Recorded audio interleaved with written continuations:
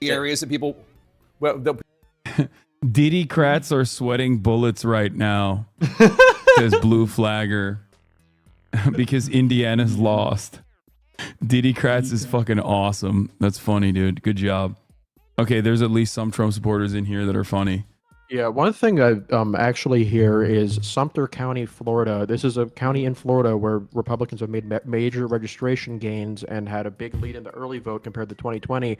It is 99% in, and it actually swung to the left by 0.2 points. This is where the Villages is. It's a very, very old county.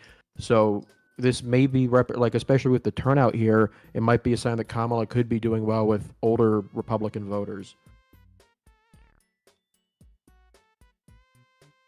That's the racial splits there about what Biden got. It's not Brexit territory. I want to see what the white share is. Hold on.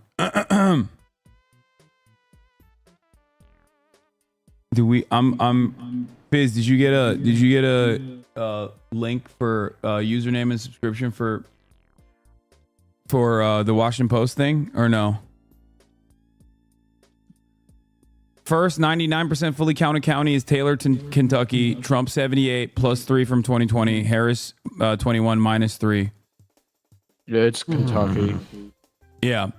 So, but even then, that's only. This is like assuming that there's a even with that shift in these areas that should be base areas for him where he should make gains, like that we've seen this alignment, that would only correspond with roughly a tied vote nationally.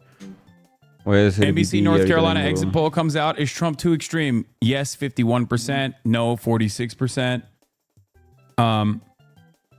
Would you say that the exit polls in North Carolina are a little bit more reliable given the way that people vote in North Carolina, or less reliable? No, exit polls in America aren't reliable in general, but like I get like those. It's not bad to see that, even if like you can't really trust them too much.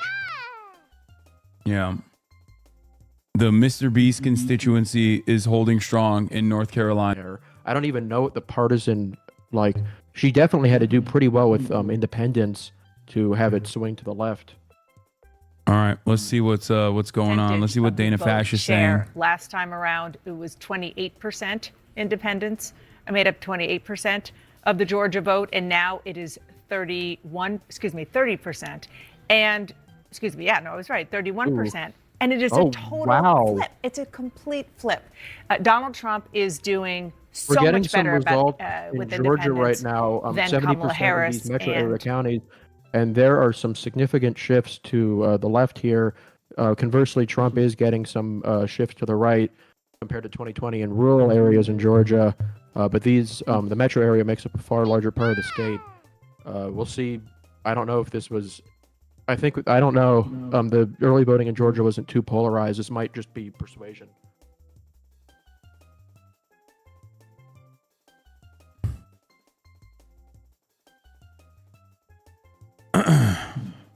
Hey, hang on. We're going to go over to Jake for a project. Damn it, CNN. Their live streams are janky. I got it. Biz, I got it. Thank you.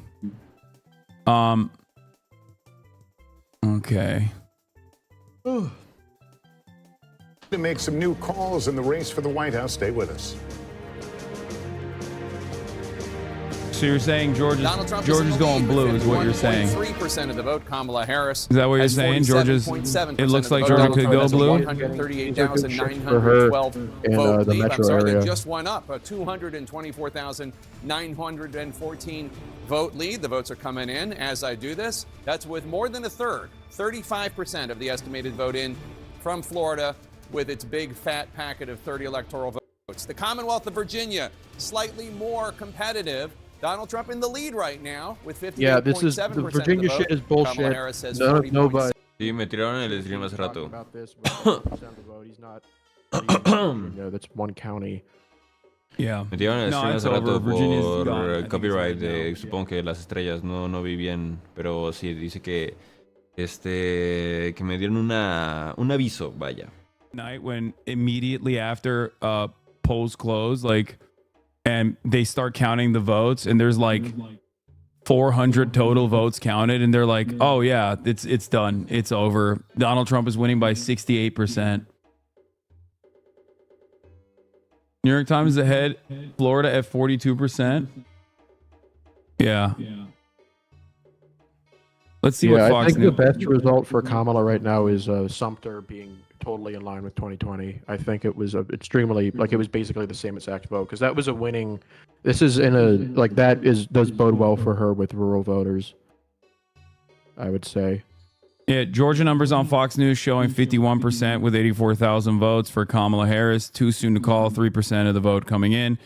Are you looking at county specific in Georgia? You were saying something earlier about... Yeah, there, according to the Washington Post thing, Rockdale County, which is in and Douglas County, which are both suburban counties in Georgia, have roughly 70% of the vote in each. Rockdale shows an 11-point shift to the left, and Douglas shows a 7-point shift to the left. This might be like reflective of actual persuasion, because there's not a consistent story of like different areas. We don't know what the vote batches here are looking like. I don't think this is just a case where it's just the early vote, because we have in some other areas. Small cities and rural areas showing a bigger GOP swing by 0.9%, whereas major suburbs, one out of major suburbs showing 7.9%. But this is like obviously still incredibly. That one county in Indiana that's not accurate here. Trump not gaining much in the small counties is, I think, a bigger story. Okay. Oh no! I was looking at the Boone thing again, which I believe is wrong. If that's really 90% of turnout, then they had a big turnout loss. They're saying Trump went independent in Georgia, and they're saying it's Jover in the chat.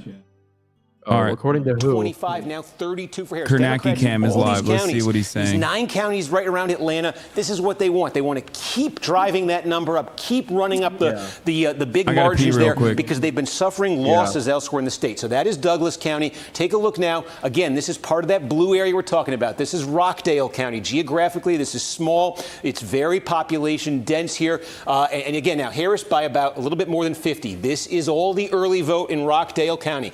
Put it in some perspective. Joe Biden won here by 41. Harris is leading by 51.5.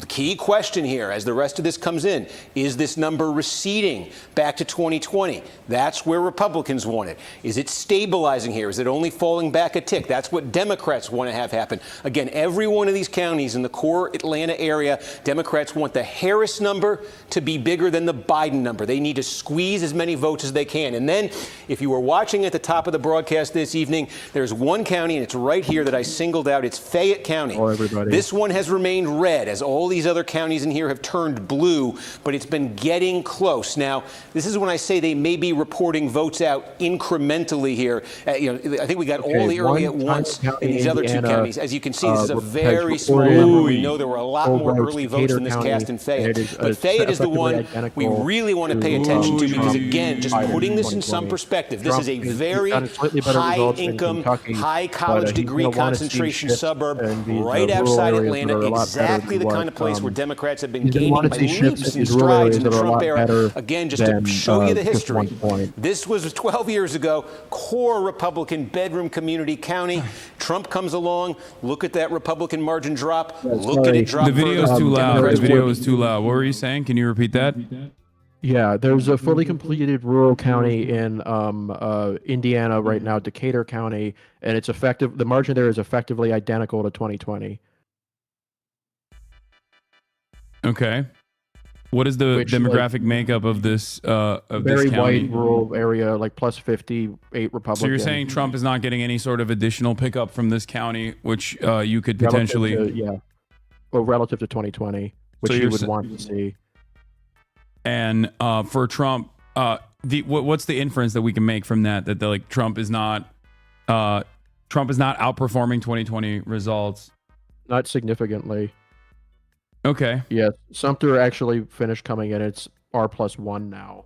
But again, that's another only slight shift in an area that should be going well for him. His results in the fully completed counties in Kentucky are a bit better, but He's underperforming his performance in Union County. Yeah, you can turn back on Steve here. I want to hear what he has to say. Could be hitting that number from 2020. Again, it's not close here, but every one of these counties, they add up. Trump wants to be maintaining the number he got in 2020, because if you multiply this, there's dozens of counties like this around the state, and if Trump's losing a point or two in all of them, that does start to add up statewide. So that's what we're going to be looking for in North Georgia. Sorry, I didn't mean to get out of the state there. Okay, with Gwinnett, let's see what's happening in Gwinnett. This is over a million people in Gwinnett. This is like the most racially, ethnically diverse county in Georgia, one of them most in the country. Okay, it's only 1,000 votes. I thought I was setting up for a lot more there. But this is what I mean about it coming in incrementally. So sometimes you swing and you miss. But this is a big one to keep an eye on tonight. Fulton is the biggest in this area. Gwinnett is right behind it here, rapidly growing. You're talking about a third white, a third Hispanic, a quarter Hispanic, a quarter black, about 15% Asian American, very diverse, growing Democratic. So again, we're going to keep an eye here, see what else comes in, and I'll give a shout if we got some more. Here you go.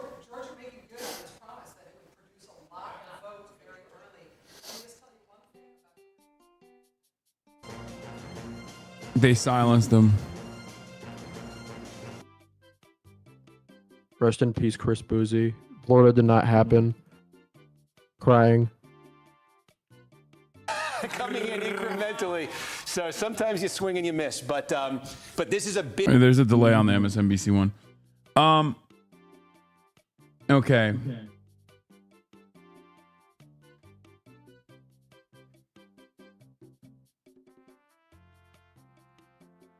Jill Stein has received 19,000 votes in the state of Florida out of 6 million votes that have been counted so far. Awesome. Great job. She can still win. Here's how Jill Stein can still win. We're going to get her to 5%. We're going to get her beyond 5% in the state of Florida. Oh, CNN has Kamala hitting. ¿Por qué alguien votaría por Jill Stein? They're so fucking stupid. ¿Por qué? Hold on. Where is CNN? Let me pull up CNN.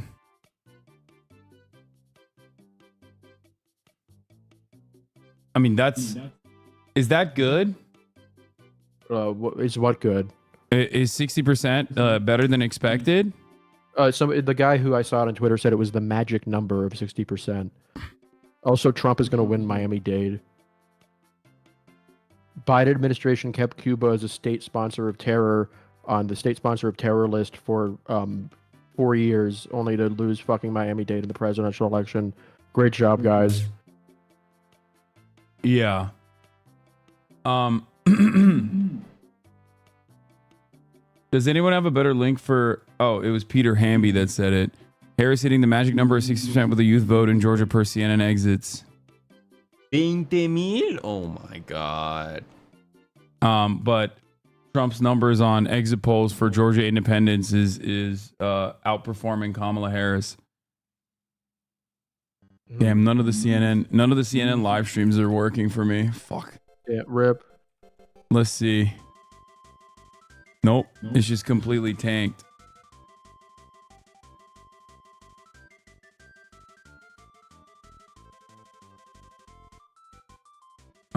Okay, well, we'll get back. We'll check back in CNN in a little bit.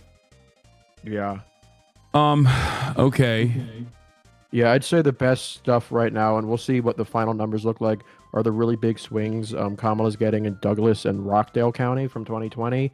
If she can shift the results in the Atlanta metro area by that amount consistently, she will probably... And the Harris campaign would like to make sure they get some of those Biden disapprovers into their fold, but that kind of approval on Biden is what is giving the Trump campaign hope in a place like North Carolina. Jake? Interesting. All right, David Chalian, thanks so much. And let's talk about this. And Dana, I mean, again, some headwinds for Kamala Harris here in these exit polls. First of all, 70% of North Carolinians of Tar Heels are either dissatisfied or angry with the state of things. The economy is the number one issue. That's terrain that where Trump traditionally polls better. And then a bad job approval rating for Joe Biden, her boss. Yeah, It is true about the 70 or 71% of people who are dissatisfied and angry. But I think, unlike what Chris... Fuck. Fucking idiot.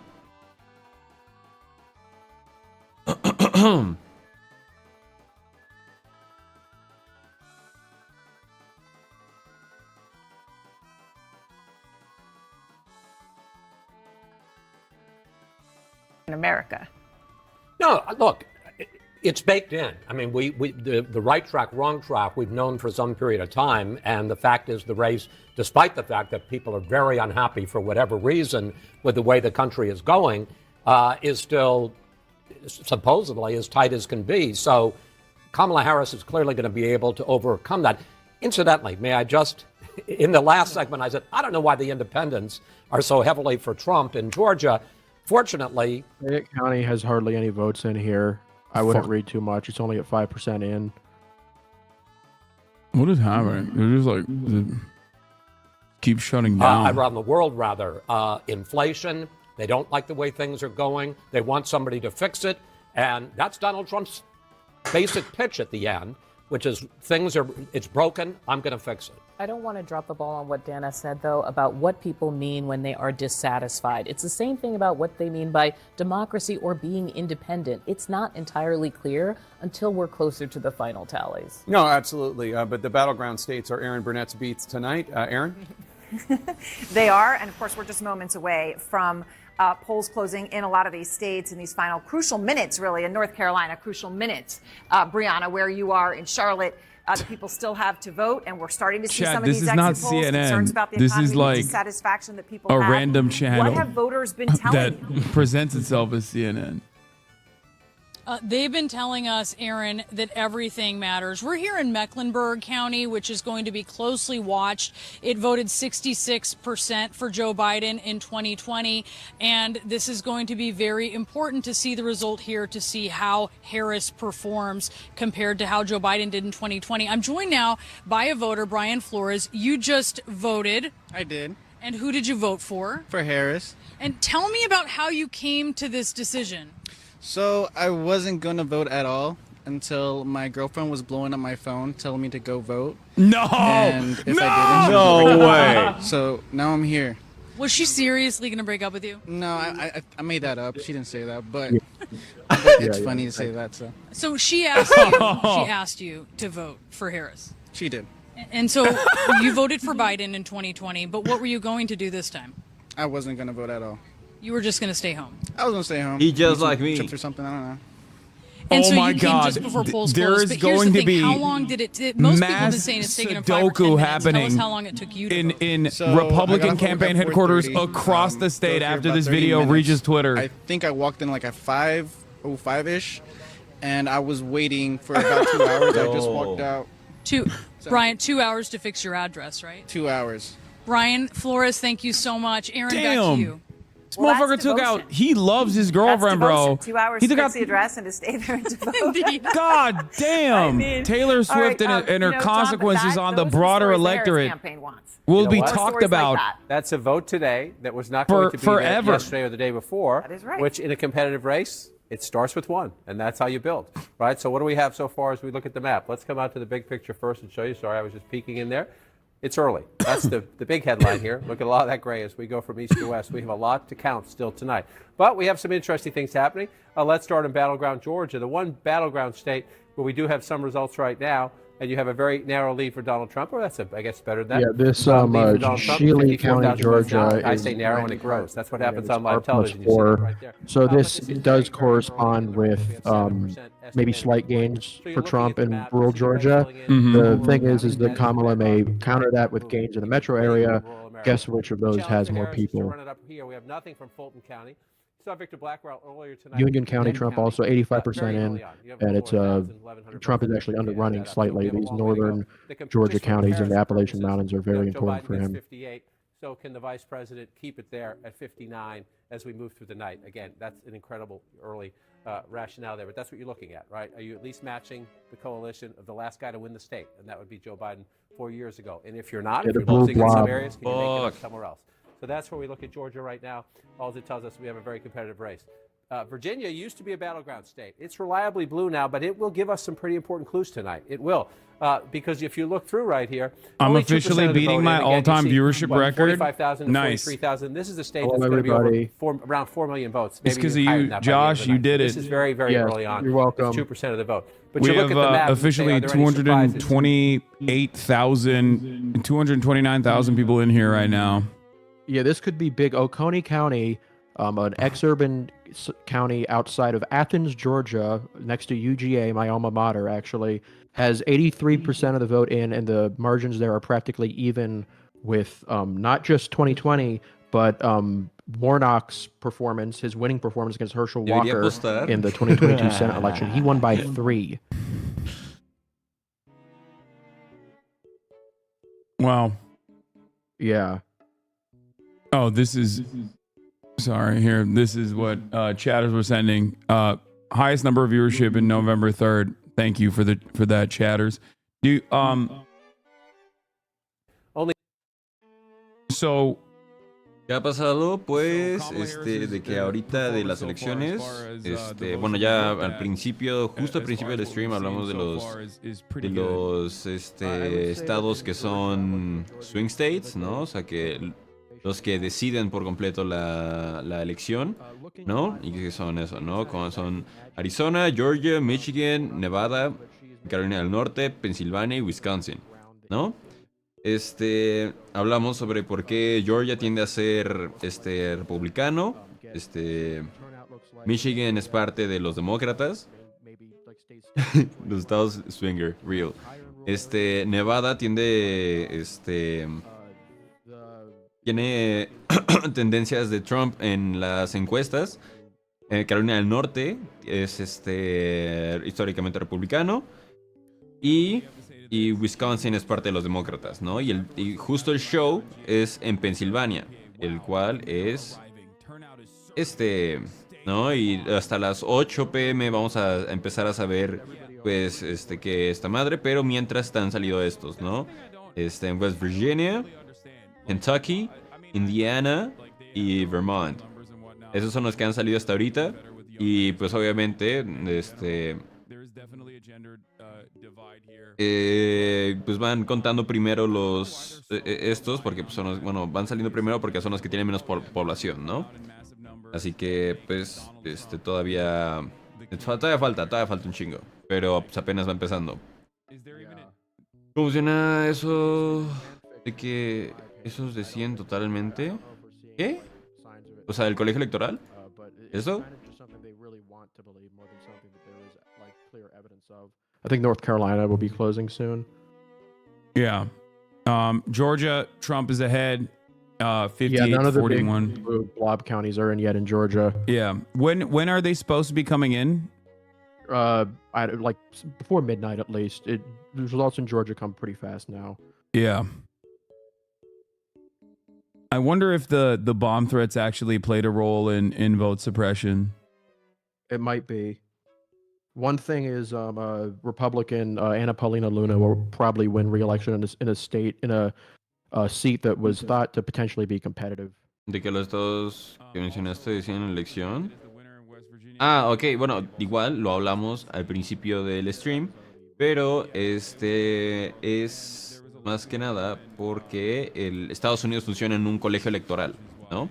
Son estos pinches madres, son 538 votos electorales, los cuales deciden la presidencia, ¿no? Realmente no votan de manera popular, no votan y deciden por su presidente por su voto, sino esos votos se van a su estado y su estado son los que votan por ellos. Y los votos electorales, si gana tu estado, el de tu población, el 50% más uno, todos los votos de tu estado, pues se van al partido que sea, ¿no? O sea, por ejemplo, y aquí Pennsylvania, o bueno, yo qué sé, Vermont, ¿no? Como ahorita que ya ganó. A ver.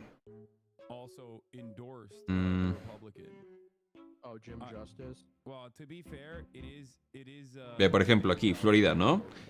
O sea, todavía no acaban, pero es un ejemplo.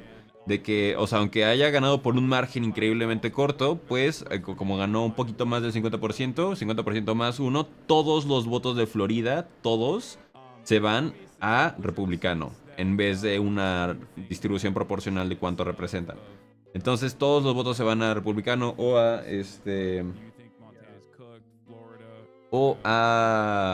demócrata, ¿no? Y pues realmente no es una elección justa, porque pues no estás escogiendo directamente, simplemente no una elección de voto popular, sino estás viendo a ver si tu pinche güey que te representa tu estado, pues sí va a votar por el que dijiste, ¿no? Por el que la mayoría, entre comillas, vota. El sistema aquí beneficia a los republicanos, porque siempre han sido una minoría, pero como saben manipular las minorías, puedes ganar las elecciones con solamente el 23% de aprobación popular. Puedes ganar las elecciones teniendo el 50% del voto del colegio electoral, siendo increíblemente no popular. Así es como ganó George Bush en el segundo término, si no me equivoco. A ver.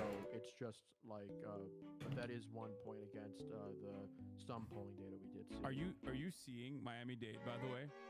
Yeah. 77% reporting plus 10 for Trump. Yeah, it's over.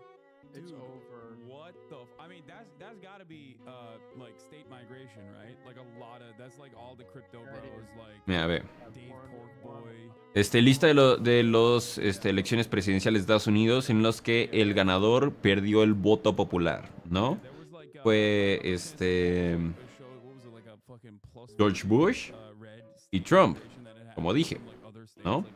O sea, esos güeyes que terminaron, irónicamente, estos 2 años fueron súper trascendentales para la historia de Estados Unidos y jodieron para el cómo funciona la sociedad de Estados Unidos permanentemente. Exactamente el 2000 y el 2016 fueron exactamente y precisamente presidentes no populares, porque ganaron por el voto del colegio electoral, pero ganaron el colegio electoral. Aquí Clinton había ganado por el 48% y Al Gore había ganado por el 48% igual por ciento. Pero Bush y Trump ambos ganaron por el colegio electoral. Así que realmente pues valieron pito los americanos. Los gringos. That we haven't talked about yet? Yeah, just looking for any fully completed counties that we can to see what the types of shifts were. It's hard to make any inferences at this point where it's just like not full completed counties. ¿Y quién decide cuántos votos electorales tiene cada estado? Depende de la población. Si tienes menos población, tienes menos votos populares y menos asientos en el colegio electoral. Y si tienes menos, pues son menos, ¿no? Por ejemplo, Vermont, tengo entendido que es el estado de los estados más chiquitos, si no es que el más chiquito, y tiene nada más 3 votos electorales. Y en cambio Texas y California, que son los más grandes, pues son los que tienen más votos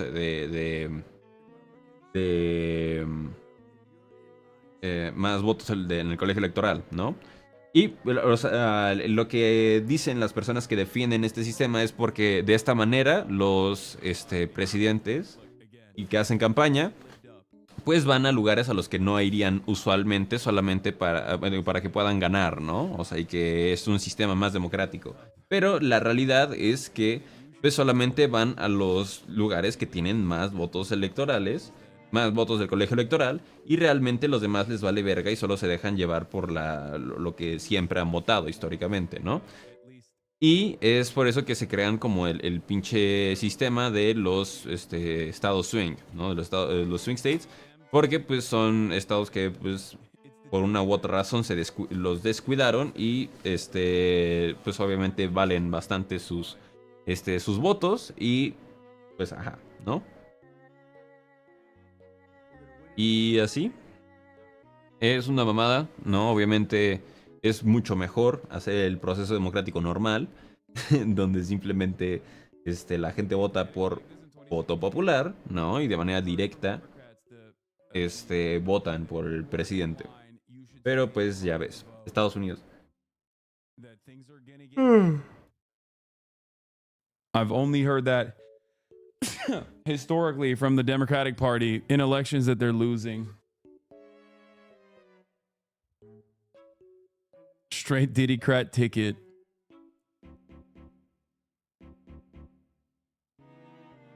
Let's see. They called Biden. They called Virginia for Biden. No, they didn't. Harris campaign is saying that there are strong signs of enthusiasm among college students. Republican Phil Scott has won his re-election in Vermont governor race. Bernie Sanders has won his re-election as an independent candidate, independent senator from Vermont. Jim Justice and Baby Dog have won in West Virginia, replacing the Democrat-turned-independent Senator Joe Manchin, and gives the GOP a crucial net gain in the party's quest for the majority. That was already slated to happen. It's not like confusing. It's not an underdog situation. It's not an upset situation at all. And that Donald Trump is winning. Donald Trump is projected to win West Virginia. Florida's abortion rights ballot measure is very close, with 66% of the expected vote in Florida. Amendment 4, the ballot measure to enshrine abortion rights in the state constitution, is ahead, with 59% of the vote in favor and 41% against, according to Associated Press. The measure would prevent lawmakers. Sí se puede que empaten porque el número de colegio, bueno, de votantes en el colegio electoral es un número par, son 538. Se puede que empaten y que los dos tengan 269, si no me equivoco. Y en ese caso las elecciones se van al Congreso y los votan a la Cámara de Representantes, que es el equivalente a la Cámara de Diputados. Y las personas que son el presidente lo votan en la Cámara de Representantes o de Diputados, y el vicepresidente lo votan los senadores. Y en caso de que incluso ahí empaten, el vicepresidente hace el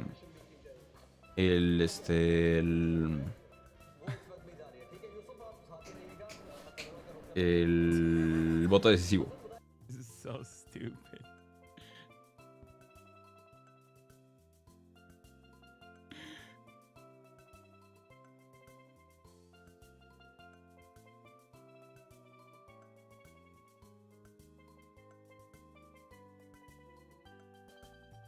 Mixed early numbers in Georgia. Georgia is one of the 7 most important swing states in this presidential election, and early returns there don't reveal much about the direction it may be headed. Now Trump leads about 60% to Harris's 40%, with only 9% of the state's expected vote reporting.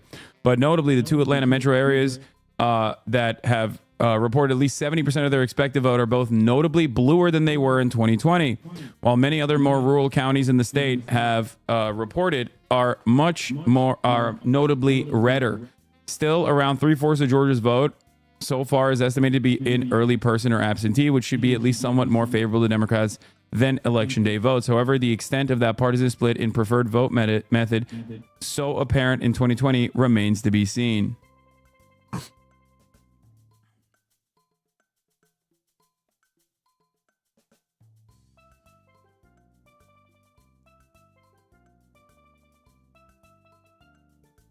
Okay.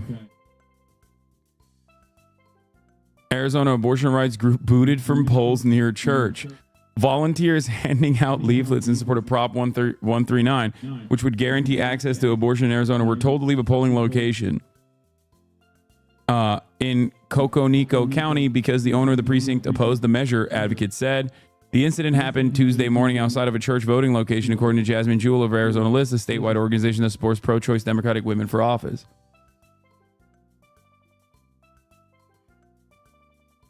You see the fake Melania? I am not a believer in fake Melania conspiracies. I'm going to be honest with you guys. I don't think that the fake Melania is not real. She can't hurt you.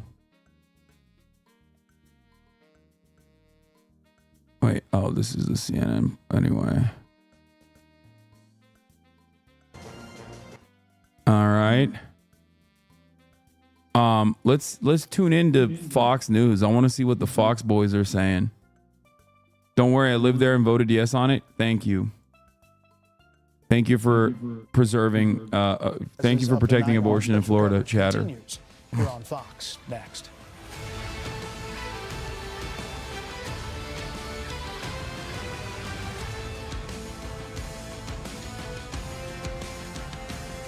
Today, most people don't know where their meat is sourced. Fucking ads, For dude. generations, people had access. An experience that you guys do not have anymore at the Hasanabi broadcast, as I am done with my contract with Twitch and I'm no longer serving them. What I am serving, however, are muscles for you, which you can still subscribe, which will give you access to a whole bunch of emotes, and not only emotes, but also the opportunity to avoid ads in the future.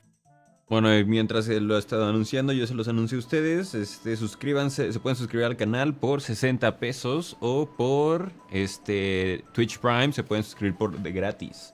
Si conectan su cuenta de Amazon Prime a su cuenta de Twitch, pueden obtener una suscripción gratis.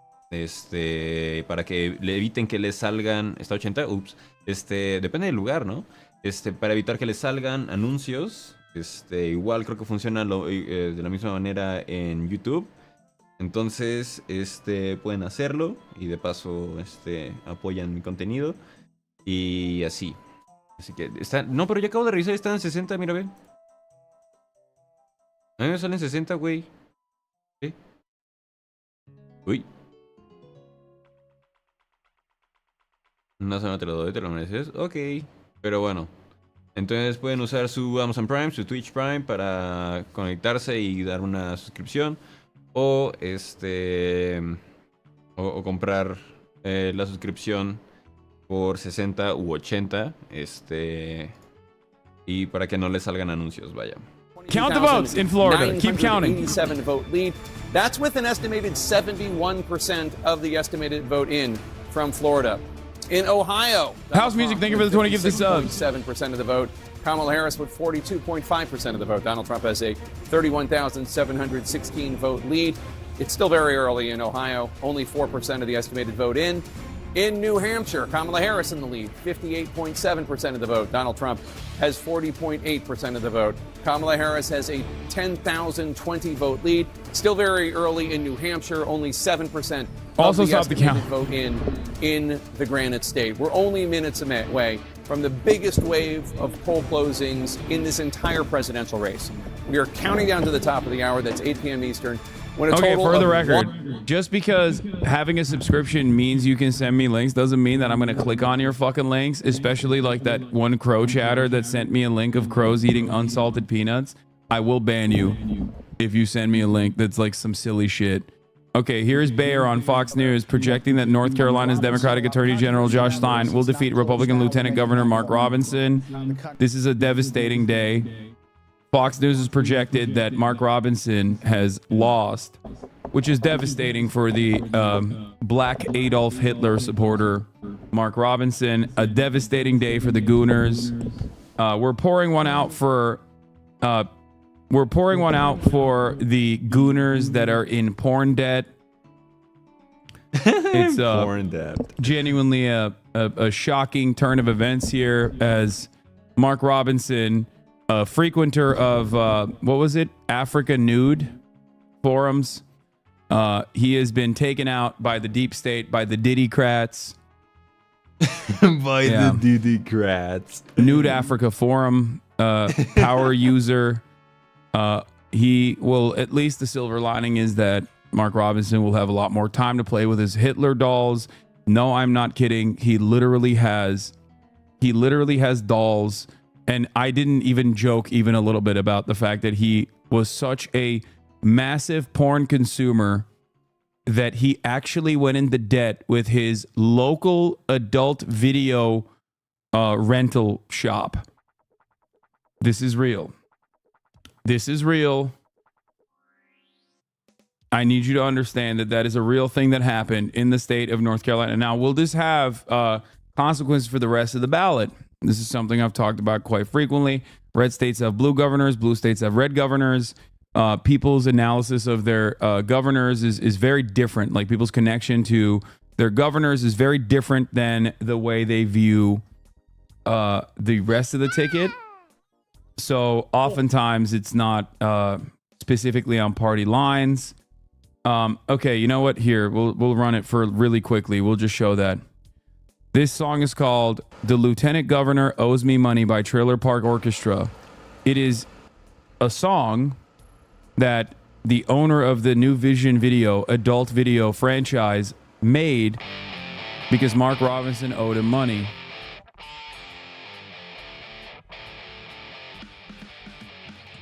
Many people are saying this song is the reason why Mark Robinson might have lost his gubernatorial race.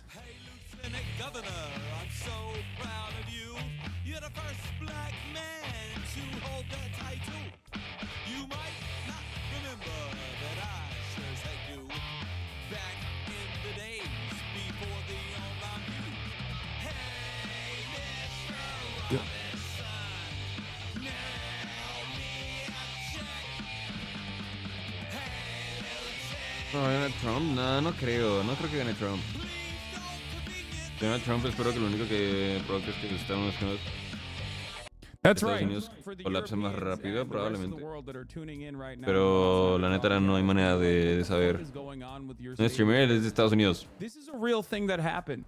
The person running for the governor seat in the state of North Carolina, which is now a swing state, Mark Robinson, was outed as someone who openly stated that he was a Nazi, openly stated that he would like to have slaves, openly in Nude Africa forums fantasized about his sister-in-law and piss fetishes that he had, numerous other things, and he is surprisingly lost the governor race. I don't know how that happened. Now, the reason why I'm pointing to all of this is No, aquí el aceleracionismo no se acepta, ¿eh? Aquí cero aceleracionismo. Boo. Boo. Fucking pro-gun. Like he I think it was during COVID, he had like a viral rant about guns at his like town hall meeting, and then Republicans were like, "You're a good guy. We want you to do politics." And then they took this guy who, you know, rose up through the ranks fairly quickly, became the lieutenant governor in the state of North Carolina. And they were like, oh, you would be a good guy to run for governor. When he had very openly quoted Adolf Hitler in the past on his Facebook. Like, we knew about that already. And then the K-file data dump came from CNN. Where we found out that he had said it numerous times. Voy a ver si hay algo de comer ahorita vengo. Ustedes sigan viendo Hassan. Things of that nature numerous times, and had also used the same email for all of his porn accounts. And yeah, that's the state of affairs in the United States of America. It should tell you about how the Republicans are operating. If you look at the Nevada Senate race, for example, you have another, like, he's not as bad as Mark Robinson, but you have another green overall loser that has attempted to run for office in, I believe, the state of Texas, but lost, and is now running for a Senate seat. You have Kerry Lake in Arizona, another fucking loser. Like, these guys for the, I don't know why they're doing this, but the Republican Party is basically now looking for Trump loyalty above everything else. And it seems like they have made some risky choices. I would even go so far as say Brian Moreno in Ohio was a risky choice.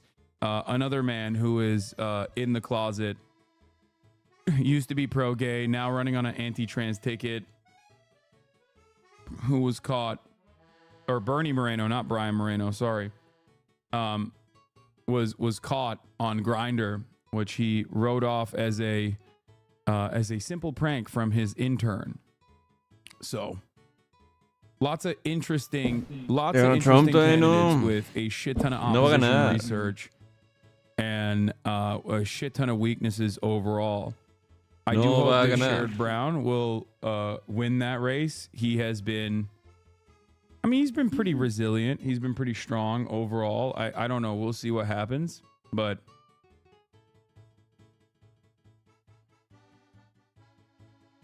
what is this? Chat, are we cooked? As of 7:25, Donald Trump has 61% chance of winning the presidency. Yeah.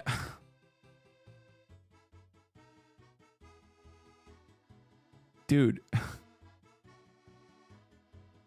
He...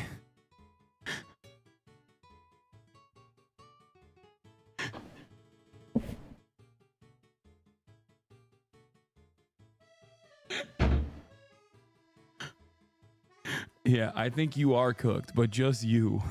If you look at this and you go, all right, well, I guess it's over. I guess it's Jover. Donald Trump won West Virginia, Indiana, and Kentucky. What does this say about the country? Is pretty funny. Unless there is like you know, some noticeable shifts. Like this could be, I guess, 8% swing in a very educated suburb in Loudoun County in Virginia, 91% of the votes in. From 2020 with Biden plus 25 to 2024 with Harris plus 17. That is no había comida. Troublesome. More troublesome than like this shit. I'm cooked. Then get out, like, of the country.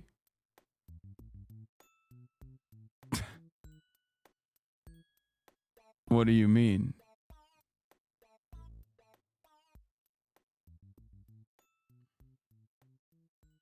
Male, you watching this? Man dancing. Masculine identity. We've actually been hearing a lot of talk about the Rogan podcast, Joe Rogan podcast. In fact, a little while ago, we were talking to two guys. One of them said that he was on the fence until he said when Kamala did not go on the Joe Rogan podcast, that was what influenced his vote. He ended up voting for Trump, but he said that he was open to listening to Kamala on the podcast, and when she didn't, again, not necessarily all the issues, but the fact that I'm not kidding when I say this. This is like, there are real people like this. And I told you motherfuckers that there are people like this, and you didn't listen to me. Okay? Qué loco, this is ¿no? the United Imagínense. States of America. Of course there are people who are like, oh, I wasn't going to vote until I saw Joe Rogan do an interview. Like, I don't know how else I could describe. Like, I don't know how many times I have to explain to people that, like, there are people like this out there, okay? These are real people. he said she didn't seem like a real person because she couldn't talk for an extended period of time. So masculine identity, we've actually been... I didn't know my ex moved to Arizona, goddamn. Yeah, no, that's like... Taya, we have a lot of guests. Stop licking yourself like that. That's inappropriate.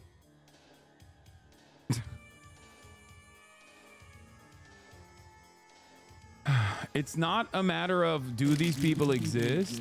It's more so a matter of are they going to go out and vote for Donald Trump? Because these people certainly exist. They're out there. No se sabe todavía nada de Pensilvania. Todavía no cierran. Their single issue is whether she went on Joe Rogan or not. Yeah. I mean, Americans used to vote on dumb shit like this all the time. Like, the most common trope is like, is the president the type of guy I can have a beer with? It's not that shocking. It's not that shocking at all that people would be making these calculations. Anyway, Democrats in particular might be ready to elect a woman. Yeah, no shit. Okay. Yeah. Thank you for that. ABC News, keeping an eye on interesting race and issues in Maryland. Harris is preparing to speak tonight regardless of vote status. Sources. There's an expectation she might speak. I assume that she'll try to do another unity message while, you know, Donald Trump is fucking running the table and saying that 3 minutes until the big polls close. Yeah.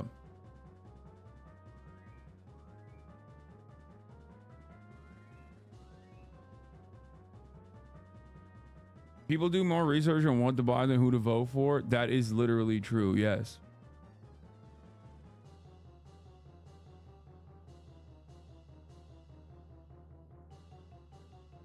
That is a real thing, unfortunately.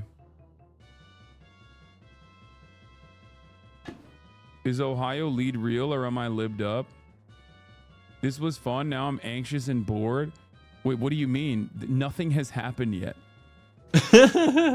Virtually nothing has happened yet. Like there is nothing that has occurred yet. The needle has not moved in any direction so far. It might get tricky. It might get scary later in the night, but so far there isn't anything that's you know, remotely interesting or unique. Here, it's a pretty relaxed, confident mood. Rick Scott told us earlier this was the first time he's ever run for state office where he's actually been predicted to win. He said that's largely because of a strong performance in early voting, more than 8 million Floridians. I want to explain something to you guys, but this man right here, one of the richest, if not the richest member of Congress, he is famous for doing insurance fraud, okay? And the state of Florida fucking voted for him as governor, regardless of that. Or maybe they did it for that reason. I don't know. I just have given up on the entirety of the state of Florida a long time ago. I gave up on trying to understand like what motivates them. I feel like, or rather, I have come to the recognition that the state of Florida just objectively votes for the worst person possible. Like they're like, this guy seems like a real piece of shit, and I fucking love him for that reason. Like, this motherfucker looks like Voldemort. Like that makes it even weirder. Like he doesn't even pass the optics test. We know has really been trending toward the left. It's been a swing to the right by 8 points compared to 2020. So you look at something like that, you understand why Karl Rove today said it could be tight in Virginia. Fayette, Georgia, Trump +2. That's a place that I had said early on, Harris will have to do well there to compete in Georgia. Polls are closing. Also, as Pennsylvania closes its oh no, it's Jover. Tennessee's gone to Donald Trump. Noting, Martha, that oh no, this is like political the Democrats are up big. Maryland goes to Kamala Harris. We've got a oh no, Missouri goes to Donald Trump. It's Jover again. Alabama to Donald Trump. Oh no, it's Jover. Oh no, to Donald Trump. Oh no. Oh no. Never mind. District of Columbia. We're back up.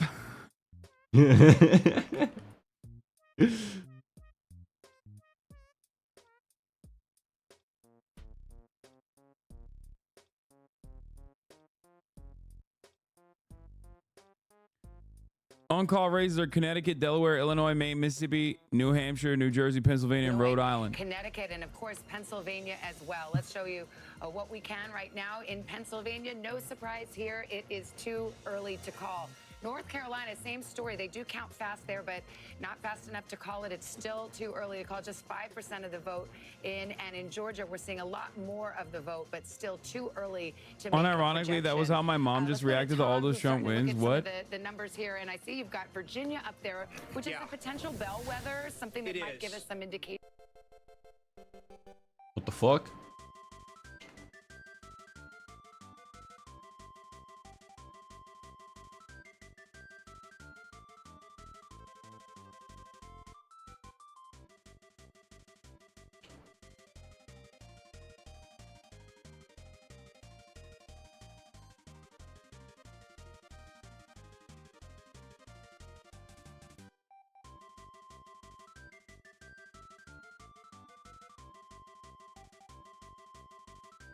Is left. Only about 3,600 votes remain. It's like 1% of the votes counted. Performing a little bit there.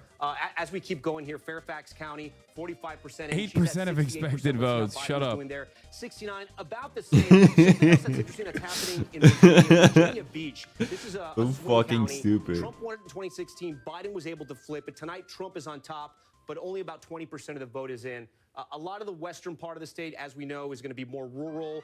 Some of that coal mining country, it's going to resemble West Virginia. We have some of the vote in a county like over here, Wise County. This is a good Trump barometer. He's at 78%. He was at 80% in 2020, but 41% of the vote is out. He's underperforming slightly.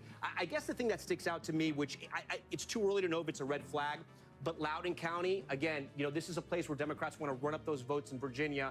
Not that Virginia is in danger for Democrats because they were able to run up the score in 2020, but Trump in 2016 got close. ¿Qué puedo? No puedo. Come on. Creo que tengo demasiadas pestañas abiertas o algo.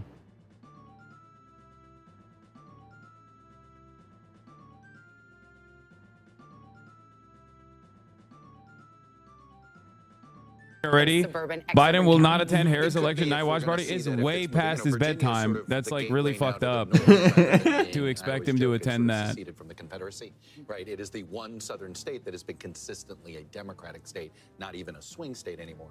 So if that is consistent, yes. One thing I've learned, though, with the Northern Virginia vote, you may have 95% of the vote in, that 5% can account for a lot more uncounted vote than people realize. So, and there is a sense, so that's a wait and see. Look, the bigger thing that I've taken. By the way, chatters who don't understand, I do this every election cycle. States like, you know, Alabama, fucking Missouri, or states like even Florida at this point can be called fairly early because maybe not like each individual, maybe not the Senate runs, but like the way they project, this is not like an official call, right? The official votes are not completely calculated until, you know, a week later or 2 weeks later in some instances, right? They're calling this off of projections like past performances, okay? Like if a place that has gone to Donald Trump by plus, if a district has gone to Donald Trump by like plus 80, right? By 80%, that district is not going to fucking go to Kamala Harris. So if the performance that you see early on is going to be close, and by the way, Associated Press says Rick Scott has won a re-election to his second term. That's also expected. It was also expected, for the record. They got Jessica on Fox.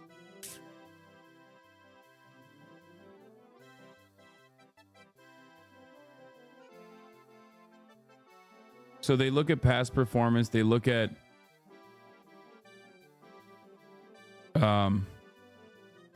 what?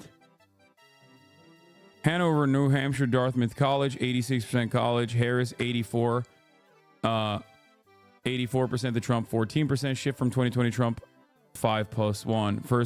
First college town fully in. The Trump has made some gains in a college town by 5 points. But now, once again, college town votes being college town past performance is also not great because, you know, now they're actually in college as opposed to, I mean, even then, I feel like it's still worrisome considering that like younger college goers are even moving in Trump's direction from the past in the past 4 years. But overall, there isn't anything like unexpected thus far. Associated Press has called it for Florida for Donald Trump. Once again, expected results. I thought you were canceled. What happened? What do you mean?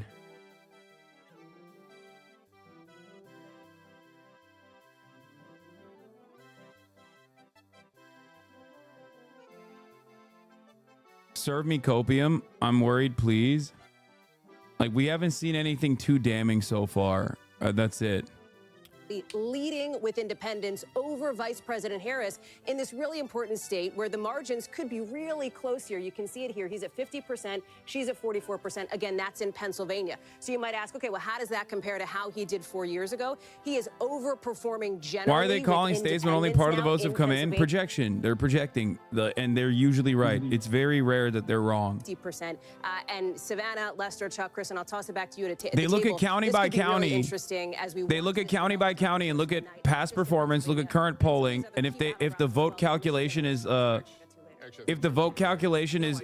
basically around the same performance, then they project that you know, Donald Trump is going to win or Kamala Harris is going to win. It makes sense. And we now have fewer people identifying with the two major parties, according to our exit poll. It's a huge development. Independents are the fastest growing flock. Now, it's very rational. If you don't like the direction of the country, you don't like what's happening, and you think there's a threat to democracy, do you have a lot of faith in the two major parties? But the lowest share of major party people identifying with the two major parties in at least 4 elections, it means these independent votes are going to be the whole ball game. They're going to decide who's president. We are keeping a sharp eye on the state of Georgia. We can show you where things stand, but we've just had a change of characterization here. Our characterization from the decision desk now is that this is too close to call. You can see about a 267,000 vote difference between the two, with 37% of the vote in. But again, the NBC News characterization at this point, too close to call in Georgia. We've got a lot of contributors lined up to talk to you tonight. We've got Senator Claire McCaskill, I believe, over at our insider's desk. And Senator, I wonder what you thought about that. What some are seeing is something of an alarm bell. This What do you think County, about suburban Oh my Washington, God. D.C., northern Virginia, God. where it seems that Kamala Harris is underperforming. And as you well know, the suburbs in the battleground states are key to her victory.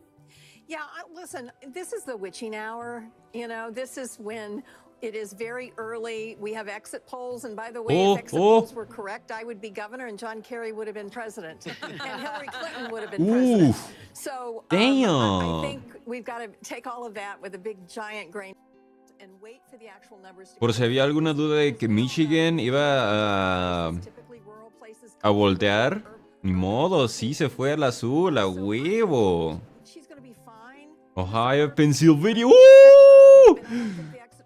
No, pero 5%. No se emocionen. 5%. 5%.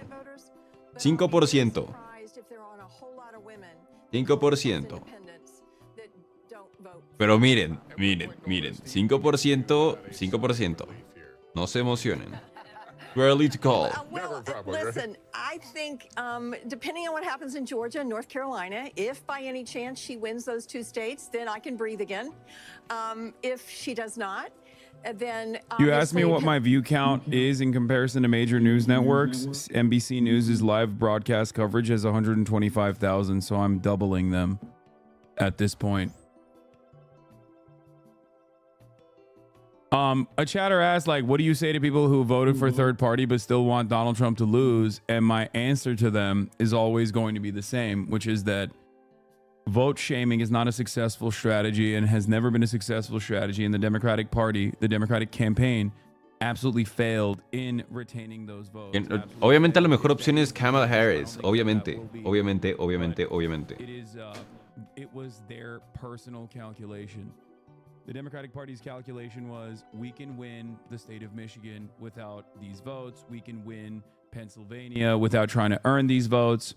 And if that's the calculation that they made, then that's just the calculation that they made. There's not anything I can do or anyone else can do that could outflank the campaign in that regard.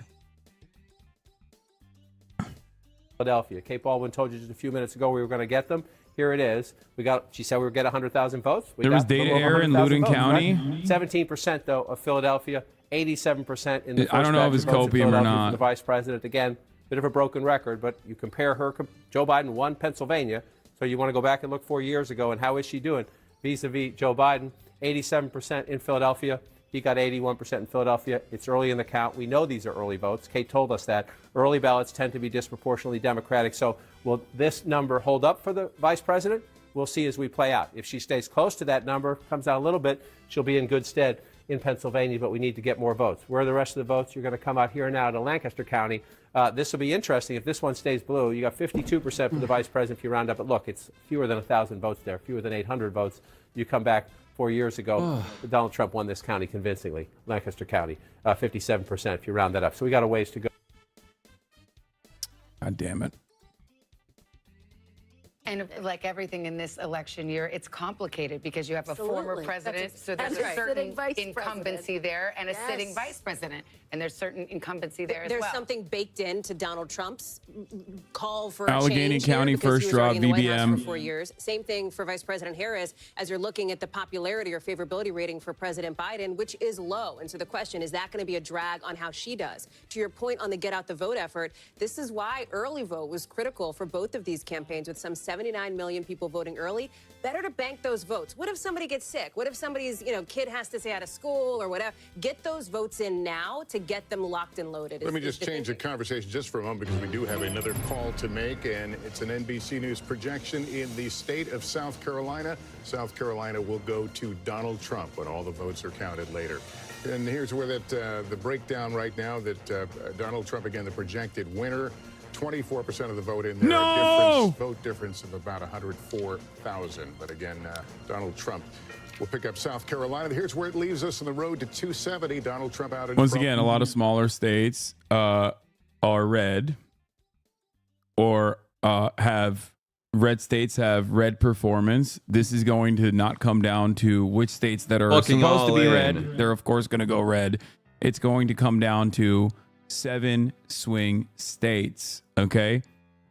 That is especially when you get to the blue wall states like Pennsylvania, Michigan, when you get to Wisconsin, that's where the fight is supposed to happen. Voters. The campaign is seeing in the same exit polls we're looking at improvement among black voters, particularly black men, who the Trump campaign has spent heavily for months and months and months to try to win over even just a few percentage points, the kind of thing that could make a difference in a state decided by fewer than 12,000 ¿Y esa voters 4 ceremonia? years Nah. ago. The other thing that I think has Nah, me da accrued un to poco Trump's hueva. favor in Georgia is the ¿Quién quieres que resumption gane? of unity Kamala among the Harris. Georgia Republicans. Remember, there was a Obvio. huge fallout Porque es with lo menos Brian peor, Kemp, the güey. popular Republican governor there after 2020. Trump and Kemp made Güey, amends, although they obviamente. rarely appeared together ¿Por on qué the querría que campaign ganara trail. Trump? Two singing from the same hymnal in the race's closing weeks, along with a lot of these other Trump candidates. ¿Por qué chingados está atrasado el de NBC, All right, Garrett, we güey? have a call to make. This is North Carolina, the governor's race there. The Democrat takes the race there. He faced off against the Lieutenant Governor Mark Oh, Robinson. North A very Carolina. controversial candidate, and the polls have showed. Well, we talked about ticket splitting, where perhaps the vote for the presidency might be different than the vote down ballot. This perhaps will be an indication of that. Josh Stein, the winner of the governor's race in North Carolina. Just a brief word about this controversial lieutenant governor candidate. You both are jumping to tell me who wants to take. Let me just say one We got stop 9 more hours to go here. One ¿Quién va stop, ganando, which is güey? this, because Es Kristen que, will get güey, in, I think, how esta es controversial this muy temprano Republican para gubernatorial decir quién va candidate ganando. But just remember the ticket splitting piece. This is a state that has ticket split president, governor before. That's it, right? So this, I think, They have a people look at Democratic this- governor Mis right now. posters en That's exactly Chile. right. So if somebody's looking at this going, well, the Democratic governor won in North Carolina, Todavía es doesn't muy that mean maybe temprano, the o Vice sea, President Trump Harris lleva is la locked? It does delantera, not, pero and just to porque throw that han out there, contado this is más a state rápido that los estados Republicans know how to republicanos. check a Republican for president and a Democrat for governor. But this was a El carnalito, campaign on Mark Ratón. Robinson's Bueno, behalf. It cámara. was beset by problems. Beset by problems because he was determined that he posted some highly All counties showing dem shift in Ohio. comments on an adult website. Damn shift in Ohio? And so the backlash was massive. This result was expected. Tim Kaine in the membrane, ladies and gentlemen. Decision Desk projects Tim Kaine winning the Senate election in Virginia. Down support for former President Trump. We don't know the answer, but we do know that in 2020, President Biden was not able to win this state because there was in Yo, part, Trump de it's nuevo. believed, Güey, a apenas están controversial empezando. Democratic candidate for Senate, and that did sink his chances. Now, just to zoom out a little bit, a Democrat hasn't won the state of North Carolina since 2008 when Punto para allá Barack de Mercado Obama Libre. did it. Trump added 3 campaign stops in these closing days of the race. Spent the whole Tells you- weekend there, That's 3 right. days That's straight right. in North Tells you Carolina. How important this state is to his path. Also, no ha pasado nada, güey. Biden slipping away and trying to shore up the Absolutely. Well, also North done Carolina was something like- very, Ay, very tight in cabrón. 2022. Trump won it, but it was right up there in terms of narrow margins. Which is and it's a good reminder that even if the electoral vote count ultimately has a pretty wide gap, these margins can be very tight, and those electoral votes, listen, they all go to the winner, right? So that's what matters here in a state like North Carolina. Well, we already talked to Garrett Haake, who was in West Palm at Trump headquarters. Let's go over to Peter Alexander. He's at the Harris ¿Es headquarters un in recap de lo Washington. que ha pasado? Pues nada, o sea, apenas están contando Hampshire District 2 is not doing well. los votos. Todavía no terminan de cerrar varias estas güeyes. O sea, es que mira, cada estado cierra, bueno, corta votos después de diferentes tiempos. No es al mismo tiempo como acá. Y estos son los estados que llevan y son principalmente republicanos porque son, pues, estados donde casi no hay gente, ¿sabes? Más que nada en el Midwest, ¿no? Mid-East, lo que sea, ¿no? En el medio. Que no sea estas madres o estas madres que es donde vive más gente. Entonces, aquí, que es donde vive menos gente, pues obviamente los cuentan más rápido y son los que han mostrado que van ganando, ¿no? Y pues eso, ¿no? De que los lugares que son siempre han sido demócratas van ganando los demócratas, así en Vermont, en Massachusetts, ¿no? Maryland, bla, bla, bla. En todos los que pues, siempre han ganado, pues están ganando. En Alaska, todavía, güey, hicieron a la 1 de la mañana. Esto es de cómo están contando más o menos los votos. Y pues nada, ¿no?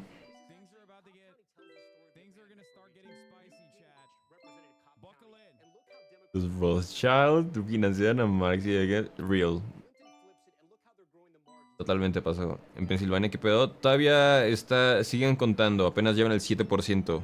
Todavía no llevan chido desde quién ha ganado, obviamente. Apenas están empezando a contar.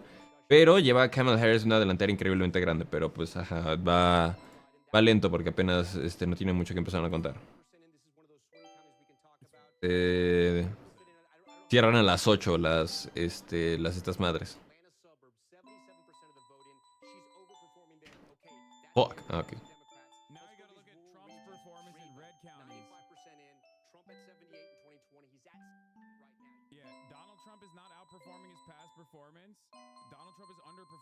The Blue Wall está presente, obviamente.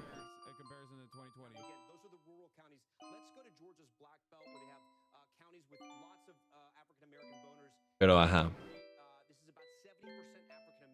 En Pensilvania, pero pues eso, ¿no? También hay que ver cómo se pone el cinturón de óxido. Ok. We saw in 2020, Trump seems to be hitting his marks where he was in the rural counties. In those African-American counties and around the Atlanta region, Democrats are hitting those marks. It's going to be very close. It's one of the reasons why when we click on Georgia right here, it is literally just too close to call, guys. All right, Tom, we got a lot ahead here. We're going to take a break and then another state closing. Are you worried that DOJ is going to come down on you for bribing your chat to vote blue in Florida and Texas with tasteful nudes? No.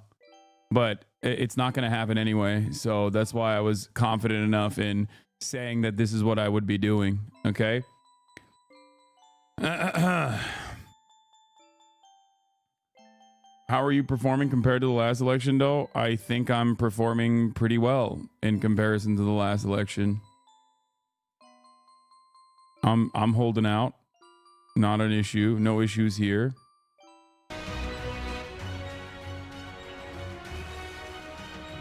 Seeing you here tonight just opens my heart. Okay. Ohio blue shift. No fucking way.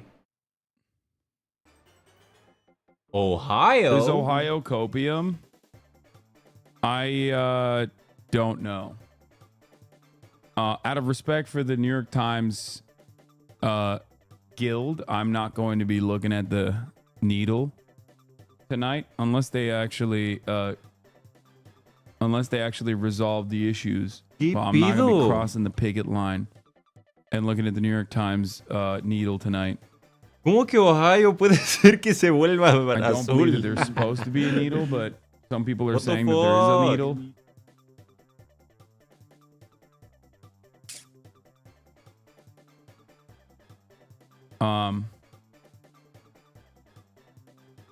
2020 redo, Army of MAGA, election officials prepare the challenge results if Trump loses. Yes, that was definitely going to happen. A couple things that no matter what happens tonight, a couple things that were slated to happen is obviously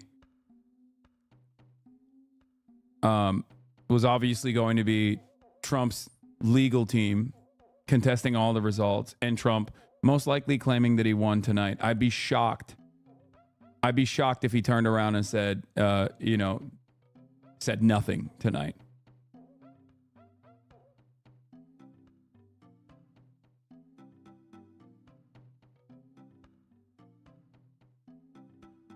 What is this? As I mentioned earlier, voting in Georgia skewed older and GOP within the same county. ED looks a lot bluer, or election day looks a lot bluer. We're possibly looking at a red mirage. Lived in Warren County for 6 years in Ohio, extremely Trump area. Seems like there's a 4 to 5% shift in Warren County.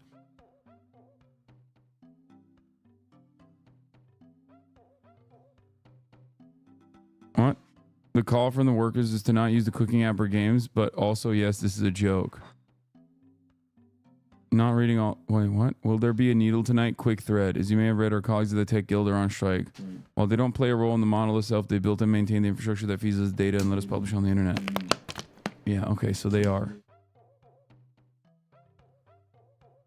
¿Se lo van ardillas? Sí, sí, sí. DeSantis tweeted weed and abortion. La neta, o sea, es como, lo de la ardilla fue como el pinche Hawk Tuo, güey. La raza de verdad, la raza que no es NPC, que no es bot, les vale verga la pinche ardilla, güey. Solamente a los pendejos como que les importó la pinche ardilla. Les digo, es como el pinche Hawk Tuo. De que yo no sabía nada de una puta ardilla hasta que empecé a ver como spam y mamadas de los republicanos. Y fue como, güey, ¿qué pinche ardilla? ¿De qué hablan? Y empezaron a decir pura mamá. Es como, güey, ¿huh? Who gives a shit? Y ya, me dio mucha risa. No, en Puerto Rico no votan. Florida always has a tendency to pass these constitutional amendments usually. Obviously, it would have passed if it was a straight pass. Ohio might go red, 50-49. Yeah, no shit. Ohio was not. The fact that Ohio is even close right now is a good sign.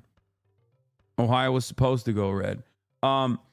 This is interesting. I will say Florida's ballot measures for both abortion and weed were slated to pass. It still won by, I guess, it still won majority. It just didn't win 60%. The ballot measure for requiring 60% didn't even pass under its own rules. It got 57%.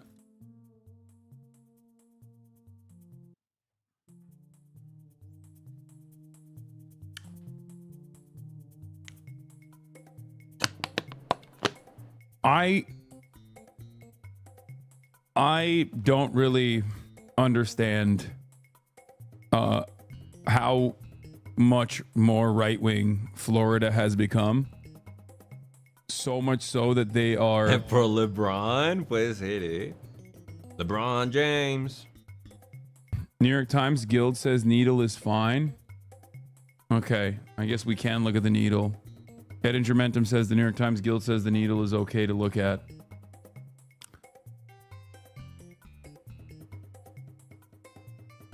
Not that it's showing anything good. The Electoral College estimate showing Trump with 277. Popular vote estimate with a 1.3 swing to Kamala Harris so far. Oh, went down to 276.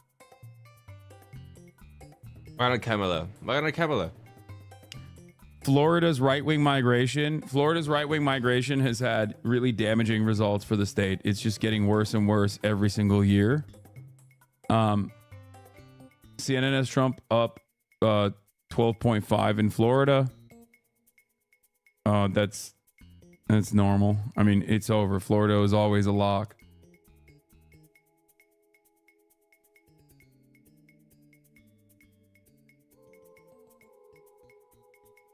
It's the Florida dump theory you've talked about.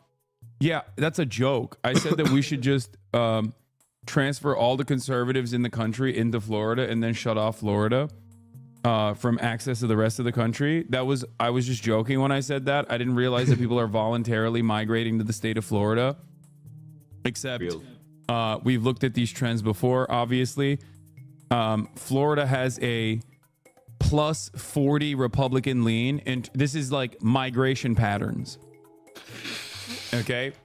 As in, like, the people leaving the state versus the people coming into the state of Florida are like the state of Florida has had a plus, like, all of the people that are coming into Florida are overwhelmingly right-wing. So right-wing that it's like a plus 40. That's crazy. It's the highest in the nation. Bueno, sí, higher than double the amount of Texas. For those of you who are wondering, this is the Florida Project. Look at that. Hassan, what are some other theories you have? I have an idea called the Florida Project. Okay. So Donald Trump built all these miles and miles of wall, right? On the U.S.-Mexico border. Who's that? He's the previous president. He's very cool. He's a poster.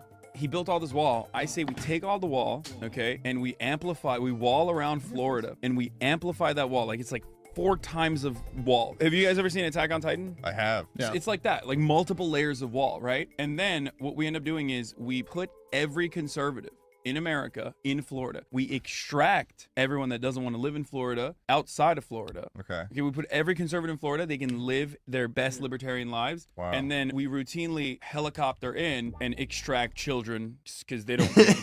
You're gonna take children from their parents. Yes. Yeah. And then you're gonna helicopter them out.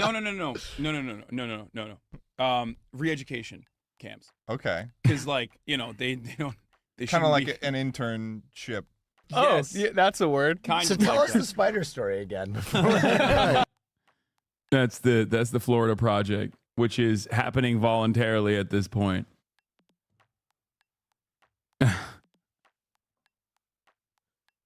You sound genuinely joyous in the clip. I mean, it's hard to be genuinely joyous all the time, you know?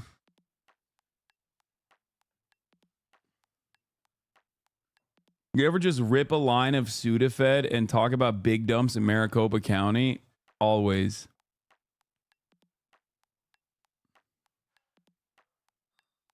I'm going to need you to send the helicopter to get me out of here. Don't worry, I got you. We're going to do if the abortion bill doesn't, if the abortion amendment doesn't pass in the state of Florida either, then we might as well.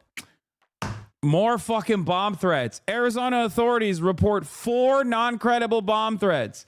Brother, what is going on? At this point, motherfuckers are like, oh, something I don't like, bomb threat time. It's actually fucking crazy, dude. What the hell? These guys have lost their dang minds, dude. What the fuck is going on? They're just like, yep, calling a bomb threat, I guess. Arizona Secretary of State Adrian Fontes said in a news conference the bomb threats were directed at Navajo County. He said they came from a RU email address, but added that doesn't necessarily mean that they came from Russia. Federal and state authorities have indicated that these are not credible. By the way, people say it's Russia, but what they don't realize is that you use RU email addresses in this situation because it's non-traceable. Obviously, if it was a fucking federal crime that you were engaging in with an American email address, you could subpoena an American fucking, you could subpoena Google to track it down and then the person would go to jail. So it's they're using it for illegal shit. This doesn't mean that it's fucking KGB or FSB or whatever the fuck. It just means that whoever is doing this, all these trolls that are doing this are using an RU email address. Fuck. Yeah. It's not always just simply from Russia. It's usually nerds in a fucking American nerds or European nerds in a goddamn Discord server.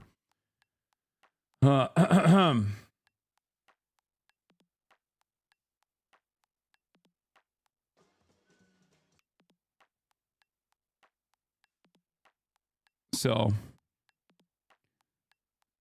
Oklahoma is another state to pass a citizenship amendment. Oklahoma joins several other conservative states in passing a citizenship requirement to vote. Yeah. Good. I mean, okay. Sure. NBC News exit poll. Majority of Texas voters think abortion should be legal. Okay. Legal in most cases at 38%. Legal in all cases at 26%. Illegal in most cases at 26%. Illegal in all cases 8%. That's a really fucking damning exit poll for the Republican Party. Not that it fucking matters.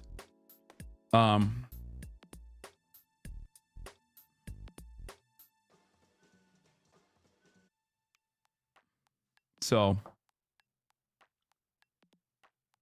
this seems like a very bad sign regarding Latino men. NBC News, Latino men are breaking for Trump by a 10-point margin, 54-44, in a major reversal from 4 years ago, according to the NBC News exit poll. In 2020, Latino men backed Biden over Trump by a 23-point margin, 59-36.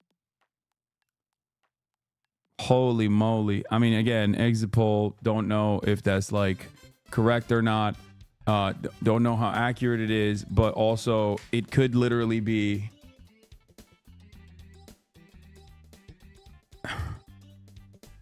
Oh, shit. I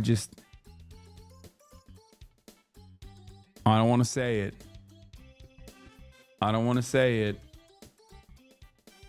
Across all counties, precincts, and townships counted so far, Trump is running 0.3 points ahead of our expectations, and perhaps that's all Florida.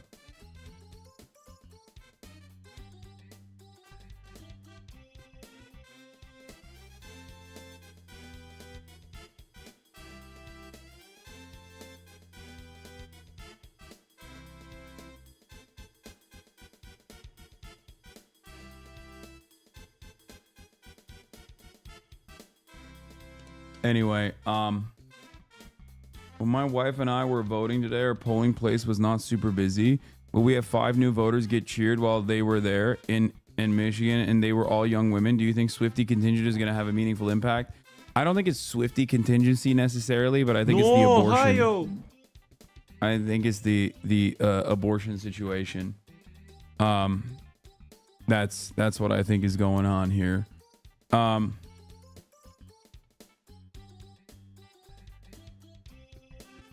So,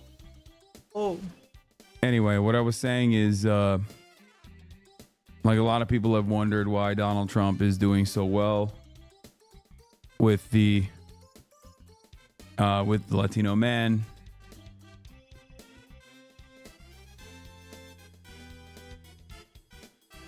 And I'm also trying to fucking pull it up, and I'm having a hard time pulling it up. God damn it, dude. Where's the fucking song? Oh, here.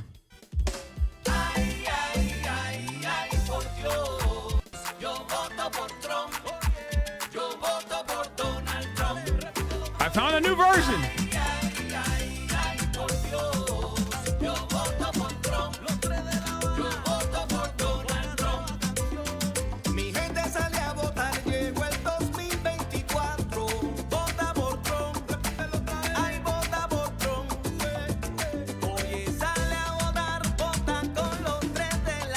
I'm just saying that could be the reason. Like, you know, do not discount the power that an absolute banger like Yo voy a votar por Donald Trump might have. Anyway, my polling place in Illinois was busier than I'd ever seen. I see and vote at 5, and I'm usually between 40 and 70th for the day. I was voter 610. Read the room? What do you mean? Read the room. ¿Va ganando Maynes? Do people for real think young women are only voting because of Taylor Swift? That's irritating. I'm not gonna lie. No, I don't think people actually think that. Va ganando Maynes. What the fuck? So many Latino men at my work in Fort Lauderdale have Trump hats on today, and they were singing that song. No fucking way. We're cooked. Okay. Modeling a split ticket, Lacajane says, would very much say you'd rather be Trump than Harris in Georgia at the moment. I'm not seeing the margins for Harris that she really needs in Atlanta suburbs to counteract the rural red shift yet. The same goes in North Carolina, though that's looking a bit tighter at the moment. Reminder, we had Georgia, North Carolina, Texas, Arizona all going red in our split ticket forecast, but Pennsylvania, Michigan, Wisconsin going blue. We'll get more data in the blue wall soon, but the Sun Belt doesn't look great for her right now and broadly matches pre-election polls and the midterm patterns to some extent.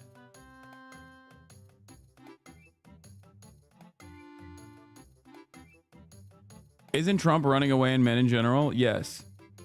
Oh, also, Congressional Swinger Vote Caucus lives on. Decision Desk headquarters projects Nancy Mace, our favorite swinger, to win the U.S. House election in South Carolina's 1st Congressional District. Thank God, at least one of the Gooners made it through this tumultuous time. We obviously lost one in Mark Robinson in his gubernatorial race, but it seems to me like Nancy Mace is resilient, holding strong, and is pulling the goon. Good. Trump is running away with men. Sounds very gay. It is. Also, Donald Trump. You had a blurb on MSNBC earlier today. Wait, really? Positive? Here's some good news. Summerlee wins re-election in the U.S. House of Representatives in Pennsylvania's 12th district.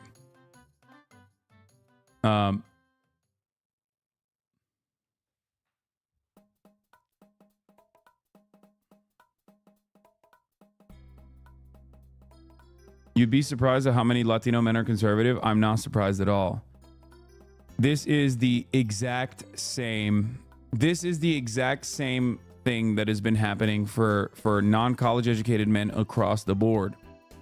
For white non-college educated men, they've swung wildly in favor of Trump, or have always been in favor of Trump and have only increased their margins. The difference is that for Latino, non-college educated Latino men, they have moved by dramatic numbers over to the Republican side. The smallest margins come from the non-college educated black men. And yet that has been a massive point of contention this entire time. ¿Dónde está, güey? Hold on.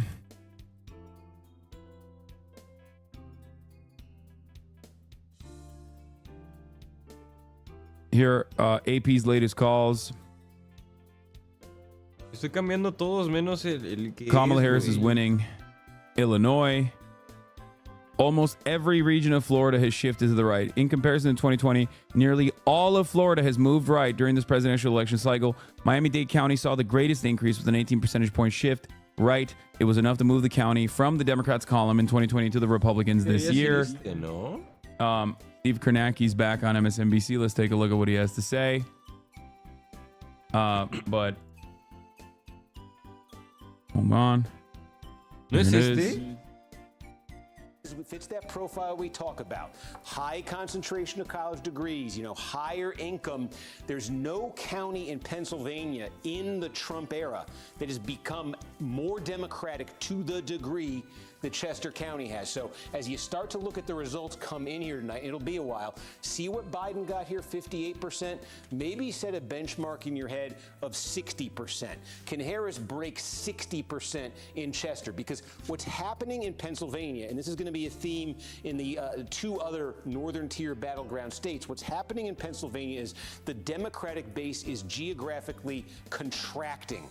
Trump came along in 2016 and he started to run up massive margins in rural areas of the state, rural blue-collar areas of the state. And what's happened is the Democratic base has become more geographically concentrated into cities and metro areas. Again, suburbs, places, as I say, keep saying it. Oh, MSNBC gave me a nice little shout out. Concentrations of college degrees. So what the Democrats increasingly need to do is just focus on running up margins in those places that can offset the Trump gains elsewhere in the state. So that's what these three counties are all about. Bucks is a big one, about 450,000 people here. It's a little bit different. This is a true swing county here. How this one goes tonight could tell us a lot about how the state is going. It's just, it's more blue collar than these other collar counties. So we're going to be watching there.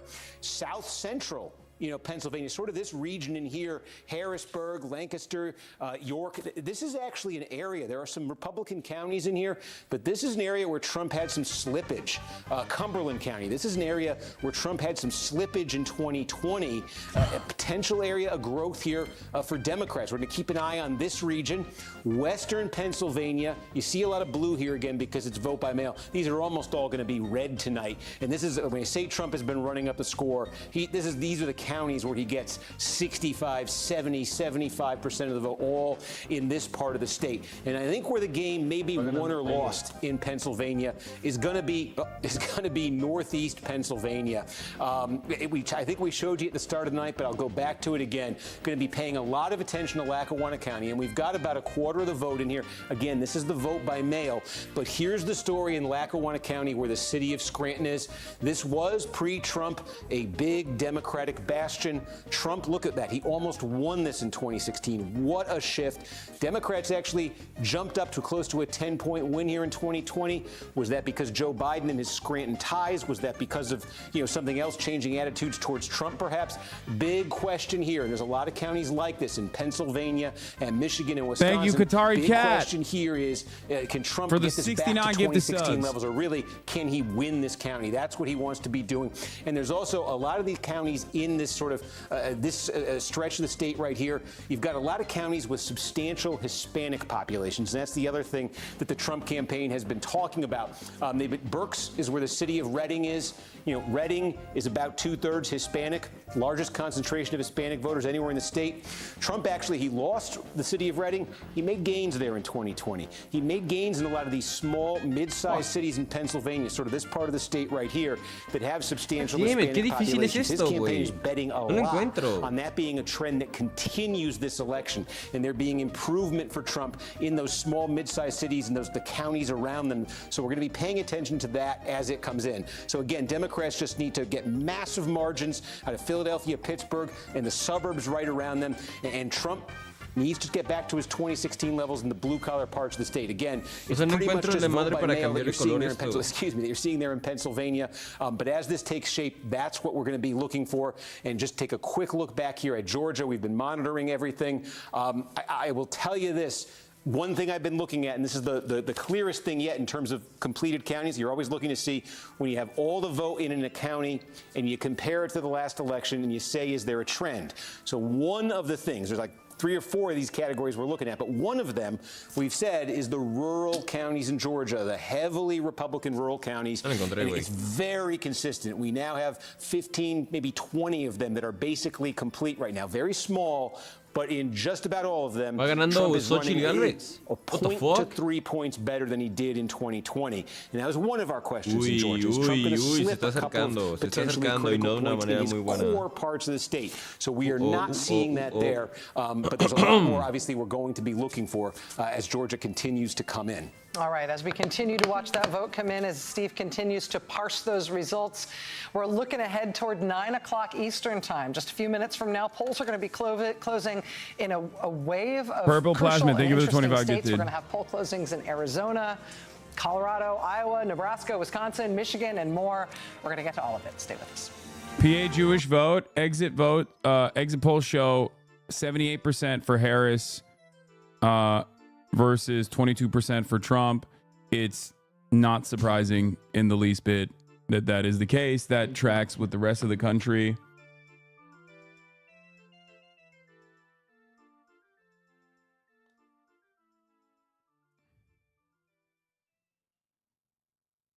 So, is PA locked in for Harris? What are your early predictions? There's no way that I can tell you anything like that yet. There's been a ton of demographic shift in rural Georgia. A lot of white flight. Uy.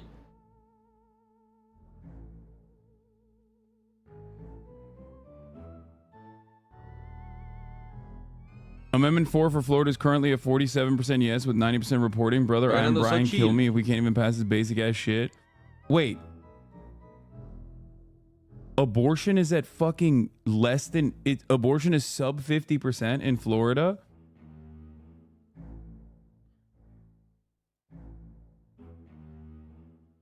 You mean 57%? That's not looking too good either.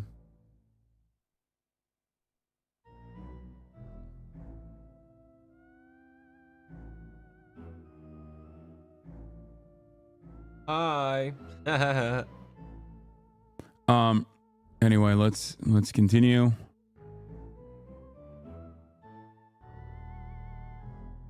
This is, I mean, Ohio is like very strange. Like there's a market shift towards blue in Ohio. Whereas the places that were red to begin with, have become increasingly more red. There's obviously some population changes happening. But the places to look out for here are going to be for North Carolina and Georgia. But once again, remember, this kind of shift blue in Ohio could mean good things for, what the fuck? Oh, here it is.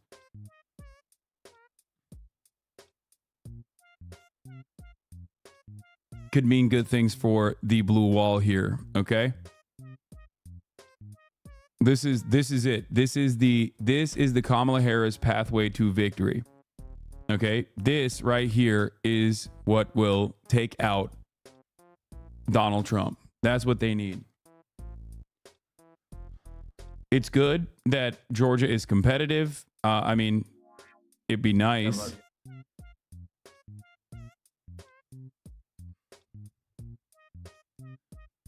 I'm an Ohioan. I'm telling you, man, it can't swing. I mean, the J.D. Vance effect is what they're calling it.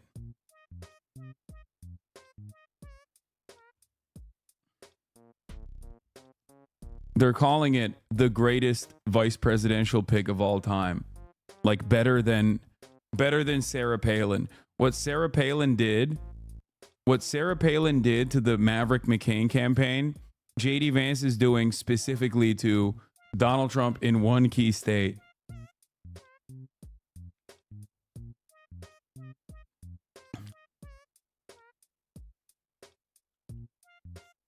VA called for Harris by decision desk.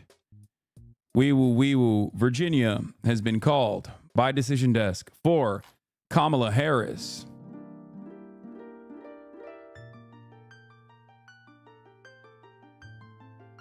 Even though CNN has not called it yet.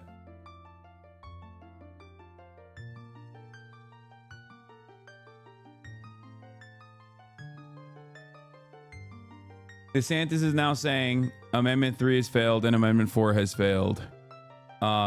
He said this an hour ago. Amendment 3 and 4 fail and shows that Floridians aren't buying into the political games anymore. People want real solutions, not just empty promises. The fuck are you talking about? It's the most that is the most hardline real solution you can get. It's a fucking constitutional amendment in the form of a ballot measure, you goddamn idiot. God, oh my God. Ay. Por Dios, yo voy a votar por Donald Trump. Ay. Okay. Sorry.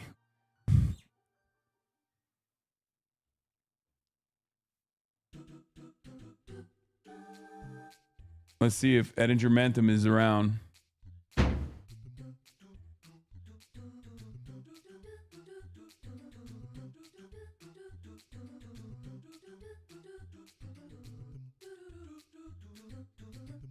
Can you speak German? No.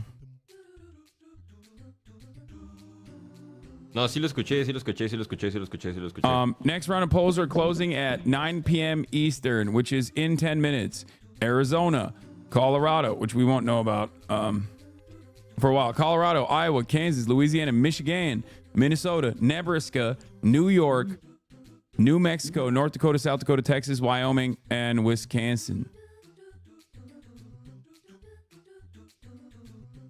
No mames, sí ganó Maynes. Vete a la Delaware verga. race is called, perhaps bittersweet for Biden. Must be bittersweet for Joe Biden to watch as the vice president carries his home state of Delaware. Okay. Kim Jong-un apparently voted in Las Vegas. This is really, really devastating. I'm not gonna lie. This is a sad state of affairs. Florida rejecting the abortion measure is fucking crazy. Oh, they are so cooked. Florida is so fucking cooked. It is the most cooked state in the nation. It's so bad. Like the weed thing is also shocking, but the abortion thing, god damn, dude. God fucking damn. Our split ticket pre-election forecast was D+5 in New Hampshire. Gotta say, that was one of those things that raised my eyebrow. Sí, en Puerto Rico ganó Bad Bunny, güey. Shoot her there. Guess not.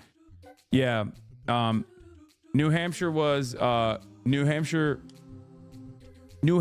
potentially underperforming for Kamala Harris was a scary sign, and it turns out that the New York Times Needle has Harris projected at a margin of 3.9 in New Hampshire and 5.1 in VA. Very big swing towards Trump predicted by pre-election polls. ¿Qué rollo? Yo Te escucho bien. ¿Me escuchas? States. A ver, espera. Dame un segundo. Floridians get what they voted for, law. I know, but you have to remember it's a fucking massive state, and there's plenty of people who don't agree. And also, again, these constitutional measures. These constitutional amendments. A ver, habla. Ah, no, no te escuchas en el stream. A ver, espera.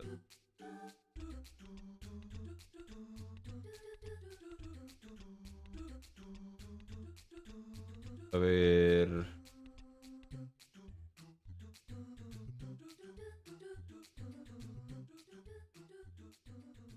Ah, no, sí te escucho, sí te escucho. Ah, ya vi. Ya, a ver, a ver.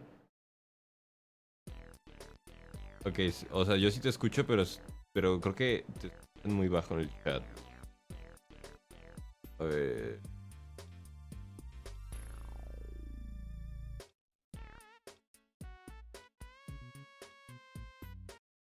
A ver, chat, ¿lo escuchan bien? ¿O no?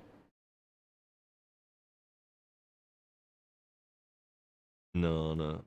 Escucha, no sé por qué. Eh...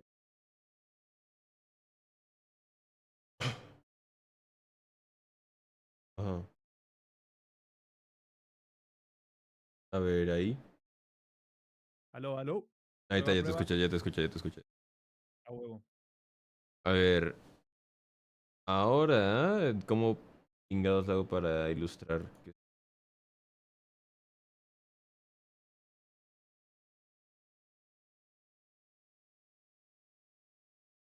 Fuck it, old school.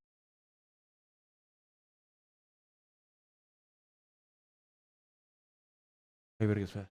Tengo ganas de estornudar. Salud. Ay, güey.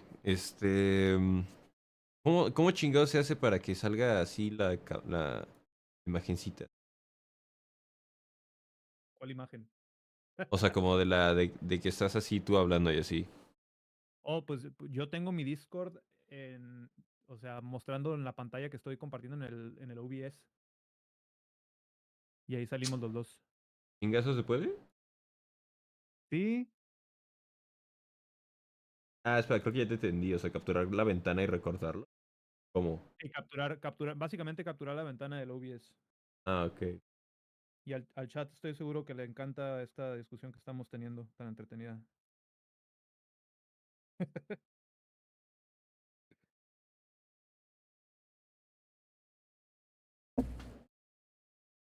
Le estoy convirtiendo ahorita la conversación, bueno, el video live al camaradita de Maxicans, al Floyd, que dice que a lo mejor nos acompaña más al ratito.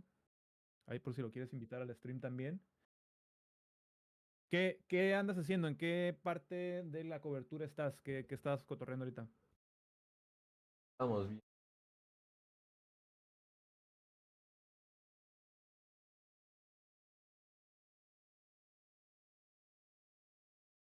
Que ya quedó Virginia cantada para Kamala, ¿no?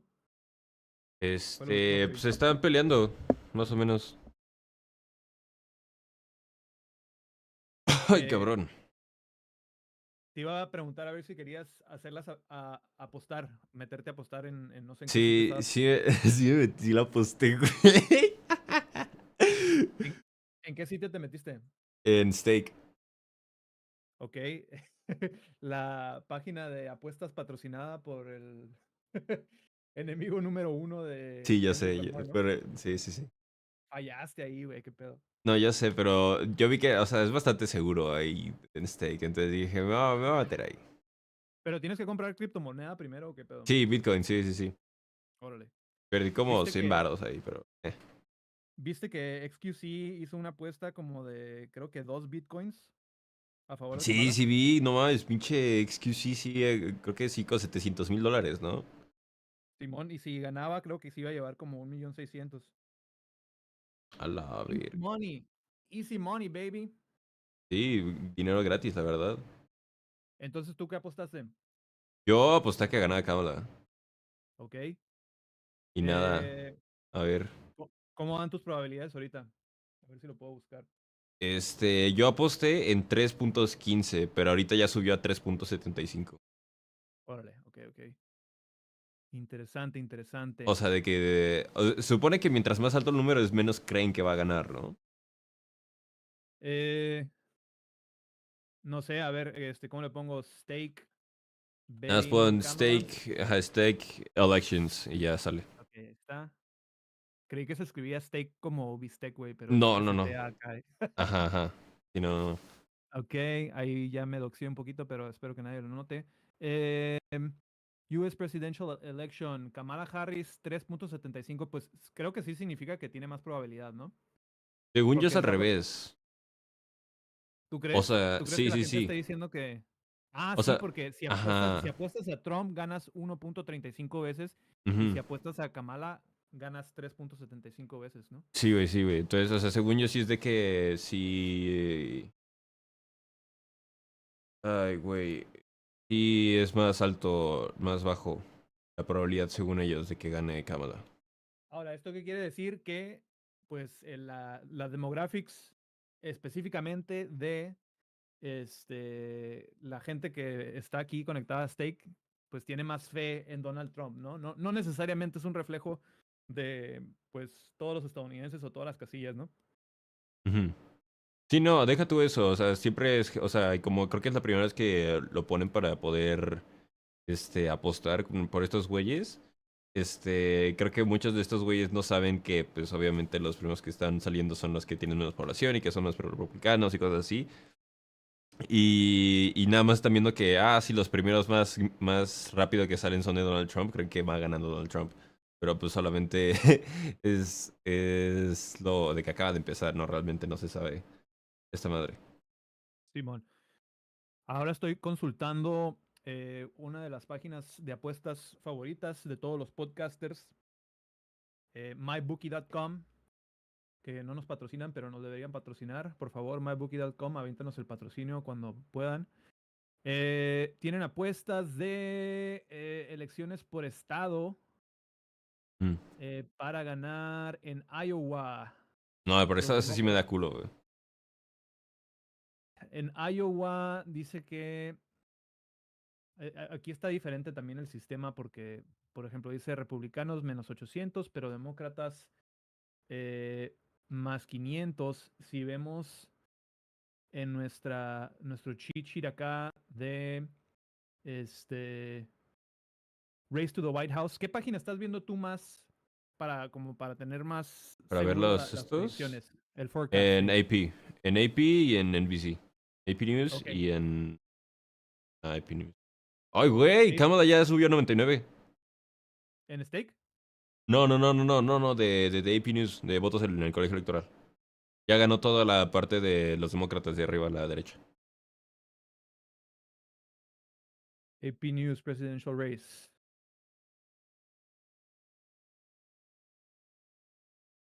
Ok, sí, 99 votos de colegio electoral contra 120 de Donald Trump, ¿verdad?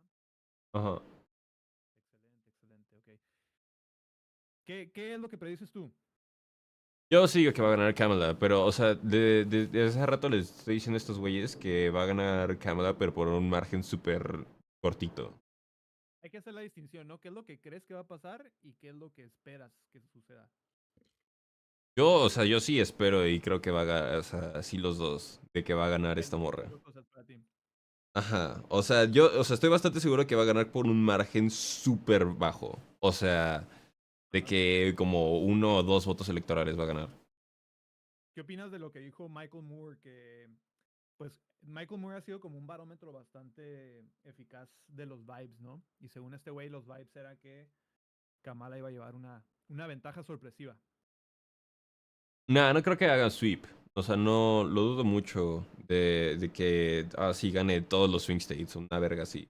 Así estoy bastante seguro que sí, o sea, Trump va a ganar los suyos de Arizona, Nevada y el North Carolina y tal vez Georgia, porque Georgia sí se ve ahí medio indeciso.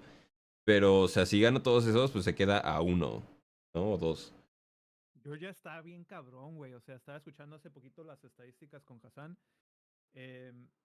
Disminuyó el voto blanco como de 67% a 54%, algo así bien cabrón, como más de 10 puntos.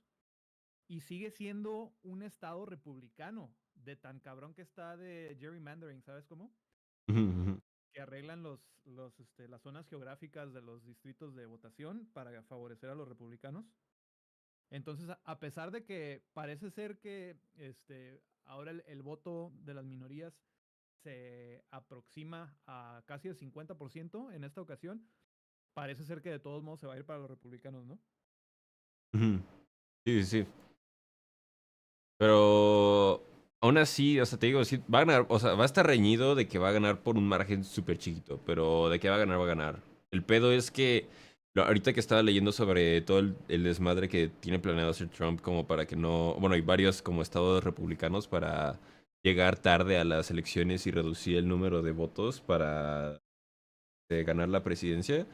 Y estoy como de que, verga, ¿qué tal que gana por fraude otra vez?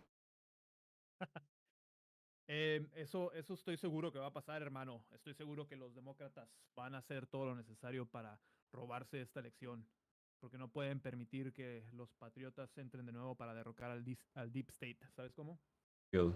Sí, no, o sea, los Diddycrats, los demócratas que son fan de Diddy y, y que en realidad todos los allegados de Kamala Harris son de Diddy, pero no investigues por quién, con quién era súper amigo Trump, que era aparte amigo de Epstein y aparte de Diddy. Entonces es como de, me pregunto si serán los demócratas o los republicanos.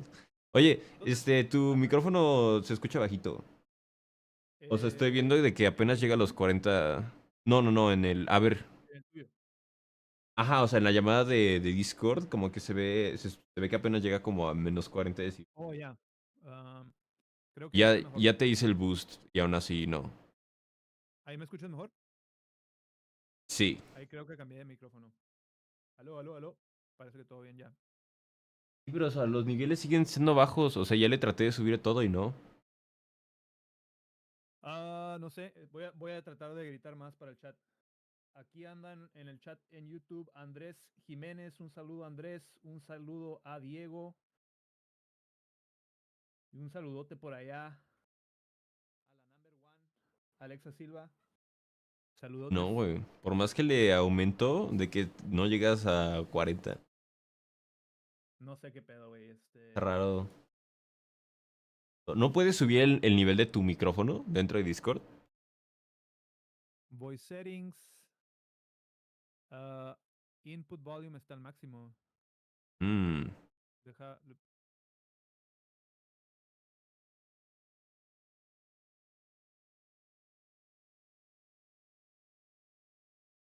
¿Todavía me escuchas? Sí, sí, sí, sí, sí. Ok. Pues no sé, güey. Yo quería ver si se podía hacer como que apuestas más específicas. Como que por distritos electorales y estados y así. Dices que te da culo hacerlo por estado. Iowa creo que es una buena apuesta porque Iowa... ¿Dónde fue el estado donde fue la encuesta que sorpresivamente favoreció a Kamala Harris como por 10 puntos que no estaban esperando? Creo que fue en Iowa, ¿que no? Sí, fue a Eva. Entonces, Trump te está diciendo que es una encuesta como que outlier, que no hay que tomarla en cuenta. ¿Tú qué opinas? Nah, o sea, como que está mostrando que la gente ya está desconfiando de Trump, ¿no? Como líder después del desmadre y ahorita como su campaña, pues está bastante valiendo verga. O sea, Es lo que dijo no... Michael Moore, güey. Sí, Que no, la o gente ya está sea, enfadada de Trump. es que sí, le caga. O sea, neta sí la ha estado cagando un chingo y no... La gente está desconfiando de ese güey. Ok, si simulamos Election Night aquí en mi fuente más fidedigna que es racetothewhitehouse.com y nos vamos a Iowa. ¿Dónde verga está Iowa? Es un mapa. Creí que Iowa era Idaho.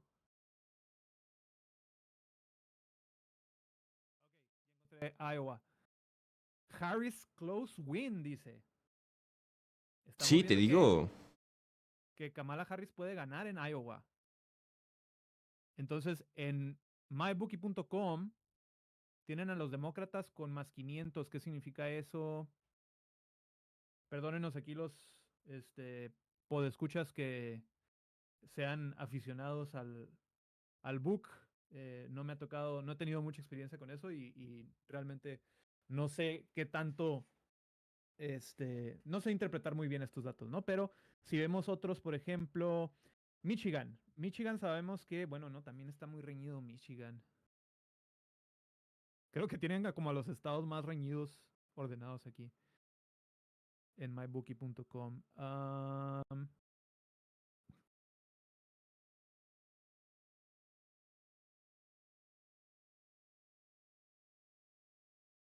Sí, no tienen tantas opciones en MyBookie, solamente como las contiendas más reñidas. ¿Qué te parece si les damos algunas? ¿Todavía andas por ahí, güey? ¿De qué? ¿De Movie qué? Te voy a pasar las apuestas de MyBookie. Oh, es que ya me duele el codo, güey. No, o sea, no es a fuerzas que tengamos que apostar. Yo no voy a apostar nada, pero para cotorrear un poquito de lo que puede pasar. Lo divertido es apostar. A ver, entonces ya dijimos que Iowa está potencialmente a ganar Kamala Harris. ¿Tú crees que sí se lo lleva o no se lo lleva? Nah, siento que va a ser close call, pero no creo que se lo lleve. Si se lo llevara, güey, sería no Era un muy cabrón. landslide, pero sí estaría muy cabrón. Nos estamos acercando a la realidad de Michael Moore. Arizona. Posibilidades muy similares. Race to the White House también tiene un win para Kamala Harris.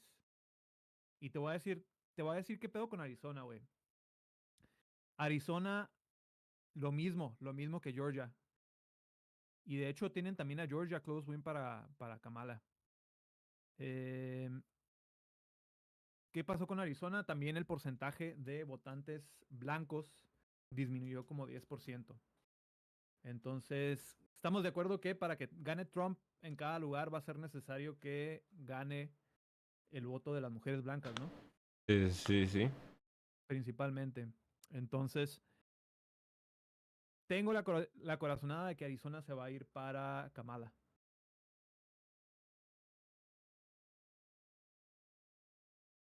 Entonces, si selecciono a los demócratas y digamos que apuesto unos $20, puedo ganar hasta $90 en MyBookie. Si apostara para los republicanos y apostara los mismos $20, solamente ganaría $3. ¿Qué quiere decir? Que los que están negativos es hacia lo más seguro, ¿no? Entonces lo más seguro, según estas apuestas, es que van a ganar los republicanos, ¿no? Michigan. Michigan está interesante. ¿Cómo ves a Michigan Nah, con todo el Michigan rollo de... sí se va a ir a... No creo que lo dejen ir. Ni de pedo van a dejar ir Michigan. Tiene negativo 600 los demócratas, porque es un estado que históricamente se ha ido con los demócratas, ¿no? Uh News. Yo creo que sí se van a llevar Michigan los demócratas, a pesar de que no está tan contenta la delegación de votantes de ascendencia musulmana, o bueno, la comunidad musulmana, por el mensaje que tuvo Kamala sobre Gaza la mayoría del tiempo durante su campaña. Pero al mismo tiempo, pues sí viste que estos últimos días ya por fin salió a decir, ¿no? A lo mejor muy poquito y demasiado tarde, pero ya por fin salió a decir que es necesario, va a ser una de sus prioridades encontrar el cese al fuego, lograr el cese al fuego en Gaza, ¿no? Pues es lo que siempre ha dicho, igual que Biden. O sea, están usando esa madre, la palabra ceasefire, desde que vieron que tenía un pinche... un peso en el electoral y en la política con los jóvenes. La palabra ceasefire la empezaron a spamear como pendejos. O sea, realmente no pienso que vayan a usar un ceasefire de verdad que no sea una madre que termine beneficiando a Israel de una u otra manera. O sea, no... Lo están usando como buzzword, no lo están usando de manera realista el ceasefire. O sea que para ti no es nada auténtico Nah. el que haya No, prometido esto. porque sus discursos respecto a Gaza y Palestina en general son los mismos que se han usado desde Reagan. De que Nada palabra por palabra. va a cambiar. Sí, no, de que word for word, bar for bar. Oye, ¿quieres que metamos a el compa Floyd? Simón. Vamos a ver qué pedo. Voy a intentar agregarlo. Déjame muevo el Discord para acá. A ver si escuchamos un ratito a Hassan. A ver qué está diciendo. I guess like has some New Hampshire, Kamala Harris seemingly is underperforming. New Hampshire, Kamala Harris seemingly is well, she's performing about in line with the polling. Let me check what the New York Times projects in that state. But the rural area projects in that state. But the rural areas there, you are seeing a shift towards Trump. I think like the story of the election we're seeing right now, and the Midwest could be an exception here. We'll see what that ends up looking like. Is that yeah, it has her at plus. ¿Puedes creer que ese güey tiene mi edad? Neta, el que está haciendo el análisis. Y el Eringham. Eringer, ese güey. Eringer, ese güey. ¿Cómo pitos busco un nuevo usuario en Discord? Momento boomer. No mames.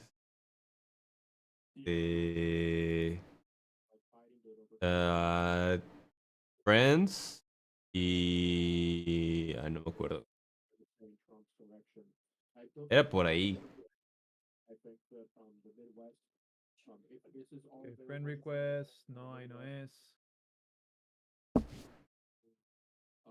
Add friends. Fluidismo. No lo hallo. Minnesota, Minnesota, Minnesota, Minnesota, Minnesota.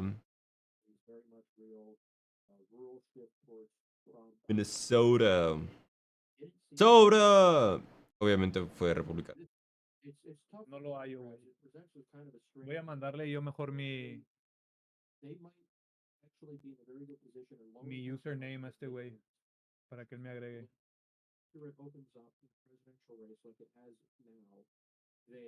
Verga, está casi doblando los votos electorales este güey. Trump.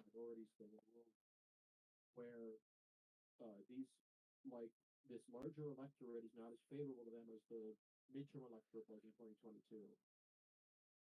177.99 todavía, ¿no? ¿Cómo? Seguimos con los votos electorales. 177 para Trump. 99 Sí. para Sí, 77.99. Let's check in with the news. See what the fuck's going on there. Week finishes. We want to see Mecklenburg. Ok, dice este güey que me va a mandar. Verga, ya están en 3.70 en stake. Vamos a ver MyBookie. Aquí con el reportaje más fidedigno de MyBookie y Stake para que hagan sus apuestas, camaradas.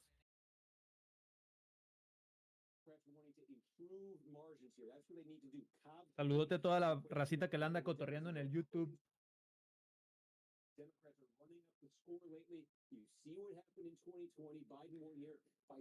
Dice ese güey que te agregó, güey.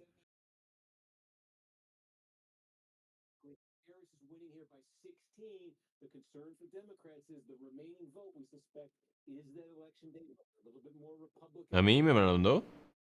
Sí, floydismo. Era. That's very alarming for Democrats. Fulton County, again, we've got the early voting here, and now some of the same day as well. Look at that. It looks exactly like it did in 2020. Democrats. Creo que ya le mandé request yo también. But if what's still to come in Fulton is a little less blue, and that number slips below 2020, that's a trouble sign for Democrats. We flagged Fayette County early in the night. Would this one flip? If the blob, I call it the blue blob there, was going to expand, this is the place. It's not quite all in, but almost all in right now. You see Trump with a 2.5-point lead. Now, that is progress for Democrats from 2020. This was a 7-point race in 2020. A ver si puedo agregar este güey. Ahí está. Big, giant suburban counties there are going to tell a lot of that story. For a minute, because it's enormous. Over 1 million people. A ver, creo que ahí estamos los tres ya. Aló, Floyd, ¿andas por ahí?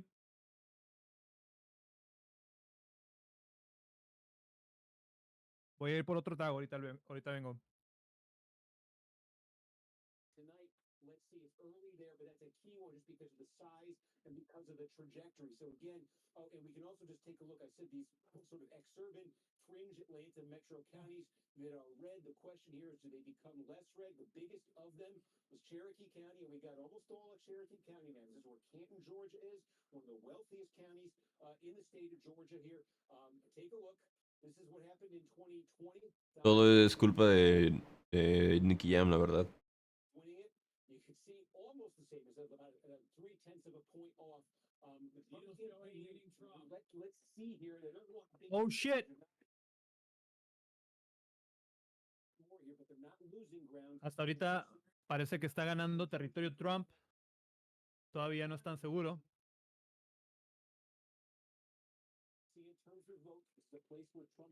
Is there a threshold for you to feel proper nervous? I feel a little nervous.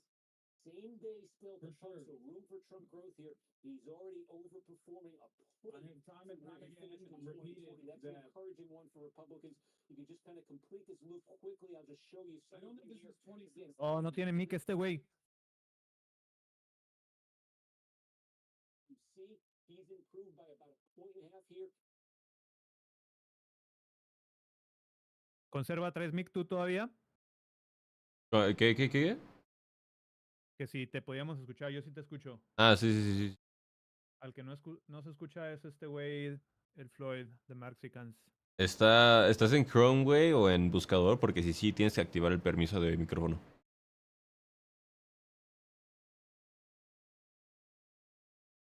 ¿Qué pedo con el marcador que salió ahorita, viste? Ah, ni idea. ¿Qué, de Iowa o Georgia? No, creo que la aguja, la de, no sé si es la de CNN. No, New York Times. A ver, New York Times. Needle.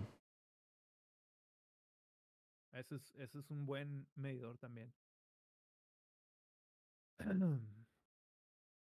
Se estaba inclinando para Trump, güey. Pero pues, lleva brincando desde hace rato. No tengo pinche suscripción al New York Times. No, nadie, está bien pinche caro. Ah, es $1. Ok, sí, está un poquito inclinada hacia Trump ahorita.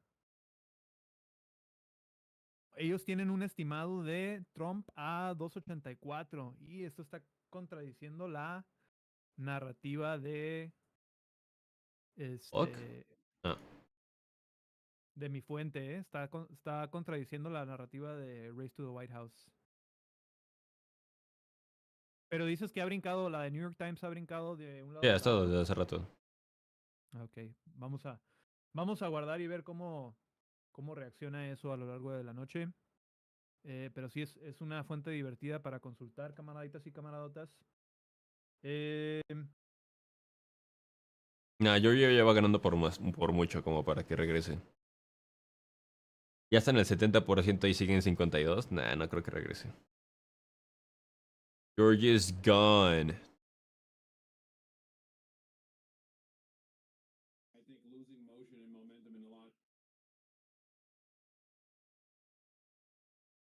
Pero gone para quién, güey? O sea, ya vale ver, ya no va a regresar a demócratas.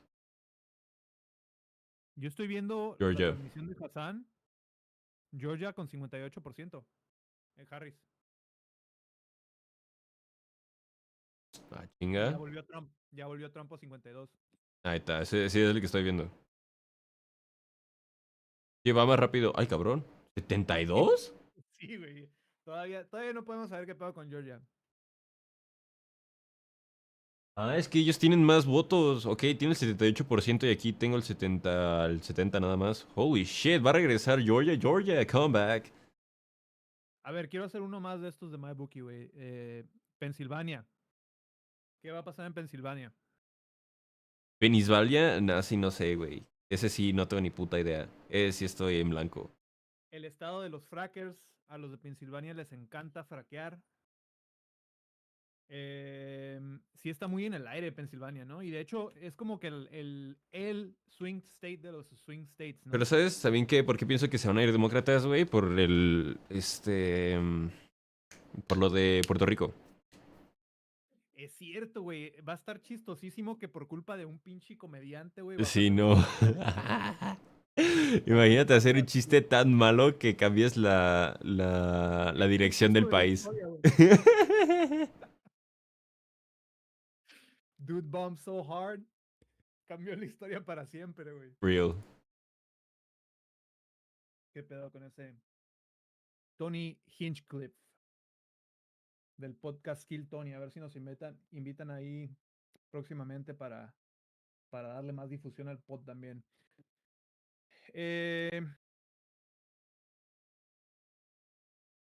Pues qué pedo, güey, ¿qué te depara la noche? Aparte de lo que ya No, estar acá. Estar acá y ya. Sí, ¿Vas güey. a seguir con tu stream? Sí.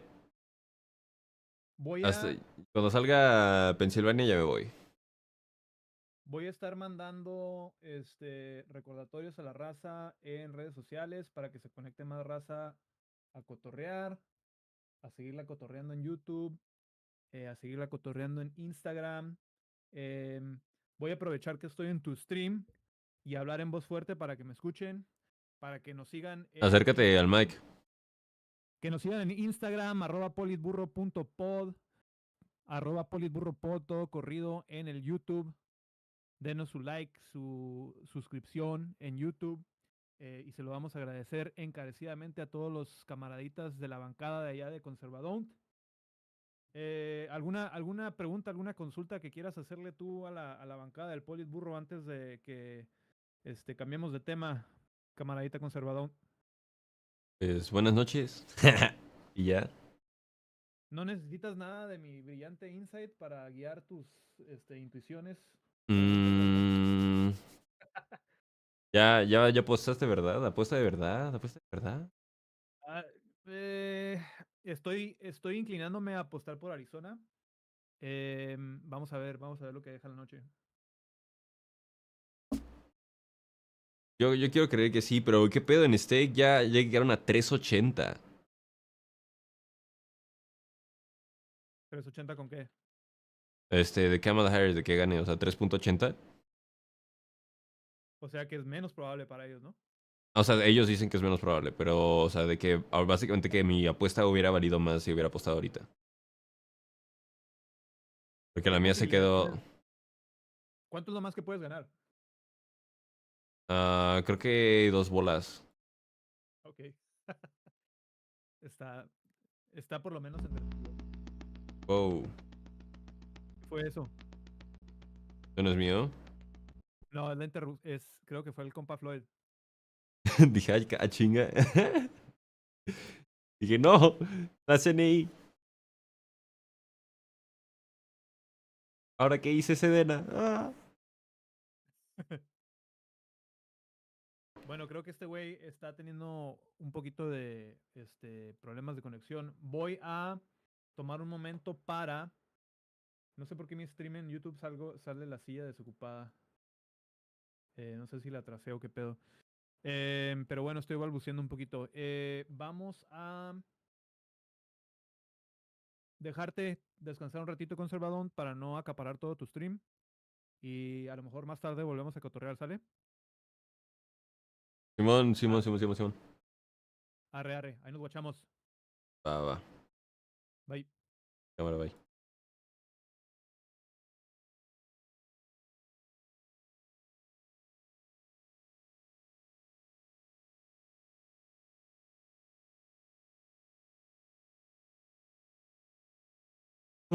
Eso fue el Memazapanes, ¿no? A.k.a. Politburro Podcast. Por si ir a guacharlo. Can I come on? When can I come on? And then when I pull you in, you're not even there. Okay, first of all, could I just say that I was, listen, I was malding a little bit. So I left the room for a minute and then I called Caroline. All right, let's hear it. Now you're ready.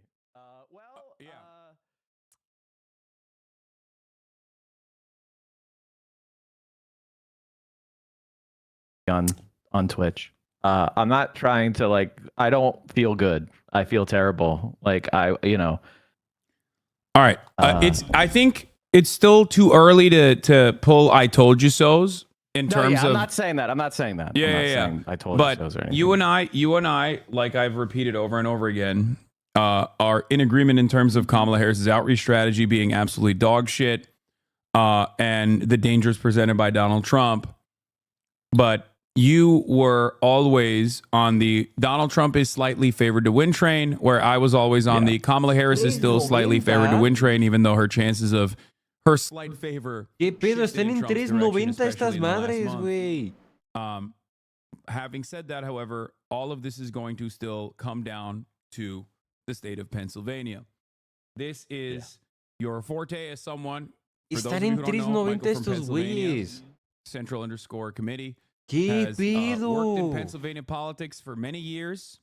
So he understands the situation on the ground pretty well. And he has been warning about Kamala Harris's chances in Pennsylvania for quite some time. So with all that said, let's hear what your significa assessment eso? is on Que, Pennsylvania. Or actually, you know what is your I told you so moment, if you want to talk about that too. Que pude haber ganado más dinero. There was, I got a lot of shit for basically bucking a lot of the trend and being like, actually, I think the evidence is that the polls are accurate or underestimating Trump. Fair.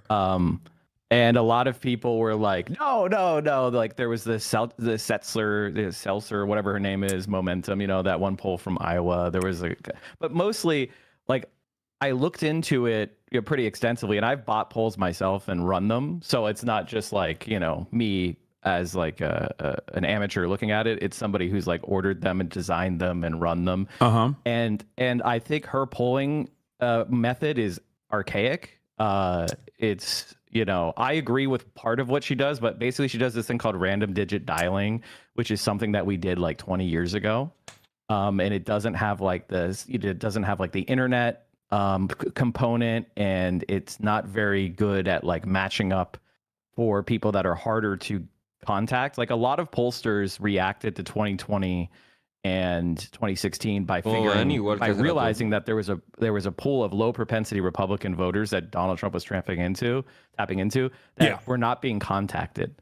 And there was absolutely no evidence to believe that those people were being successfully contacted.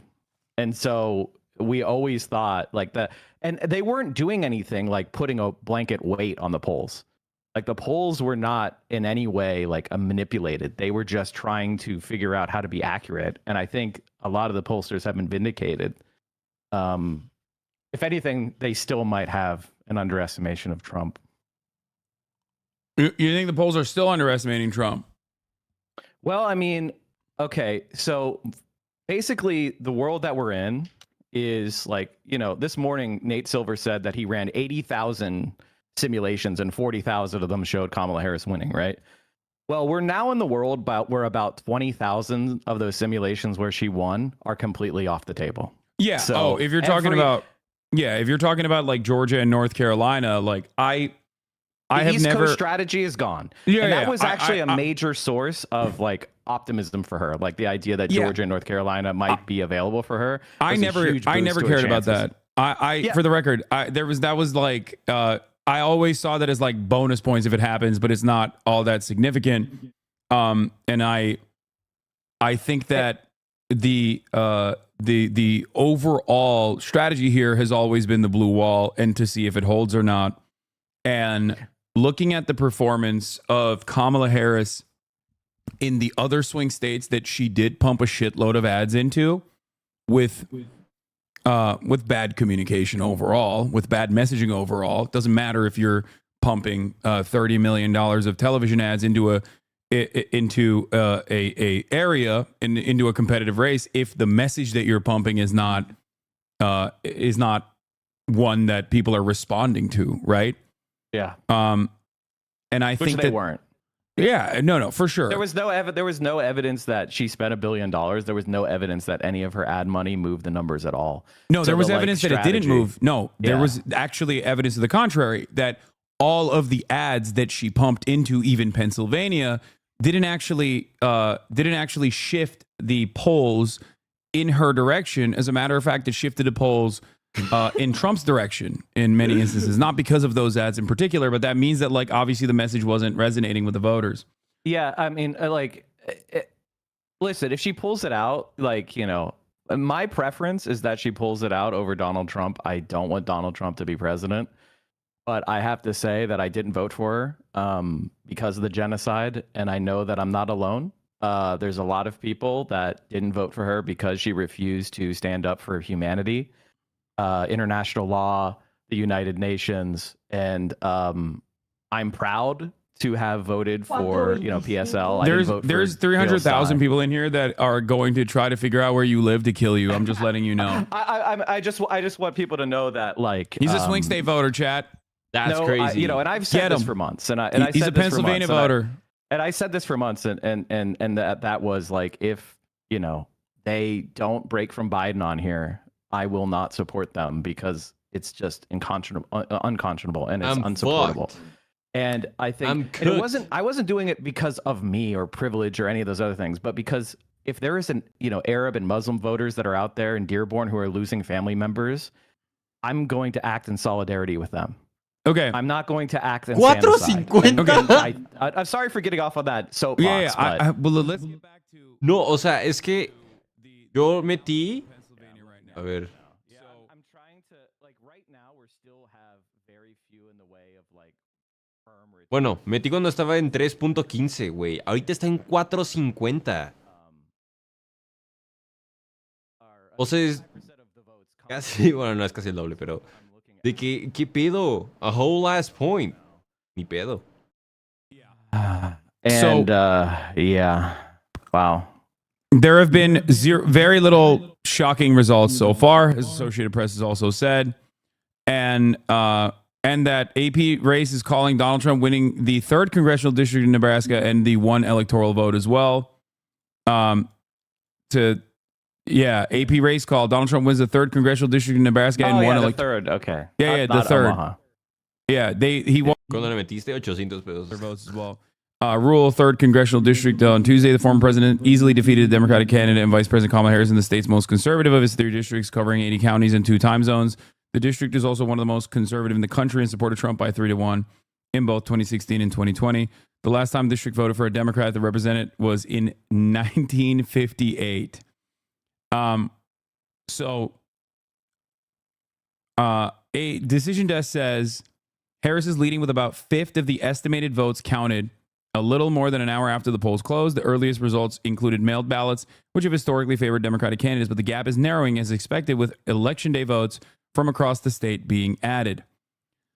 So I'm looking at Lehigh County, or Northampton County, rather, excuse me, results coming in, which is one of the key swing counties in Pennsylvania. There's something called the Lehigh Valley, which includes Northampton and Lehigh County and a little bit of Harbin County and maybe a little bit of Montgomery County, that kind of region. It's, you have like Philadelphia on the east side, that's southeast. Then you have the collar counties, and then you have like the Lehigh Valley is like central eastern. And that is like one of the key swing areas. And I'm looking at some of Northampton County results so far. Kansas nada más no cede. Election day votes in so far that's been reported by let me see here. Let me do the math because I don't have. Can I just? I want to pause briefly while you're looking for that. That's what I'm. I want to pause briefly, or you keep looking for that, and I want to address something in the chat. I see a lot of people saying like, "Congratulations, Michael from Pennsylvania, when Gaza is leveled by Donald Trump. I'm sure you'll have your moral victory." So the thing I want to explain to every single person here is, regardless of what your perspective is, okay.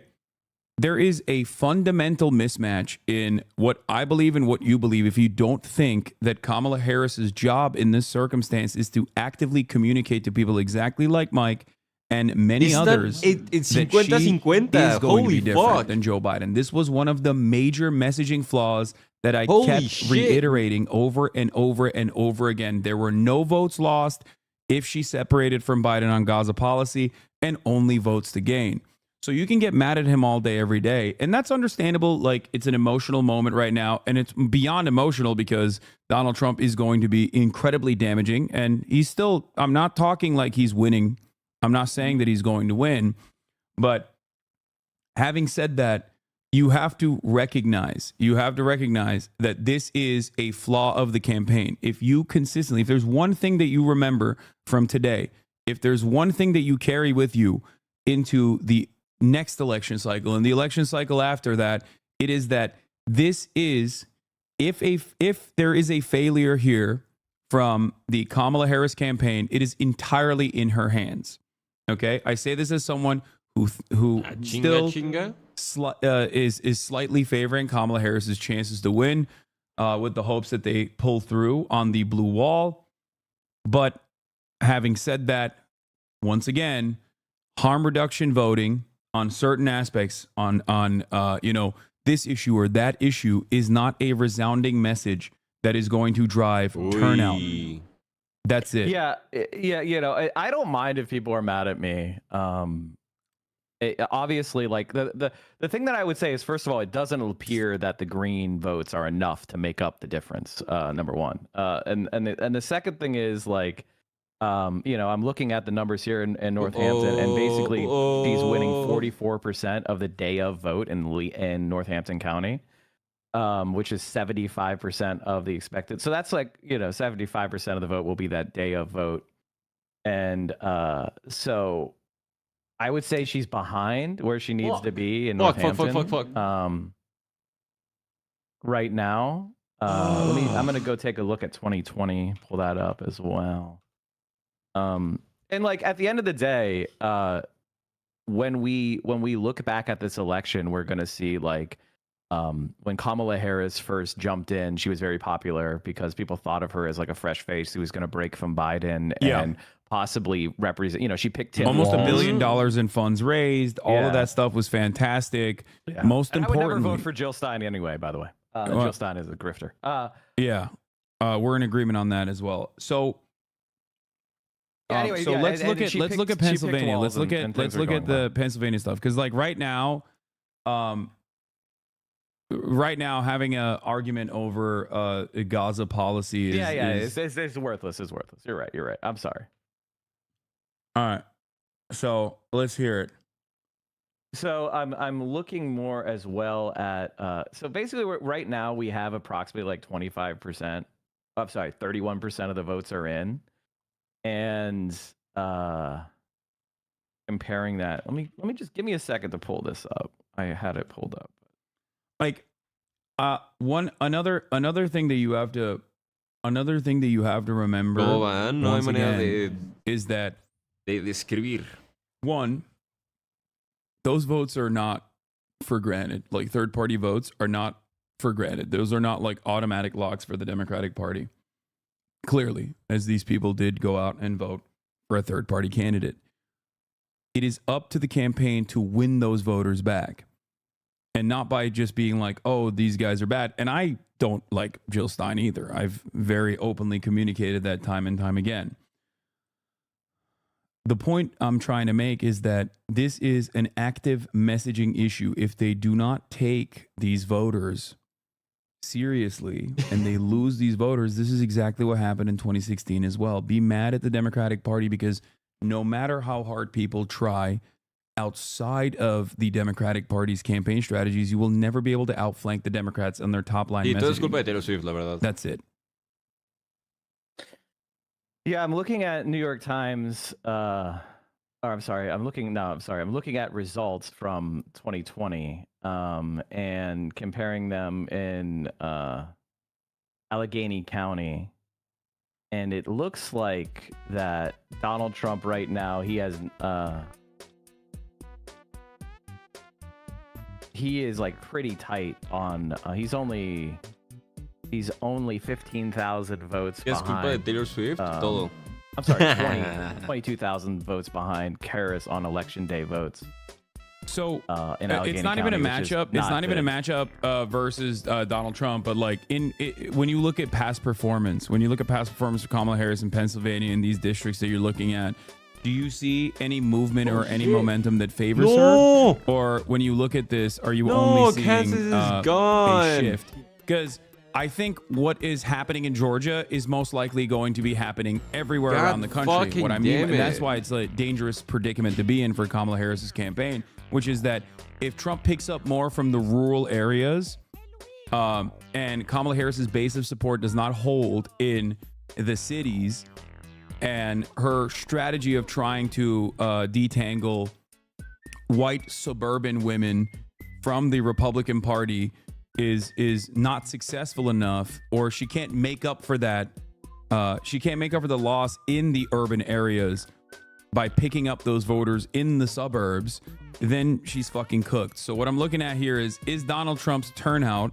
strategy, or is Donald Trump's turnout better than 2020? And is Kamala Harris's turnout better than Joe Biden's performance in 2020? So like I'm looking at Allegheny County, and I think basically we're gonna see a slight drop off in turnout overall. I don't think it's gonna end up being what it was in 2020. But Donald Trump's numbers aren't actually that far. He's probably only gonna drop maybe like 10 or 20,000 votes out of like 700,000 in Allegheny County, whereas Harris is at, let me just do one more piece of math here. I'm doing this live, everybody, so this is how it works. Hold on, we got,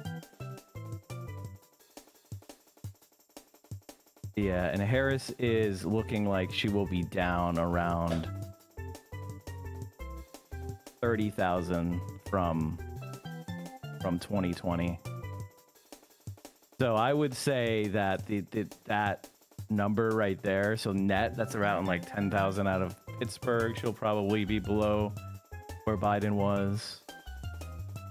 So I would say that we're definitely on track for a very tight one. Very, very tight.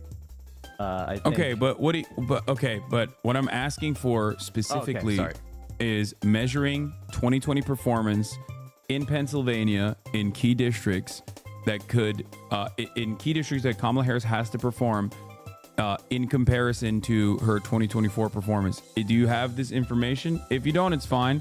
It's not all available yet because only 33% of the like votes are in. So I'm like trying to make reasonable projections. We do have more from Pittsburgh, which is why I was trying to use that as a kind of indicator.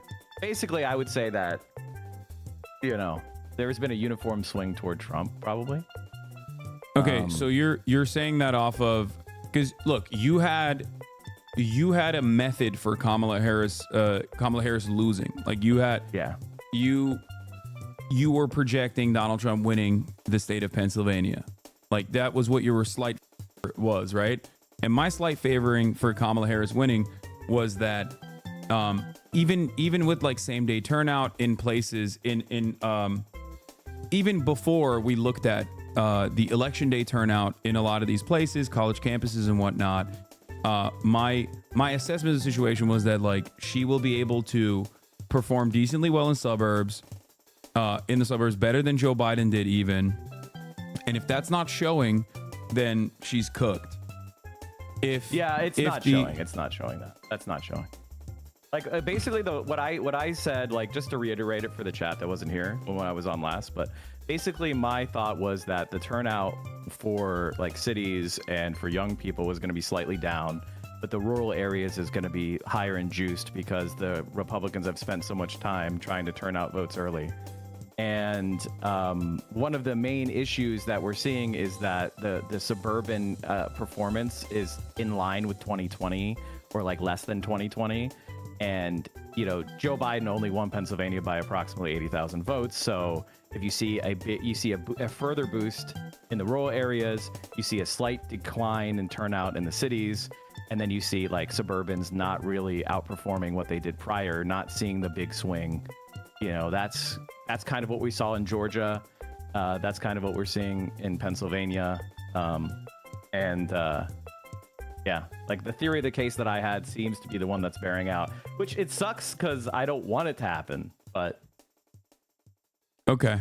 All right. Well, no views. Damn, he fell off. As more votes come in, I'll be able to analyze it better because it's only 33% right now. All right, I'm gonna give you a call back when there are. If you want to give me a call back, I'll give you a call back when there's more vote dumps coming out. I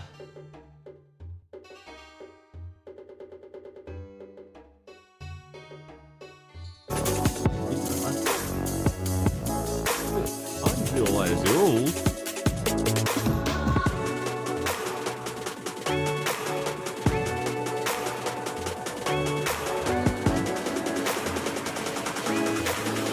Gracias, gracias, gracias.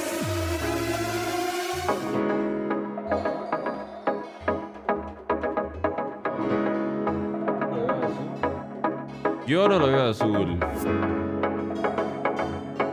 Get your bitch ass up.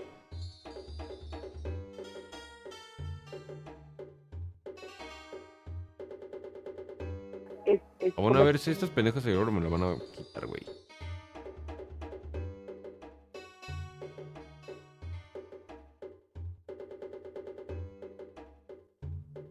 On the flip side, if Penn stands, she wins. Well, no.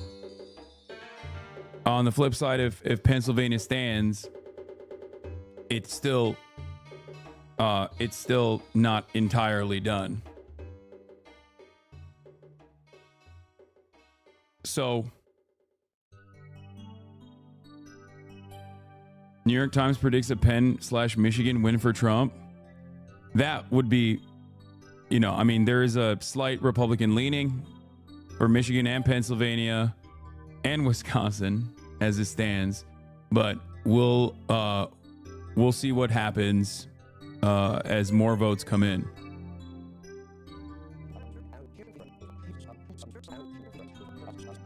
Okay, never mind. That's not.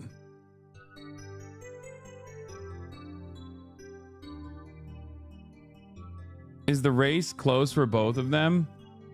So the electoral college pathways, obviously, given that land votes, favors the Republican side. That's why Democrats need to usually win by like +5 on the popular vote in order to secure a victory in the electoral college. Or at least like the dynamic and the makeup of the way that states look ideologically. So having all of these battleground states be this close was always going to be an issue. Out front several weeks ago, but the polls really narrowed, and here we Tammy are. Baldwin this race too in close to call. Wisconsin. She's running against Eric Hovde, who is a real estate executive and I'm bank cooked. CEO.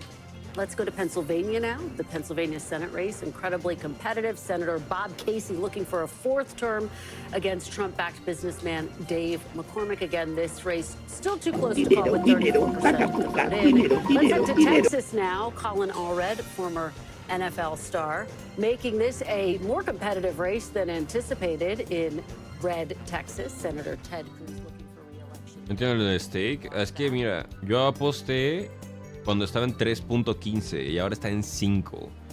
O sea, entonces significa que todos están apostando por Trump, güey. No cap. What is it?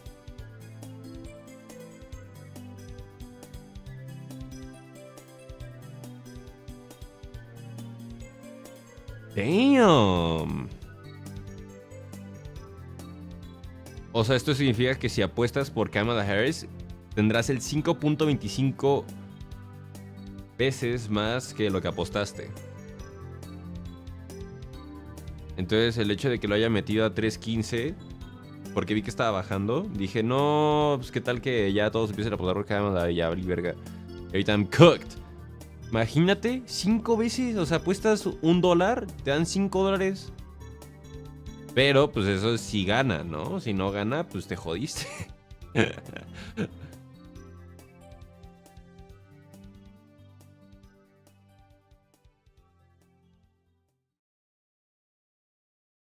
A deep red state, it doesn't matter. That's going to be Trump. That's going to be Trump victory no matter what. If a state is a deep blue state, then it doesn't matter. Like California, nobody gives a shit, you know?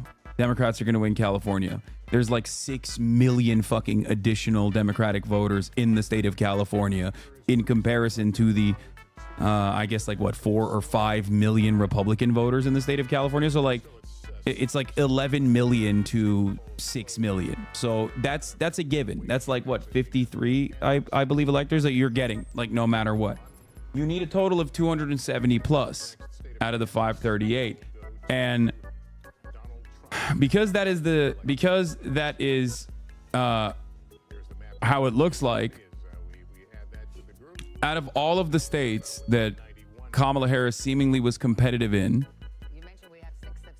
out of all the states that Kamala Harris was seemingly competitive in, Pennsylvania, Michigan, and Wisconsin are the 3 most important. This is known as the blue wall. Okay, these states usually are dictated by if the Democrats win Pennsylvania, that usually given the demographic makeup of these other states that are quite similar to one another, the rural-urban divide that is quite similar to one another, these other states are slated to go in the same direction. Now, that's basically what people are waiting for right now. If she did enough turnout in Pennsylvania, if she had a successful turnout in Pennsylvania, and she wins Pennsylvania, then that performance is enough to extrapolate that she most likely will win Michigan and most likely will win Wisconsin as well.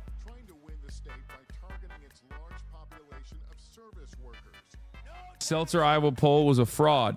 Well, the Seltzer poll looks like it might have been among the worst of the cycle. Harris is likely to lose Iowa by 8 to 10 at this point. Very different from the D+3 results she had.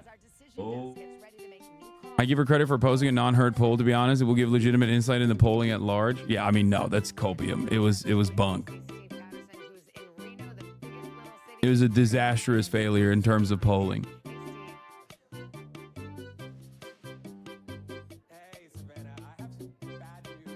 He won the state of Pennsylvania. In 2020, Democrats with Joe Biden came in and won this by more than 8 points. This is what I was waiting for. Biden won the state. So we were saying at the start of the night, Trump wants this number, Democrats want that number. Right now, it's sitting right in between them. It's sitting at 5. So there's still some same day to come in.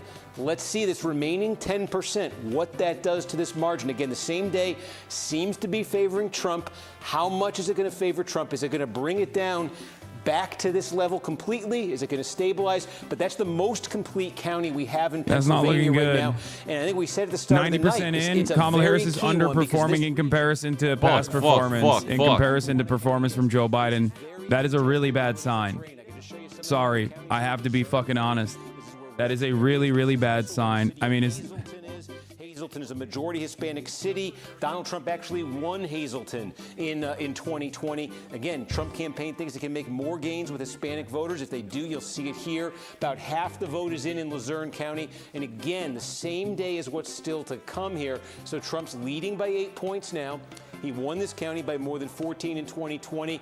Question for the Trump campaign wants to get over that number. They want to improve on that number. I'm cooked. If the Democrats can stop them from doing that, that's a big development for Democrats. We want to go back and look at Georgia.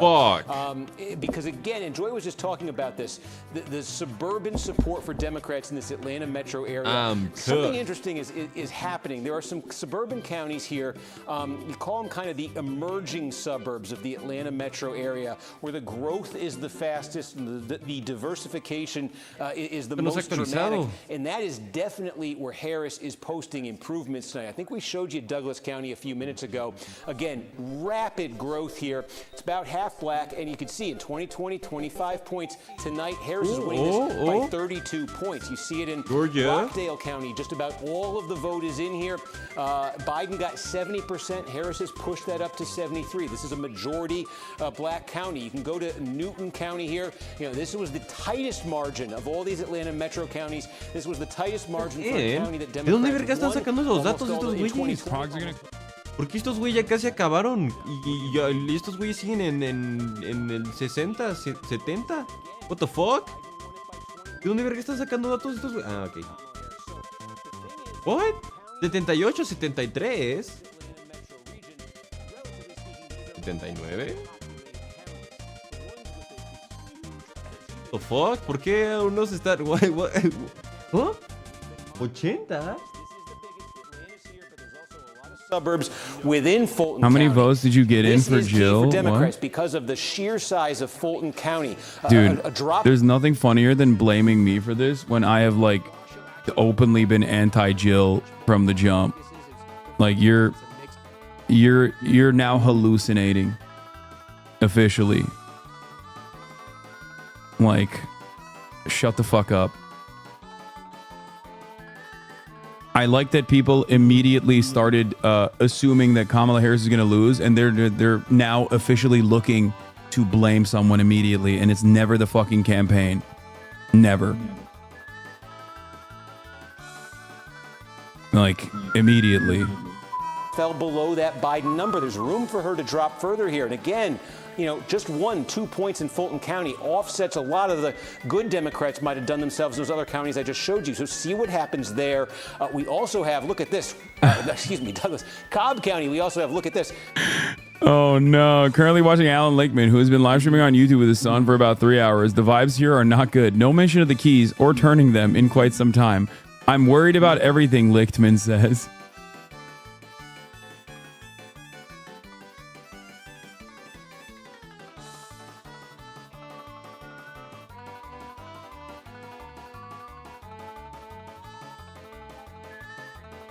I don't get it. The keys have nothing to do with like the fucking electoral college. Why is he worried? If he trusts the keys, then he shouldn't be worried at all. I don't understand. Why is he all of a sudden looking at the polls?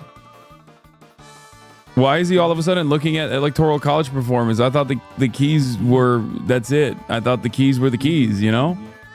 Come on, Camelo. The worst people gathered at Mar-a-Lago. Oh my God.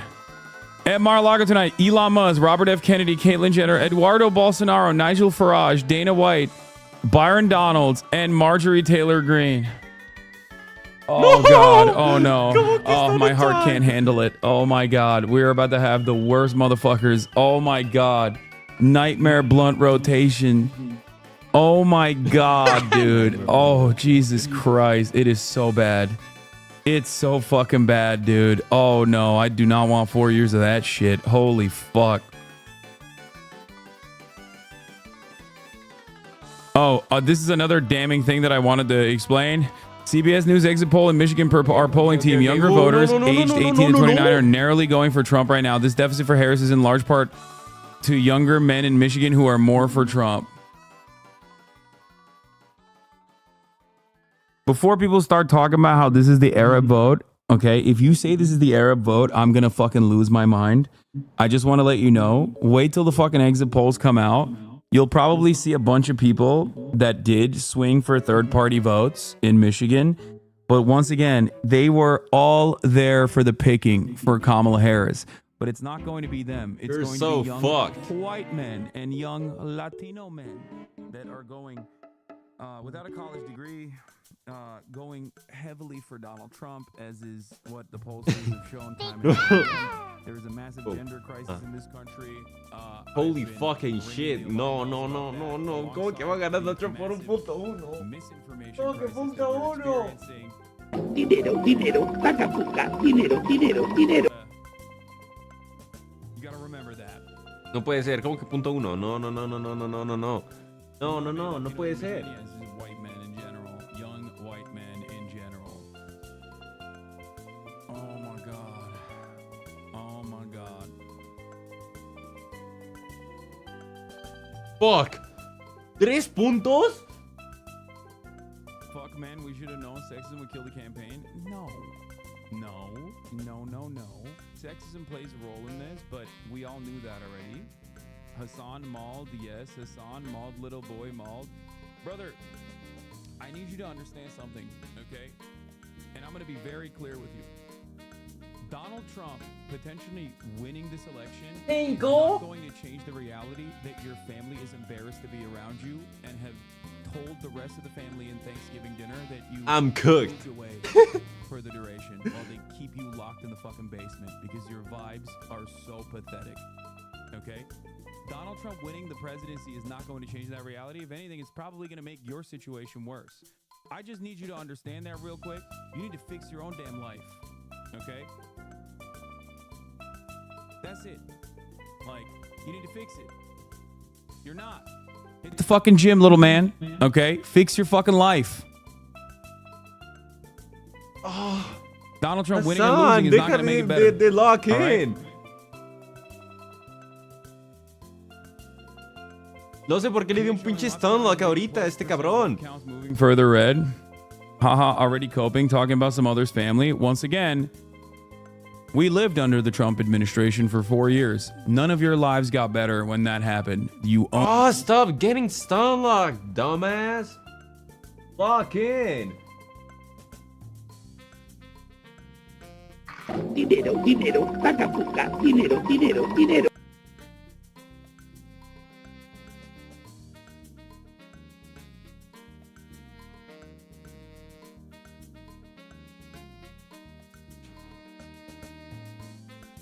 Bajó 3 puntos. Sí, vi que bajó. Bajó, pero bajó poquito.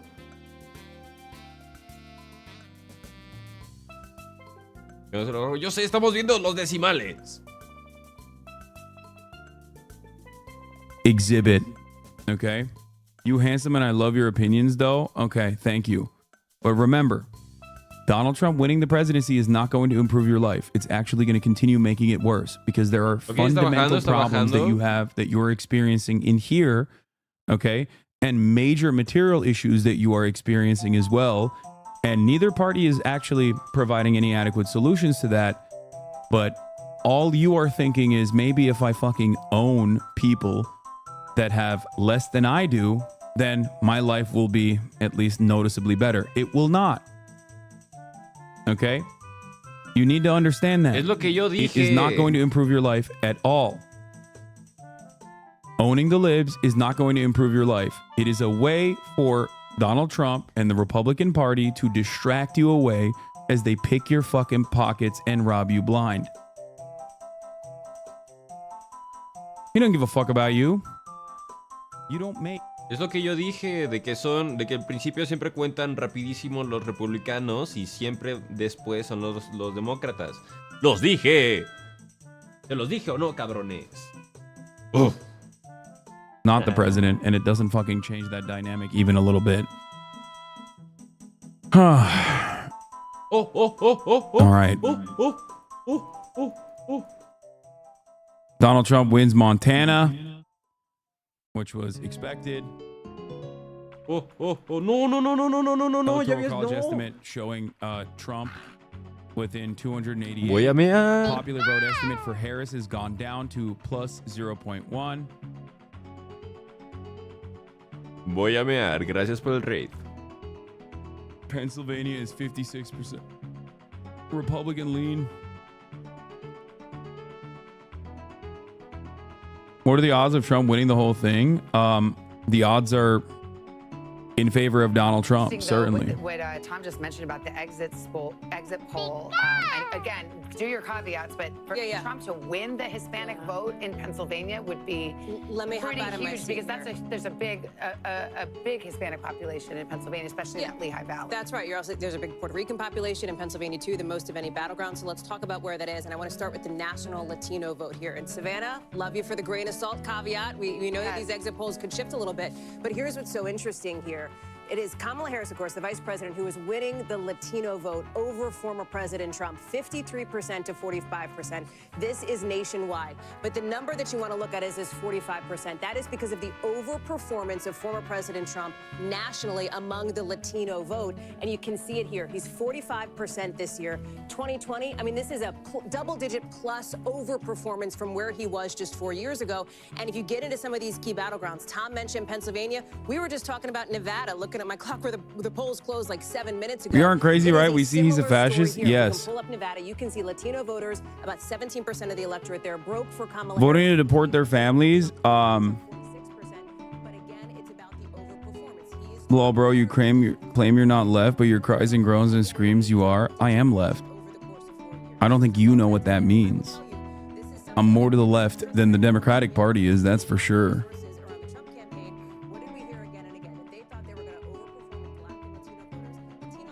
Interesting and important story here tonight, guys. I want to bring in someone from our insider's desk right now. Jim Messina was campaign manager for President Obama's re-election in 2012.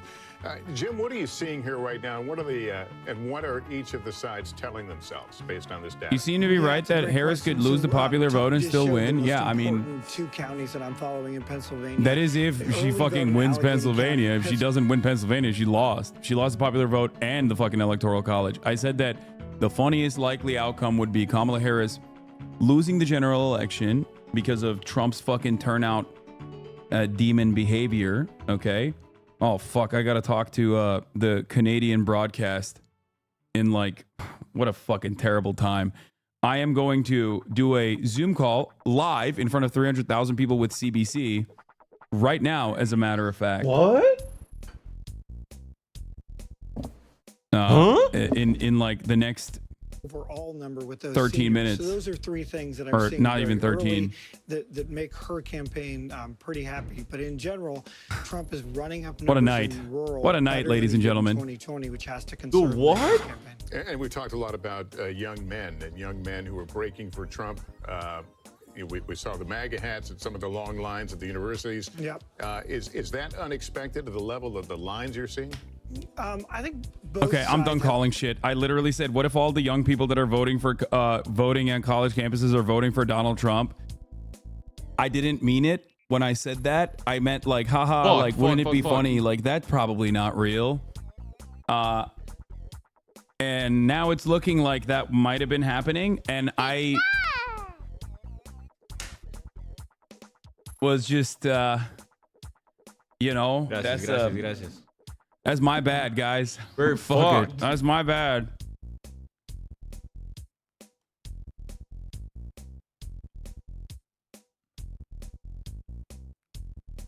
The CBS reporter on a PA college campus said a lot of students were bringing up the Joe Rogan interview as an influence. Oh my God, stop.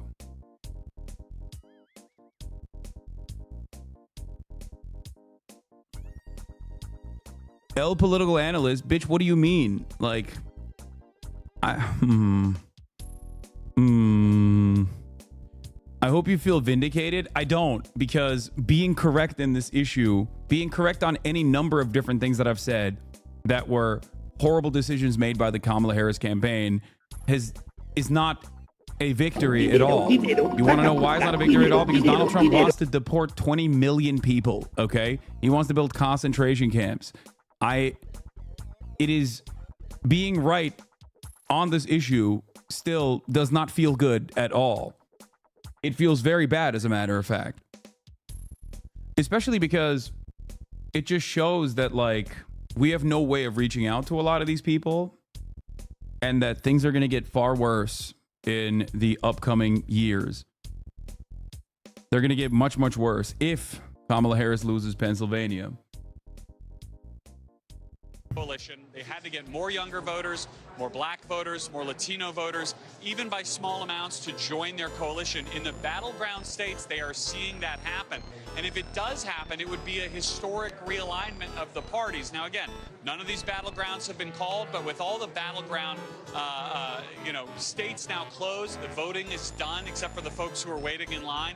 They feel like there's not much else left for them Exit to do. poll in New York, but Jewish watch voters. and wait, and Harris increasingly, 56%, Trump optimistic 43%. atmosphere, Holy both here at West Palm moly. Beach and at Mar-a-Lago, where Trump and his closest allies, friends, and family are watching the results come in. Savannah. All right, thank you, Garrett. All right, let's Muslim go with voters, Peter Alexander now. He's 64% with the for Kamala campaign Harris, in by the way. Washington, D.C. What's the optimism level there tonight? Well, I think there's certainly a level of anxiety, at least according to some of the Harris allies with whom I've been speaking to over the course of the last hour or so. One ally telling me that, just look at the state of North Carolina, Josh Stein, the Democrat winning his effort to become the state's governor. That we were able to project a while back, but obviously not the same for Kamala Harris, at least not yet. That indicates that there's clearly some split ticket voters there. Some folks who will be voting for Josh Stein as governor, but then Donald Trump as president. Otherwise, we would have a projection already in that state right now. They say that is an indicator that gives some anxiety right now going forward that North Carolina may not be a state that they're able to win. If that happens, and these are all ifs, it's all very early here, that does again shrink their path to victory to 270. They really are relying heavily on those blue wall states right now. And one of those key states obviously is Pennsylvania, the biggest prize of them all with 19 electoral votes. I spent many of the last several days up there, and I was in the urban centers where the Harris campaign put a lot of its energy, including in Philadelphia, and particularly in places like Philadelphia where they were sending buses. Needle is going firmly in the Trump camp. They're really relying on big numbers in places Firmly like in the Trump Philadelphia camp. and the collar counties that surround it. They need to run up the numbers among some 295 electoral college estimate. Trump popular vote estimate is now at plus right now and in 0.04. Philadelphia. So that's where a lot of them are hanging their hat, at least according to the allies I'm speaking to right now. Do you We're think gonna keep racism close and eye on misogyny that are a big as this factor night in this progresses. election? Peter Racism and Alexander, misogyny in thanks the very United much. States I of think we're- America is a big factor in every election. Kamala Harris is a black woman. Everybody knows that. That was always going to be something that, obviously fucking dumb racist misogynist people were going to pay attention to. and discount her for. You work within your benefits, you work within your the advantages you have, and you work against your disadvantages. That's just how campaigns work, okay? You can't magically change Kamala Harris into a white man. And you shouldn't say, I don't want this person to run because they're a black woman or a black man or not white, okay? You shouldn't say that. But the way you outcompete that is by making a case, making an argument that you're going to help people, okay? Trying to rely on suburban white women to come to your favor, to come to your side by hugging and kissing Liz Cheney is not the way to do that. You're actually so sped. Oh, great. So much of this is going to happen. Well, at least we got fucking hogs back in the building. That's cool.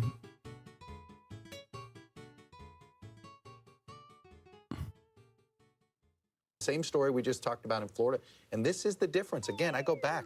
The Republican Party for the last 4 years has been much more aggressive. Don't even let them cope like this. The campaign was shit and didn't address any of the important topics that people actually cared about, and sometimes did the opposite. I know. Massive voter registration campaigns for the last 3 years, and it has padded them. It's what Texas. Look, Republicans got stronger in Texas.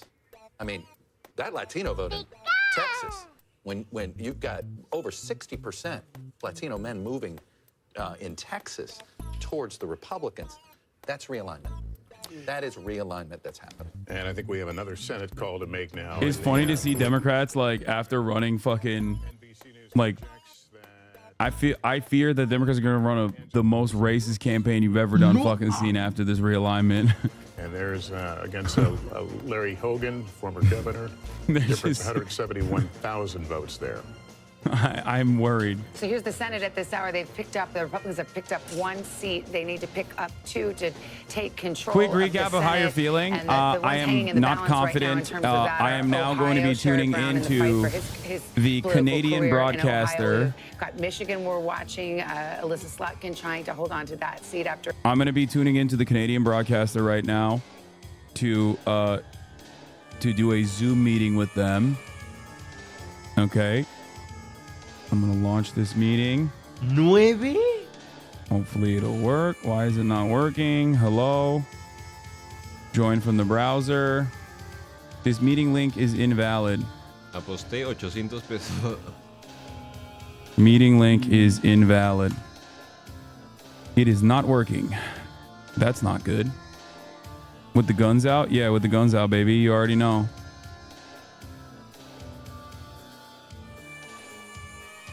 Okay, well, we'll continue while I wait for that. Oh, my Lord. Oh, my Lord. At least we can still watch House on Ivy while the country burns.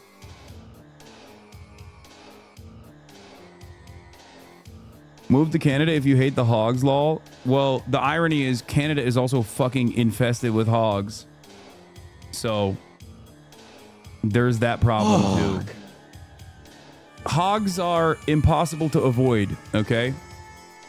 Hogs are like the top of the hour ad break, impossible to avoid unless you subscribe for $6 or for free with a Twitch Prime or by getting gifted a sub. The needle is now officially at 79% projecting a Trump victory. Holy 79? Fuck. Twitch Prime is free. I'm not running a 3-minute ad break at the top of the hour, but you can still subscribe if you'd like to.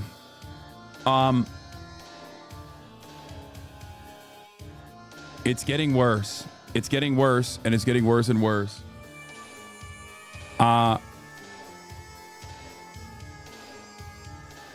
Leftists need to organize them fast. I mean, you never stop organizing, win or lose. It doesn't matter. That doesn't change the reality. Are we cooked? I mean, is the country cooked? Yes. But the country was cooked, as I said, time and time again. Whether Kamala Harris wins or loses, the country is cooked. It's just a matter of how much worse it is going to get. With Donald Trump, it is definitely slated to get significantly worse. Not just this country that's cooked, though. Many other countries are cooked as well.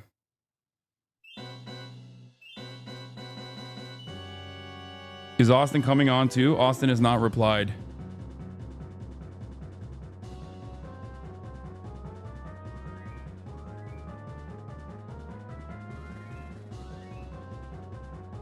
Not if Chuck Schumer passes the anti-Semitism bill gets passed through Mississippi, we might not be able to legally watch you. There's also that too. Aren't these already projected red? The Democrats made gains here. The issue is Kamala Harris doesn't win Pennsylvania, it's over. The race is over. It's done. Trump's a little bit short of that number. That was a bad number for him, and he's a little bit short of it now, but this is the thing to look for. With all of this remaining election day vote still to be counted, we just saw this happen in Lackawanna County. Is that going to happen in Cumberland County? Is Trump going to gain enough that he hits that number and surpasses that 2020 number? This is the kind of place where his campaign needs to win back ground that they lost in 2020. This is a big part of why, or a significant part of why Trump lost Pennsylvania in 2020. So we're going to follow that as it continues to come in. And I can also note Butler County. This is red. Obviously, it was heavily in the news this summer with that Trump rally. Believe it or not, Butler County in the Trump era, which started in 2016, while it's still deeply red, has actually gotten less red. This has been a bit of a growth area, suburbs right outside Pittsburgh, some rural areas too. The Democrats actually, I'll just show you, put it up on the screen here. This was actually a bit disappointing for Trump in 2020. Just go back here and you can take a look. He won it by 37 points in 2016, only 32 in 2020. This is a place where Democrats would like to make more gains. Right now, it's basically exactly where it landed in 2020. And again, there's not a ton, but there's more of that same-day vote to come. And this is, again, the kind of place where the Trump campaign's goal coming into tonight would be to stop those losses. There's no pathway to 270 votes for Kamala Harris without Pennsylvania. It's the most populous out of all of the electoral colleges, out of all of the electoral college swing states. And it's the one that she absolutely needs, including Michigan and Wisconsin. If she wins Pennsylvania, the likelihood that she wins Michigan and Wisconsin is higher. I'm calling it Edgermentum for additional analysis now. Did it look this bad in 2020 for Biden at this time, or was it significantly better? I don't remember, but 2020 was a little different because there was heavy early voting. I'm waiting for CBC to send me a new link because the Zoom link that they sent me is broken. Okay, so all right, you're back on Edgermentum, everybody. So I just want to let you know quick that I might have to abruptly end the call because I have I'm supposed to be zooming into the Canadian broadcaster in a little bit. And oh shit, they actually did send me a new link. Hold on. Just give us a quick update on what you think is happening. The polling broadly was right. The shit pollsters that were hurting seemed to kind of get things right. The higher quality ones that did really well in 2022 seems to have overclocked Kamala a bit. The path here is really like the shitty, narrow Joe Biden 270 path. It's hypothetically possible that she could get through the blue wall through Wisconsin, Michigan, Pennsylvania. All those states are still rated as toss-ups by the New York Times. They should be correlated with each other. These are not toss-ups that lean. Which ministers, which officials are doing what Michigan, work? They have Michigan is wrong state. My browser fucked up. Oh shit. Okay. I have to run really quickly. Because they're ready for me, the Canadian broadcaster. But I'm gonna call you back in a second, okay? For sure. All right. Yeah. Fuck. Okay, what is going on here? Part of a future Trump administration should Donald Trump win. That relationship has been Hello, can you hear me? With an eye towards the future. Hi, Hello? Hassan. This is Gabby over in radio. Just double checking that you can hear me. Yeah, I can hear you. Yeah. No problem.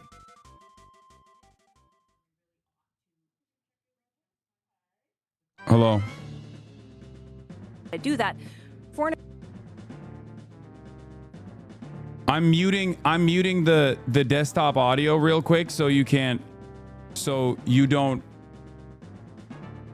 I'm muting the desktop audio. I'm muting them so that you don't hear them. Şu anda konuşamam. Canadian broadcast ile konuşuyorum. Ne var? Yok, aç kapıyı Alkay'ı ne olur.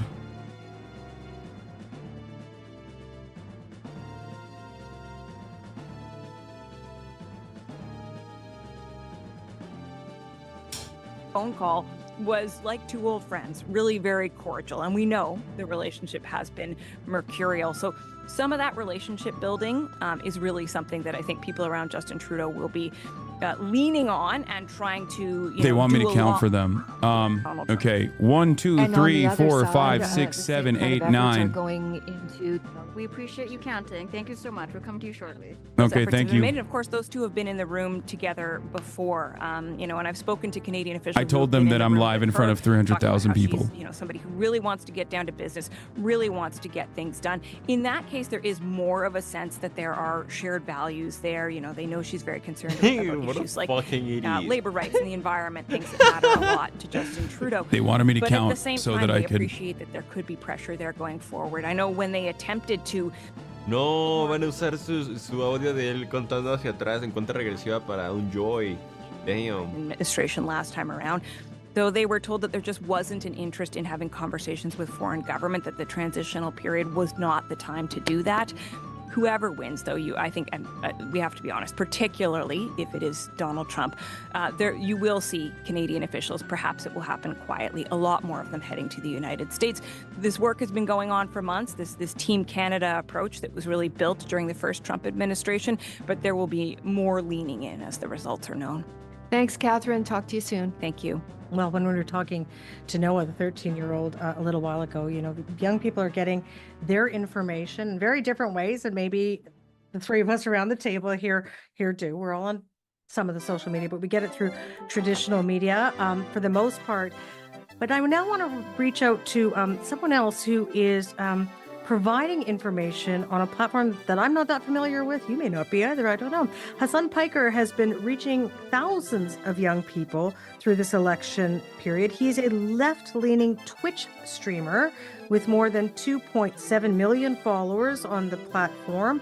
Hassan, I think that 300,000 people are with you now. Is that right? That's right. There's currently 300,000 people watching the live stream and listening to CBC Radio Election Night. Well, hello to all of you. Glad to have you with us, and you as well. Hassan, it's a broad group of people, but what are you and your followers watching most closely tonight? I am locked in on the blue wall, specifically Pennsylvania, Michigan, and Wisconsin tonight. That is what I've been paying close attention to this entire time. I think the race is going to hinge on that. For the Canadians out there who don't know, we have a very weird system called the Electoral College. It's quite undemocratic, as a matter of fact. And these are the three states that Kamala Harris must win in order to secure a victory in the general election. She has to win these states to go over the 270 barrier. You are reaching tens of thousands of young people. So a lot of Gen Z, or Gen Z as we say up here in Canada, Gen Alpha. These are groups that politicians of all stripes are trying to get to listen to them, trying to reach. What do you think politicians are missing in their efforts to reach young people? I think politicians everywhere, specifically in the Western world, are not really addressing a lot of the material inequalities and the harms that the younger generations are facing. I think that I speak for a lot of people when I say that if you're under the age of 35, the likelihood that you will retire at a reasonable age has become basically a dream. It's not going to happen. The likelihood that you'll ever own a home is seemingly also impossible. And I think that there's a major crisis there that no one seems to want to address. So in the absence of that, I think a lot of reactionary sentiment reaches to these vulnerable young men in particular and causes them to choose a right-wing slant. And we're kind of seeing that right now in at least the exit polls coming out of Michigan, where the majority of the young male voters in the state of Michigan are saying that they're actually in favor of Donald Trump in the 18 to 35 demographic. This is really dangerous for the future of not only this country, but for most other countries as well. And Hassan, I introduced you as a left-leaning Twitch streamer, so I only say that because I want to ask you this question: is what are the issues, the people you're hearing from on your stream? What are the issues that they care a lot about? Yeah. Can you hear me well? By the way, I might have changed my microphone. I can. I think you just switched over microphones. You sound great. I did. Okay. So, the question was, what are the issues that what are you young hearing people from the people who follow you in terms of issues that they care about? I would say that obviously abortion rights are a major problem here in the country. Our Supreme Court overturned Roe v. Wade and abortion protections that we all took for granted. And beyond that, I think another very important issue is America's foreign policy, specifically as it pertains to Israel and Palestine. A lot of young people do care about that quite a bit. But outside of that, in terms of domestic issues, I think that healthcare is a major problem here in this country. Young people face the exact same problems that older generations face.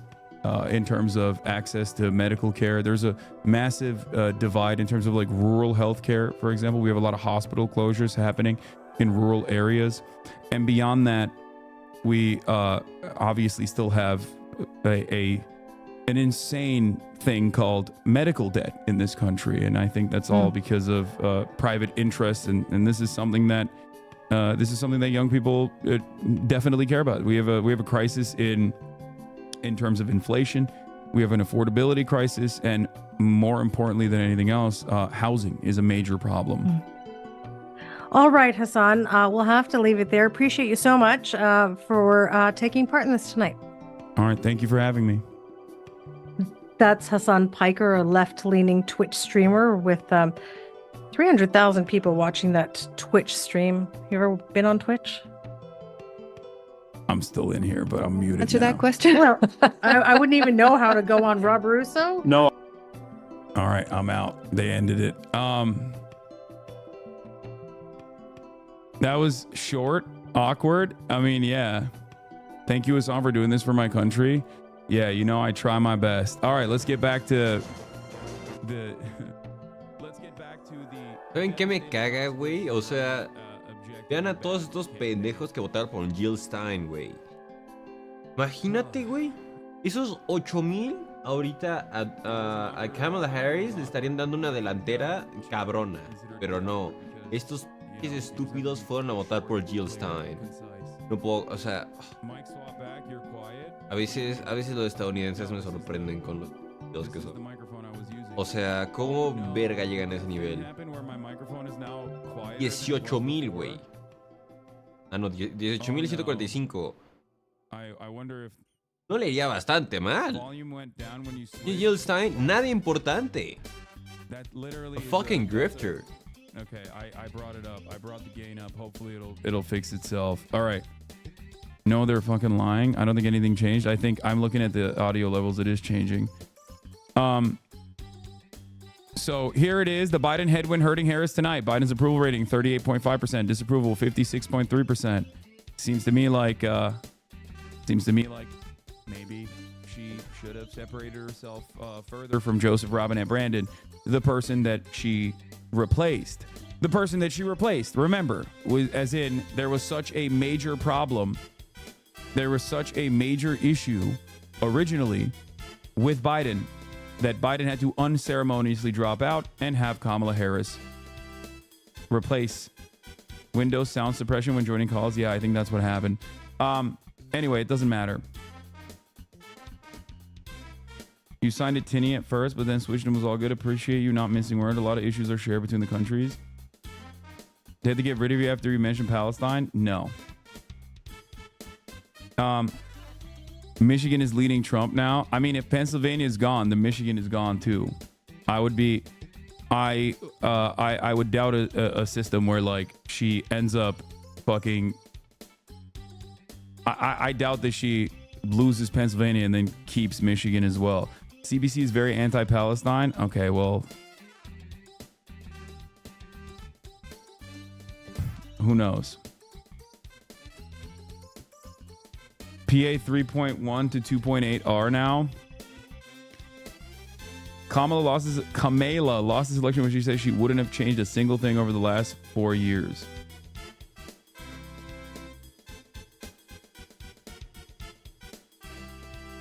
Georgia called for Trump. Decision Desk is projecting a Donald J. Trump victory in Georgia. Uso Firefox, ¿por qué? Georgia had 3 million early votes. I expect to flip. I don't know about that. All right, let's do it. Let's bring him.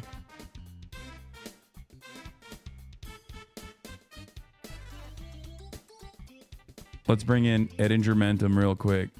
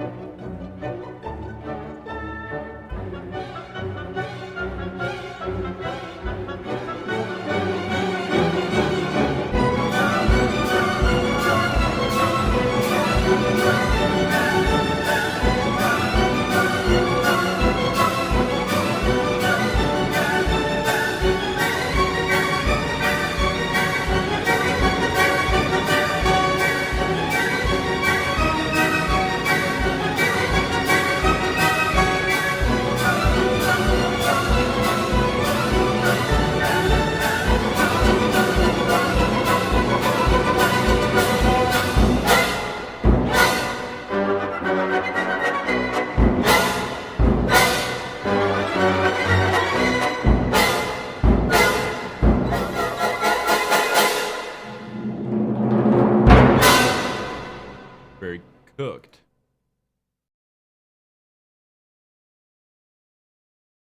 In the world of 2022, I believe in the world where Americans, with given a generic Democrat, would choose them over Trump. We've seen that time and time again.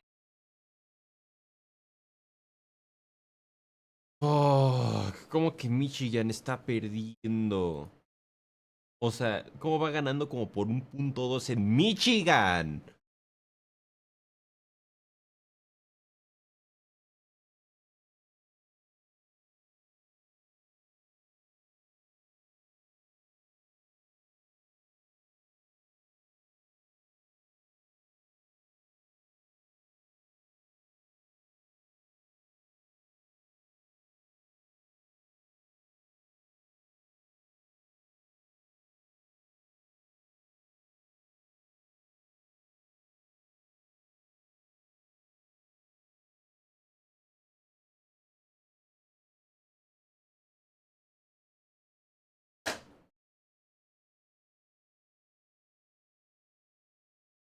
Of every single Democrat who was around from the Kennedy era, they were every single president since 2004, when Bush barely won after 9/11, ran on an anti-interventionist platform. Obama ran out of pulling out of wars. Donald Obama Trump in 2012 ran out of not going to war with Russia. Donald Trump literally in 2016. Donald Trump in 2016 ran to the fucking left of Hillary Clinton, presenting himself as a peaceful dove to the Hillary Clinton's warmongering ways. This was massively beneficial in making him look like a moderate. Yes. He was seen as a moderate. He was widely seen as a moderate. And the reason why Democrats came back in 2018, 2020, 2022, winning nearly every single state that matters, often by landslide margins, between 2016 and 2024, Democrats had not lost a meaningful statewide race in Pennsylvania. They had not lost a single statewide race in Michigan. They had not lost practically any meaningful statewide races in Wisconsin besides 2022 when an incumbent, Ron Johnson, barely won against a leftist, Mandela Barnes. They won both Senate seats in Georgia. They won the governor's race in North Carolina. They won both Senate seats in Arizona, both Senate seats in Nevada, the governor's race in Arizona. Their mainstream liberalism is a formula that wins when you run somebody who is seen as capable and competent. Americans don't want Trumpism. They rejected Trumpism for nearly a decade straight. But you can't beat Trumpism when you try to force these hated D.C. Washington swamp psychos with negative 20 favorable and approval ratings down their throats because it's what you want. Because it's what they want. They want this center-right, Dick Cheney, Liz Cheney foreign policy. They want these wars overseas. They want this support for Israel. They want endless war everywhere. They want these endless commitments. They want American hegemony as the sole purpose of the American state. It's an ideology that has been rejected time and time and time again. And they can't get over it. And they're throwing us all off into the fucking abyss because they can't get over it. They need to grow up. They need to be rooted out, root and stem. That is our project. If she can't pull out a fucking miracle in these 3 Midwestern states off of abortion, if she can't pull a rabbit out of a goddamn hat, our project for the next 4 years is making it clear that the centrists were the ones who failed us. We gave them the ball. We gave them the ball in 2020. They promised they could be electable. They barely beat Trump. They came into office with massive public support after January 6th, and they failed time and time and time again. They ran an 80-year-old man for re-election. A hated 80-year-old man. They credited a midterm victory that was so clearly the result of people running away from Biden. Not a single person in the Democratic Party in 2022 ran on the Joe Biden platform. Everybody from Raphael Warnock to Gretchen Whitmer to John Fetterman did not run with Joe Biden. They didn't even say they supported him for re-election, and they won because people saw them as different. And then you run the person who they see as a failure, you're going to fail. Yeah, there was no constituency, and not only was there never really a constituency, it was like a purely ideological grift from the Democratic Party. They just...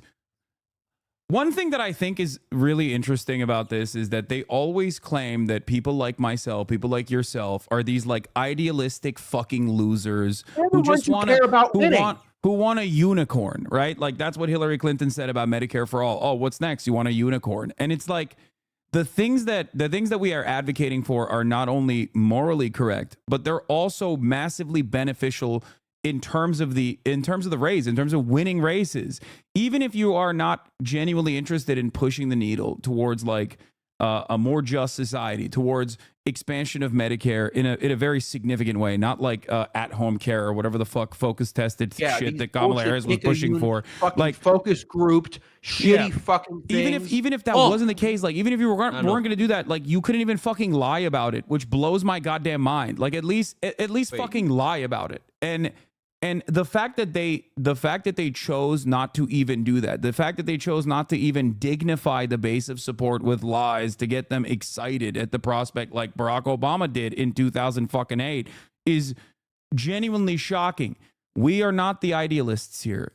We are the pragmatists. Centrists, yes, we are pragmatic. They are the fucking idealists. They are the ideologues. They are the people doing what they accuse the left of, where they prioritize their bullshit ideological crusades over pragmatic winning and stopping fascism. These people prioritized their stupid fucking neocon bullshit over actually doing what needed to be done. Yeah, they prioritized it at every fucking turn. We also have some more damning news from David Day, and House is starting to slip away from the Dems. This result in what was considered a safe seat in Illinois is the big shocker so far, with Joshua Lloyd with 72% of the votes in. The Republican candidate is clobbering Nikki Budzinski. Yeah, even the hope that existed under Biden that there would be some degree of separation between a generic liberal, someone like Bob Casey or Tammy Baldwin or any of these House members who won in 2022, they would be like separated from the Biden administration, something that made sense in theory, did not work in this high turnout electorate. When you have these low information voters, these low engagement voters, the kinds of voters who only show up every 4 years for presidential races and don't show up in special elections and runoffs and all these other races, when you have these voters showing up here, they just see the Democrat on the ticket as one and the same with his administration that they despise. Yeah, but listen, you want to know what the silver lining in all of this is? Kamala Harris wanted to appoint a Republican to her cabinet, and honestly, now it's going to be all Republicans, and it seems like Democrats love that shit. So yeah, they'll be fine. You're happy. You wanted Liz Cheney running the CIA. You're going to get more than enough of that. Yeah. The thing is with this, after 2016 was a legitimate upset. 2016 was something. Quiero creer. Quiero creer. Ah, no, espera, no, sí.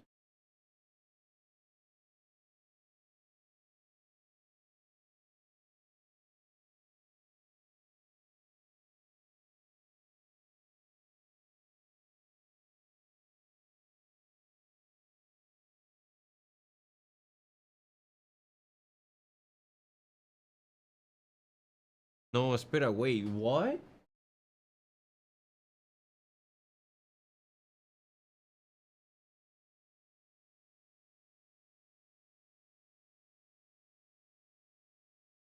Fuck. God damn it.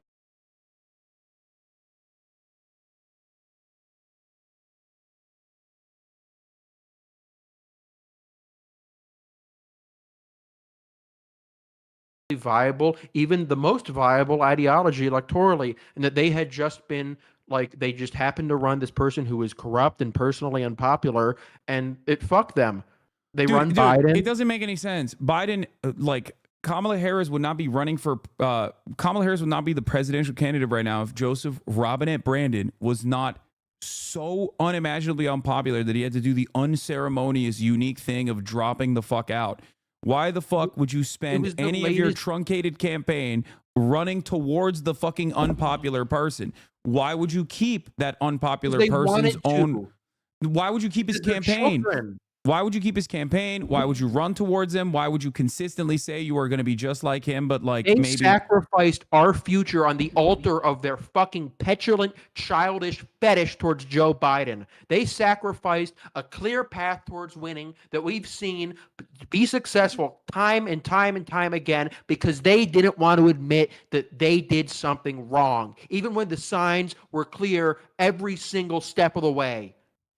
They were children. They were childish. They chose their feelings over what could have been done to easily be successful. People don't like Donald Trump. They've never liked Donald Trump. There's not been a single moment of this man's career that he has ever had personal positive favorability. That has never been the case for any national politician of his length of his career before. But he's probably going to be a two-term president because they insist on their fucking ideological centrist bullshit.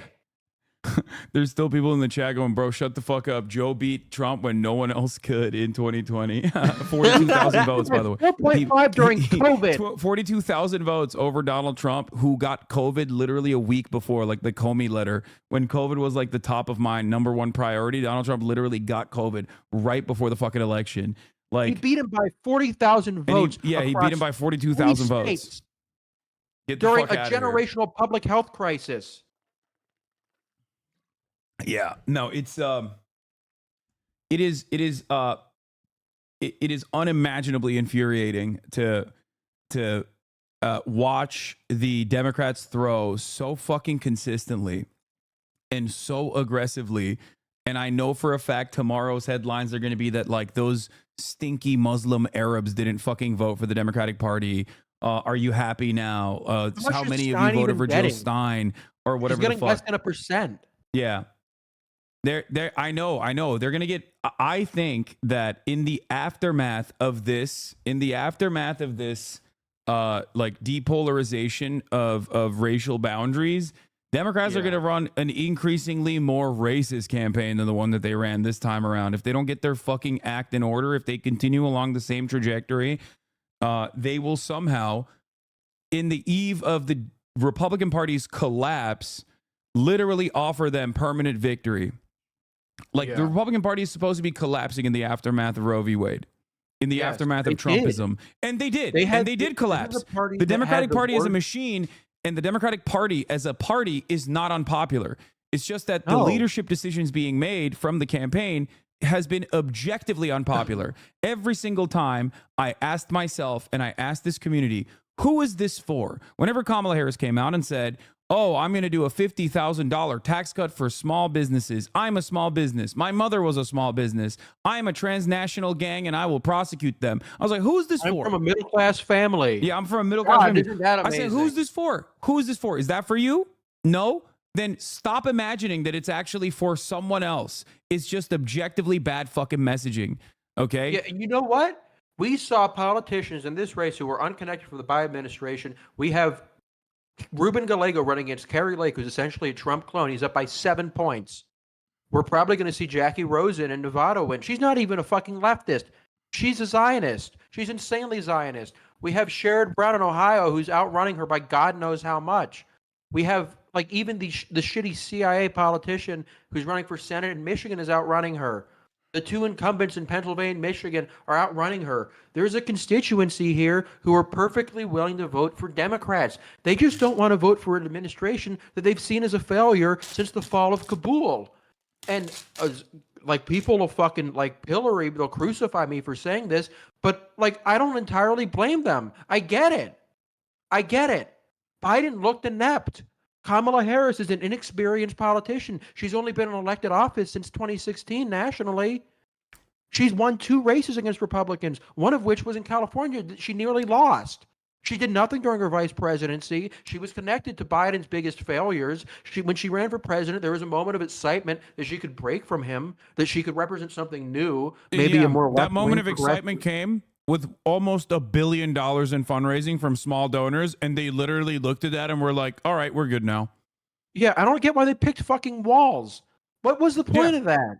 Why'd you do that? Exactly. Remember when the vice presidential debate was happening, or even leading up to that, when they objectively moved to a attack to the center, attack to the right strategy, as they always do. Yeah. I said, why the fuck didn't you pick Josh Shapiro? He would have been better. He would have been better than Tim Walz. If you were going to go to the center, then yeah, go with the conservative governor from the state of Pennsylvania. You get a 2-point bump regardless, because he's the governor of the fucking state that you have to win. And on top of that, consistent. He loves Israel. He was a former IDF member. He loves charter schools. Yeah. He's not like, he doesn't have any. More importantly, he would have been a better communicator. He could have done the fucking Barack Obama thing that he does all the time. And he would have been a better communicator of, like, the tepid neoliberalism of Kamala Harris. Yeah. I don't know why they went with Tim Walz, who, like, a progressive. It doesn't make any sense. Yes, of course I said Walz was good. Chatters, you're not understanding what I'm saying. Walz is a fucking gem. Are you stupid? Tim Walz, if he was at the top of the ticket right now, this would not even be a conversation that we're having. Tim Walz is a gem. He was the sole candidate in this entire race who had positive personal favorables. Yeah. They wasted it. They wasted his opportunity. They literally turned around and backpocketed him. And they forced him to fucking repeat talking points that were coming from the top of the ticket. And yeah, I said it time and time again. Tim Walz, when he talks about, like, giving people healthcare, when he talks about housing, you can see how hard he pops off. When he talks about, like, you know, Israel's first strike policy against Iran, he's like, he sounds like a fucking asshole in a suit, just like everyone else. Josh Shapiro, at least, would have been a more charismatic facilitator of that kind of thing. Yeah. He literally would have done a better job than Tim Walz to be like, yeah, I would love to fucking nuke Iran, or I would love to have a muscular border policy. Tim Walz sucked at that. I wouldn't, like, yeah, like, I'm not too fucking proud. I'm not going to say some bullshit like you have to run a fucking socialist in every election to win. You just have to run somebody who looks competent. Josh Shapiro won in Pennsylvania against a Trump toady by 15 points. This isn't complicated. We don't need like some fucking magic sauce. We just need somebody who's capable of like looking like they can govern the country. Not this fucking old man, 81-year-old failure who's been in Washington since the Nixon administration, not his unqualified running mate who's done nothing and nobody knows and refused to make a clear profile for herself. I don't care about that. Like Kamala Harris being a blank slate is not necessarily an issue when generic Democrats were like outperforming Joe Biden by 28 points. Kamala Harris is the generic Democrat. The problem is, but as a generic Democrat, she had a fucking blank slate. She had a blank slate, and instead of instead of messaging specifically to specifically communicating a direct fissure between her and the administration that she was a part of, whether it be on Gaza or even on immigration, or even like expanding on the former accomplishments of the prior administration and saying we've done a lot, but we have so much more to do, and this is what I'm going to do, and talk about like expanding fucking Medicare or something. Medicare for all. I think she endorsed. I know. Medicare for all would have been an absolute banger. She wouldn't have looked like a fucking flip-flopper from 2019 when everyone was trying to be woke and radical and progressive instead of running away from all of those messages. But even if she's not going to do that, at least say at least do the Sherrod Brown thing. Say you're going to lower the Medicare age to 55. That's radical enough for a lot of Americans to fucking get mad at you. But enough of a difference. It's a meaningful enough difference from your shitty policy, your shitty administration. It's so frustrating because I would love to say that this is because they weren't left-wing enough. I would love to say they just have to endorse all of my own personal policies. They just have to back what I like and what I personally back, and they'd be A-okay.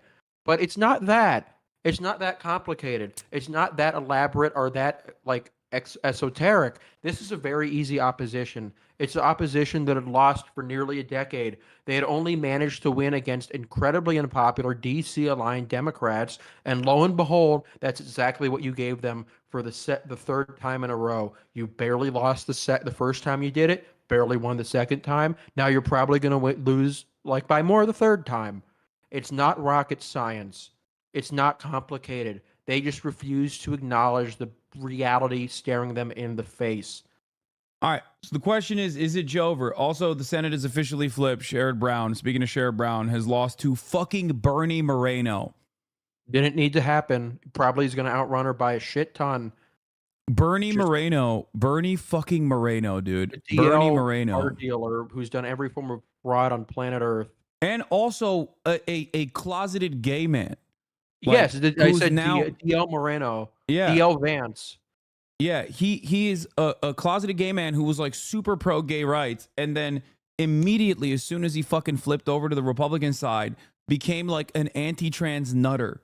Okay, straight up, like there is mountains of opposition research on this motherfucker, and he wasn't even like the best slated to win this seat from the Ohio primaries. They just He was the worst performing candidate in the Ohio primaries. He was losing the entire way through. He was losing when Biden was in the race. I mean, like, certainly the polling was probably wrong there. It was probably the case that the polls were only reaching a group of voters who were more likely to be ticket splitters, and they missed the low information voters who only turn out during presidential races, who only vote party line. That was what happened in 2020 to a degree, although it didn't cost them everything. It very nearly did.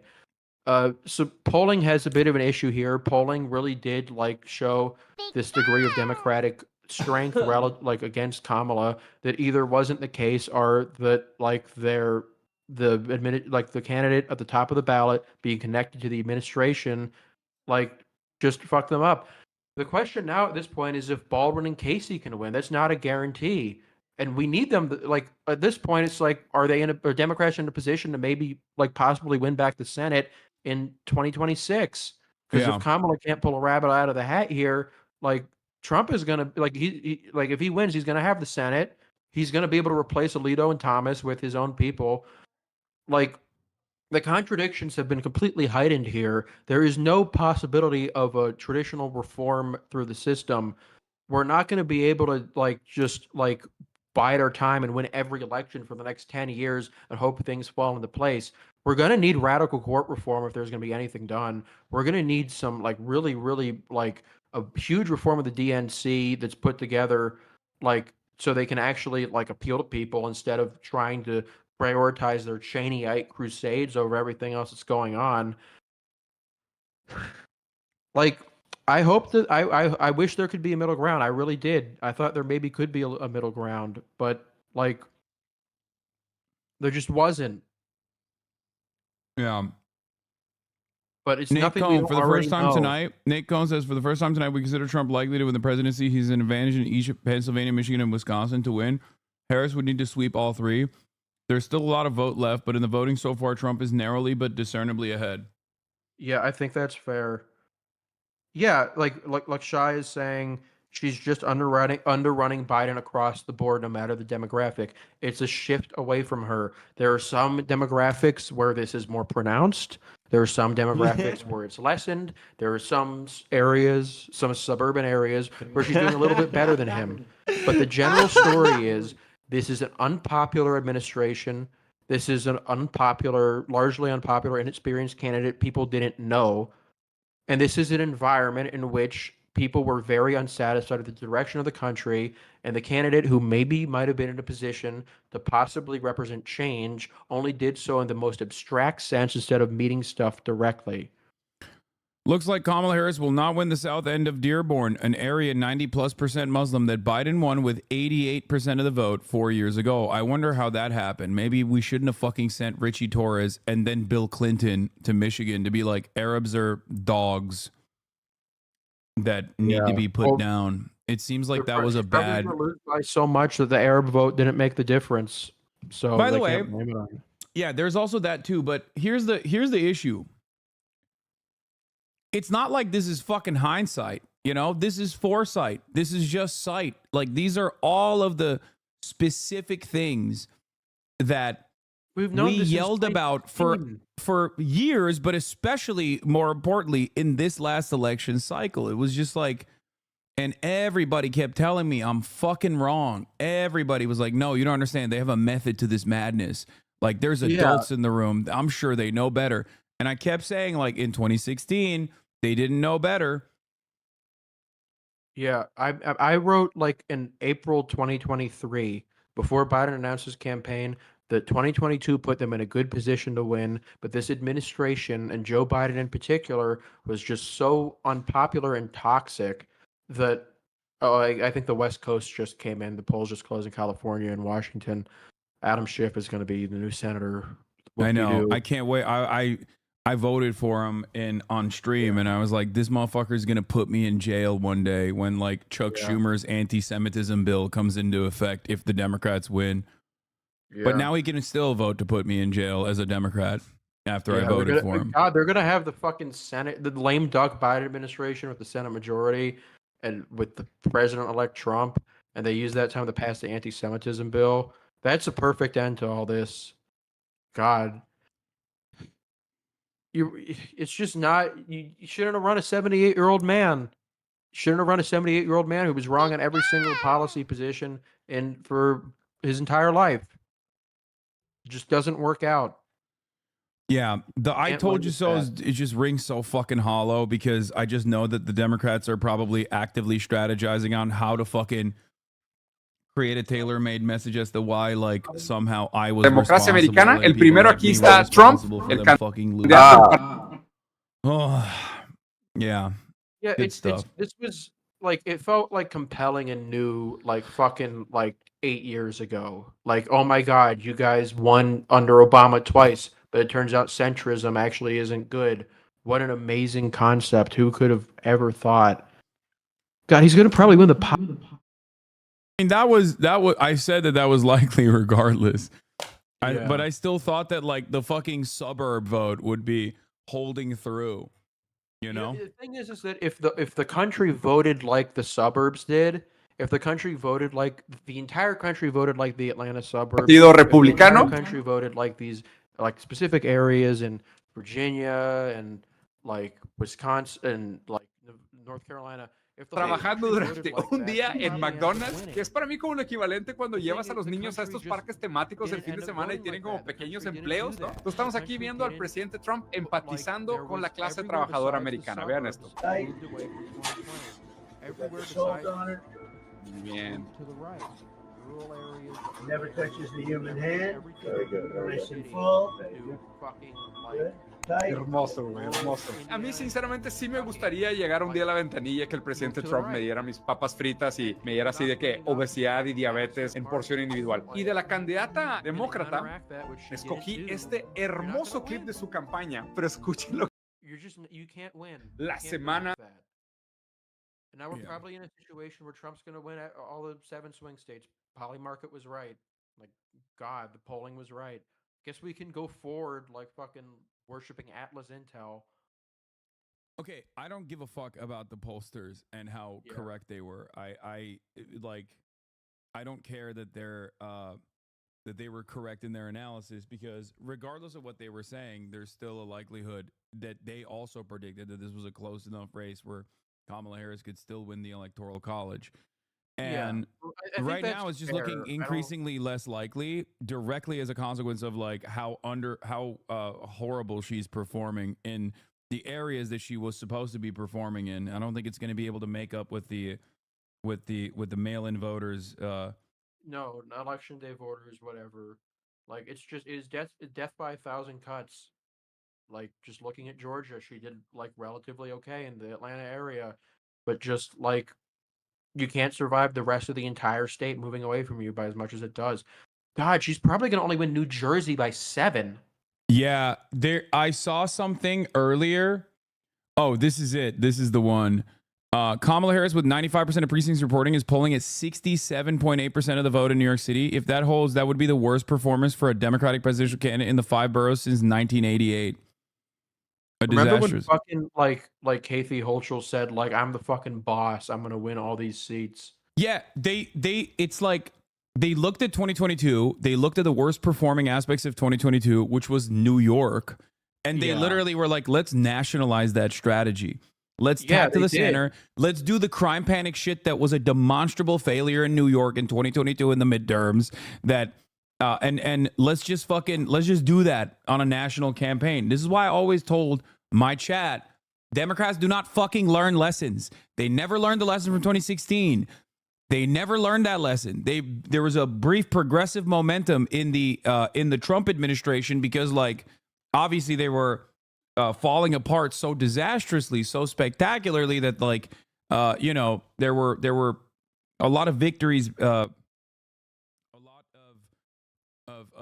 Races that were secured by like the Justice Democrats or groups like that, but ultimately this was very closely resembling a 2016 run in many respects, with not as unpopular candidate with Kamala Harris. Like, at least she didn't have. You talked about Hillary Clinton's like electoral successes, but like at least she didn't have conspiracy theories and all of the other shit, all the other undesirable shit that was associated with the Clintons in general, or even NAFTA, right? Like, she didn't have any of that baggage.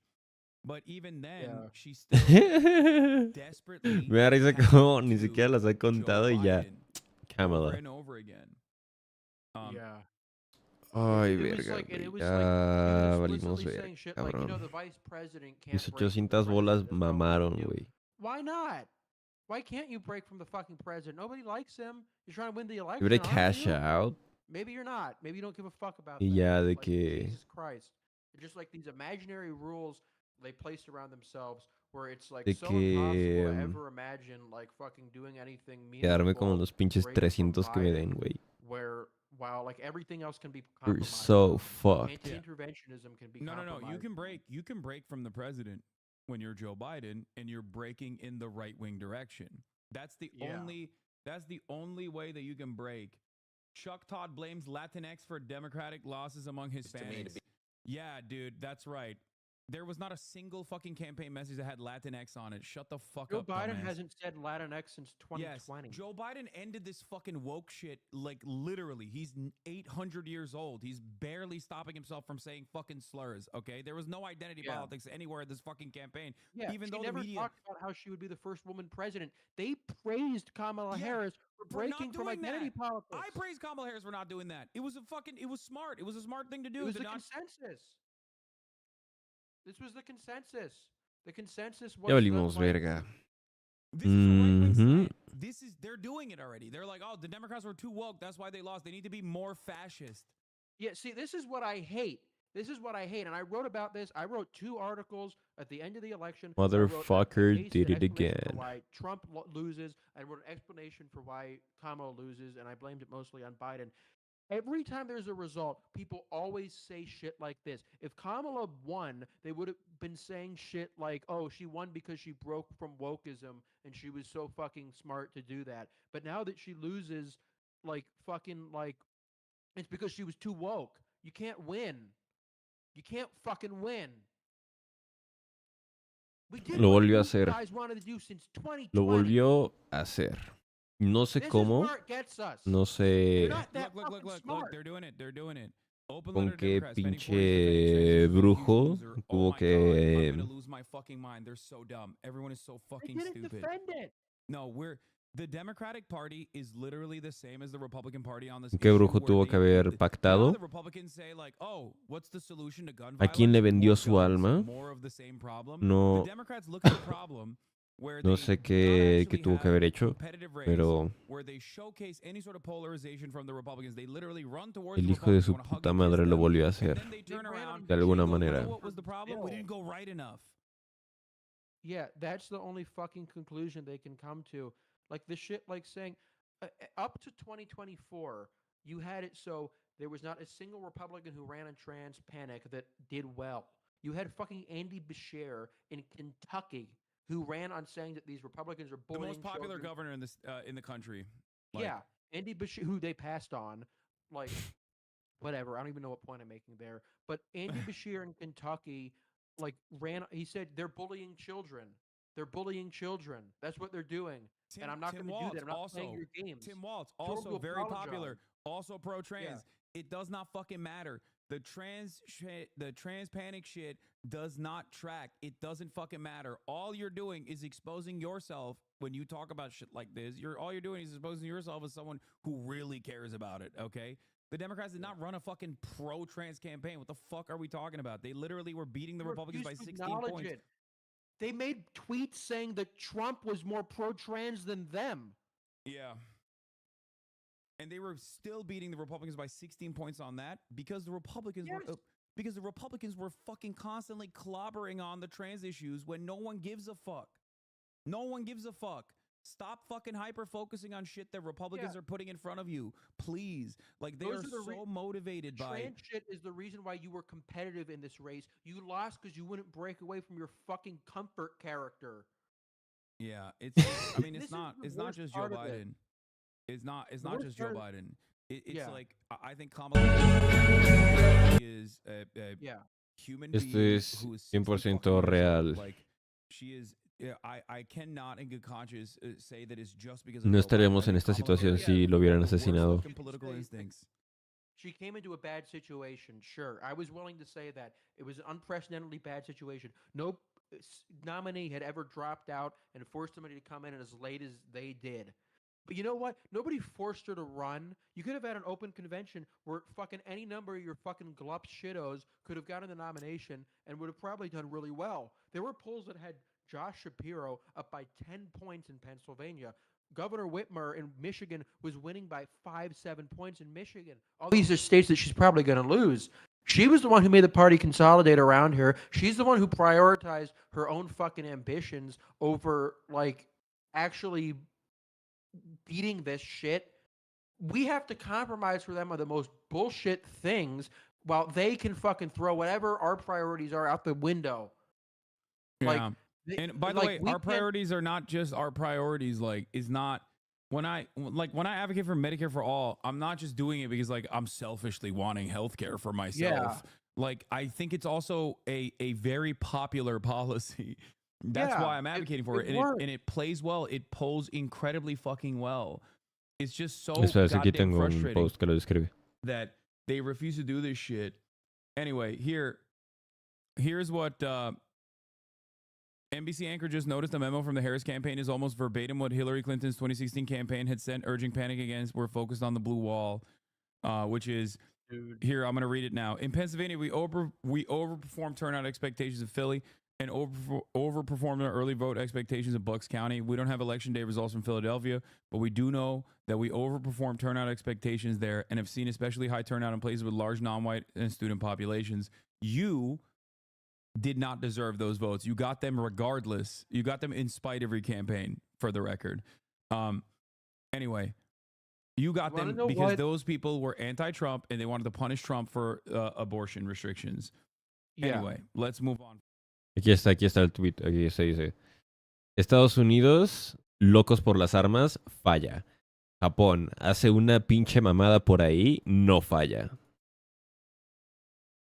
¿Cómo? No sé, pero ajá.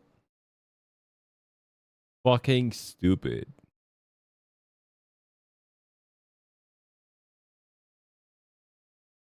Real. How the fuck?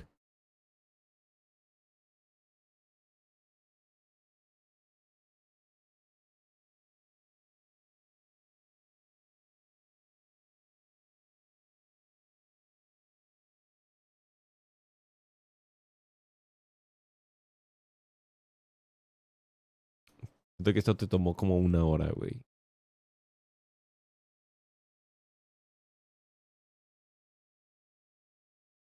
With 60 seats. Democrat, then 2022 happens. He's proven completely wrong. Democrats gain seats. They lose only one swing state and by a narrow margin. But instead of throwing this guy out for getting practically everything wrong his entire career, writing shit that is used as a justification for every single anti-trans bill that is passed in the United States, being ostensibly cited by the American Principles Project, which were the people that pushed the anti-trans panic for years, they put him in charge of the largest super PAC in the United States. He was the person who was running this campaign. This is his fault. He is who was too clever by half and threw us all in the fucking abyss because they cared more about being center-right than winning. They would rather have a right-wing Democratic Party than a Democratic Party in power.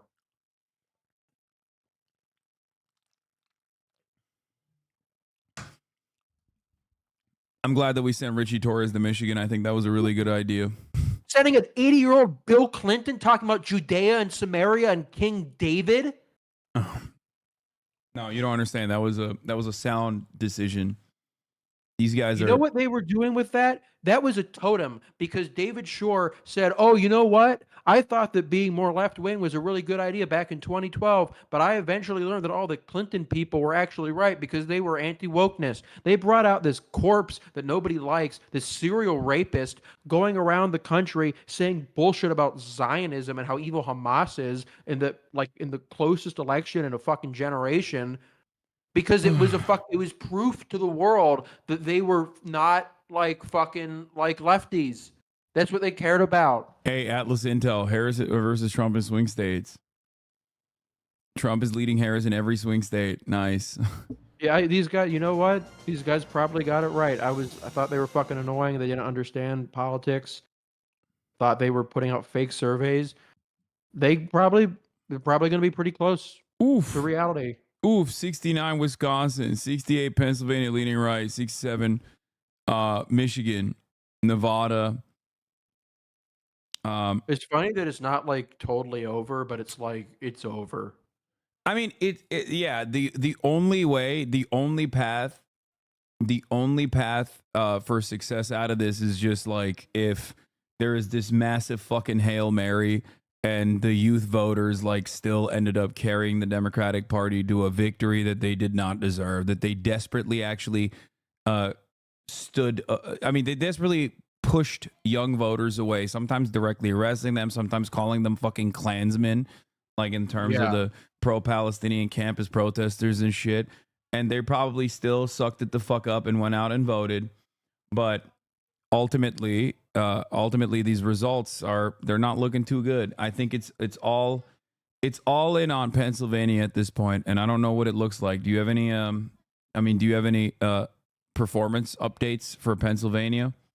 I mean, I don't know. I mean, the Times has all those states, like you said, it's 65, 70% Trump. I think Pennsylvania just kind of fell back in the toss-up status. I mean, like, I guess maybe if like the final votes here are like really, really, really good for her, like beyond anything we've really seen anywhere else, maybe these could break her way. But like, it's like Forecaster Enton in Pennsylvania now, there are 23 counties where 95 plus of the vote is in. Trump needs to do 1.2 points better than last time around to win statewide. In the counties where 95% of the vote is in, he's doing 2.5 points better than his 2020 total. Yeah, it's not like it's super impressive. He just is just you had in 2020, you had an unpopular Trump who was seen as running an administration who was a failure, against a Democrat who was largely liked. The Democrat who was largely liked barely wins. And like now you're at the point like you have that Democrat is wildly unpopular, governs over years and years of like economic depression. And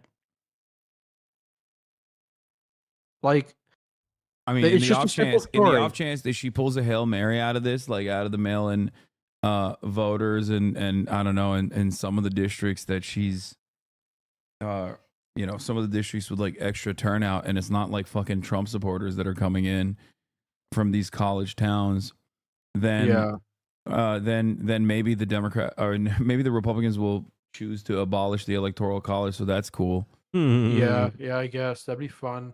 Yeah, literally, if the Democrats win the Electoral College and lose a popular vote, as I said could likely happen, that'd be awesome. I think the Republicans will try to abolish it, which will be cool.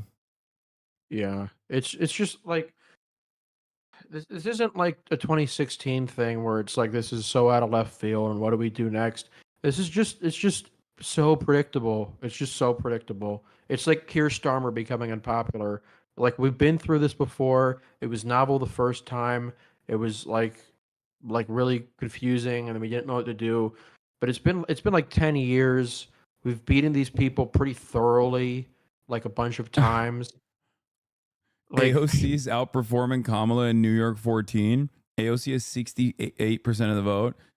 Kamala Harris has 65% of the vote. God.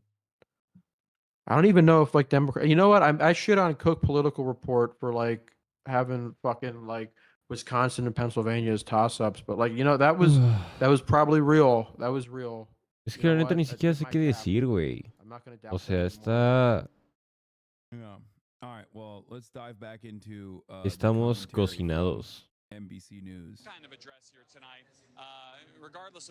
Realmente no hay mucho que decir aparte de tenía una mejor idea de qué iba a pasar, pero pues ya that they're coming up. Like, I feel like I'm way more upset about the Democratic Party's performance They're than fucked. fucking NBC News is. I don't know what the hell's going on there. Yeah, well, I always defer to the Pod Save America guys. If they want to go, you'll let me know when they're ready. But we are waiting to hear, of course, from Kamala Harris at some point over the course of this evening. No indication when that would happen. Some early indications it might happen in the course of this hour. No confirmation on that at this time. We'll keep you posted as we know. I will tell you, though, in the course of the last 15 minutes, NBC News did obtain a memo that was sent out by the chair of the Harris campaign, Jen O'Malley Dillon, the woman who orchestrated Joe Biden's victory in 2020. This was sent to staff, and it gives you a sense of where they are heading into this evening. They expect nothing will be determined until late into the night, and certainly they say they're going to be at this again tomorrow. But as she notes in this memo again, she says that they have always said that the clearest path to 270 electoral votes lies through the blue wall states. And here's what she says specifically about Pennsylvania. She says that we overperformed turnout expectations in Philadelphia and overperformed in our early vote expectations in Bucks County, one of those key collar counties, those key suburbs of Philadelphia. She says we don't have election day results from Philadelphia, but we do know that we overperformed turnout expectations there and have seen especially high turnout in places with non-white and student populations. One thing they're keeping a close eye on right now. About Michigan particularly, they say the city of Detroit won't be reporting out until roughly midnight, but that they have seen strong turnout from early vote and election day voting in other parts of the state. And finally, in Wisconsin, where they're keeping a close eye on that blue wall, that they do not expect complete results from Wisconsin until tomorrow morning between 3 a.m. and 5 a.m. But the biggest takeaway perhaps from this memo is the sense that it appears that they are leaning heavily into the blue wall, which started and may be ending as their best path to victory here, in spite of some numbers that show they still have some ground to make up. There's still a lot of data out there, and that's where, at least according to her memo, which effectively said goodbye to the staff for the night, said we'll do it again late into the night and start again strong in the morning. That's where they are as this night heads toward midnight.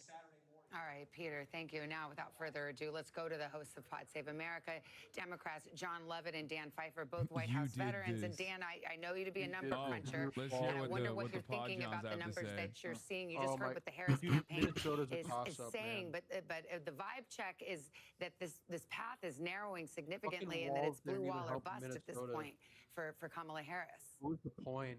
Yeah, that seems right. And you look at the numbers, it's very clear that Trump is overperforming in rural counties, and Harris is overperforming in suburban counties. And what is going to maybe the deciding factor here is primarily going to be what is the turnout and the vote margins coming out of Milwaukee, Philadelphia, and Detroit. And if they are what we think they are, then she has a very clear, albeit narrow, but clear path to be the next president of the United States.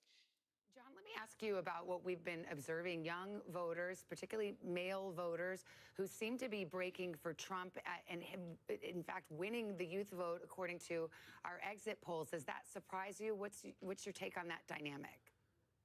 That would be surprising. I think that's another reason to drink. But I do think that I think drinking it's alone, pretty John. Early.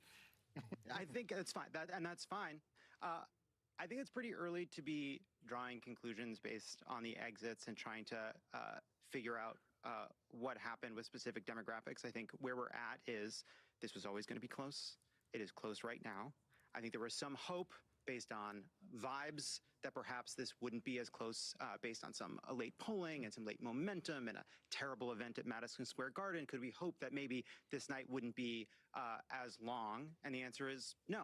The polls largely were showing a very tight race, and that's what we're kind of living through. Dan, do you think it will ultimately come down to Pennsylvania? I mean, that certainly has been what's been telegraphed for all of these months. It is the essential state, because if Georgia and North Carolina, she does not win, and there's still a lot of outstanding vote in Georgia. It's once again a narrow path. But if those do not end up in her column, there is no math without Pennsylvania. You can replace Wisconsin with Arizona. You can replace Michigan with Arizona and Wisconsin, but you need Pennsylvania, and so it will come down to Pennsylvania. All right, Dan Pfeiffer, John Lovett, thanks for your time. We'll talk to you soon. Thank you. And we have another call to make. I believe we're going to get a state of Washington presidential call. Let's see where we are. NBC News now projecting that Kamala Harris will win the 12 electoral votes in the state of Washington. Here's how it breaks down right now. A difference of about 473,000 votes. In the road to 270, that leaves Harris with 165, 214. I stand by this. And it's going to come across as silly when I say this, but she should have 100% at least sent Tim Walz on Joe Rogan if she wasn't going to go on Joe Rogan. Sarah Fagan, a former aide to George W. Bush. Mike, first of all, give me your thoughts here. We've had no calls in battleground states so far. Is this a matter of viewing pieces through a microscope right now to try to understand where this is going? Well, it sounds that way from the Harris campaign, but I want to stick with the vibe comment that John Lovett just made, because I really do think that what we're seeing now is this coming to fruition, this vibe versus issues election that we've had.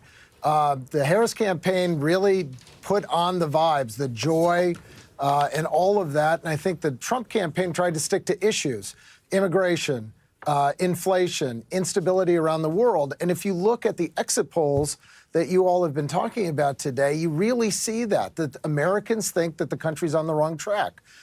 We think the economy, we were better off 4 years ago than we are today.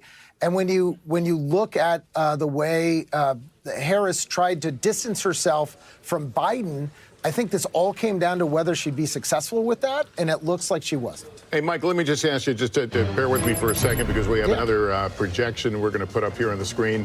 And this is the state of Connecticut. NBC News projecting that Kamala Harris will win in Connecticut when all the votes are counted. 7 electoral votes. There's the breakdown right now. We're about back, a 10-point difference between the two of them. And here's where it takes us, the road to 270. Donald Trump standing at 214. She only has like Harris 100 more now with fucking votes to make up. 172 electoral votes. We'll get back to our conversation. Sarah, let me turn to you. You've heard a little bit about this memo now with this campaign memo. What do you make of it? Well, I think it's a campaign doing what it can to try to keep hope alive. You know, look, I don't see any good news for Democrats in these results.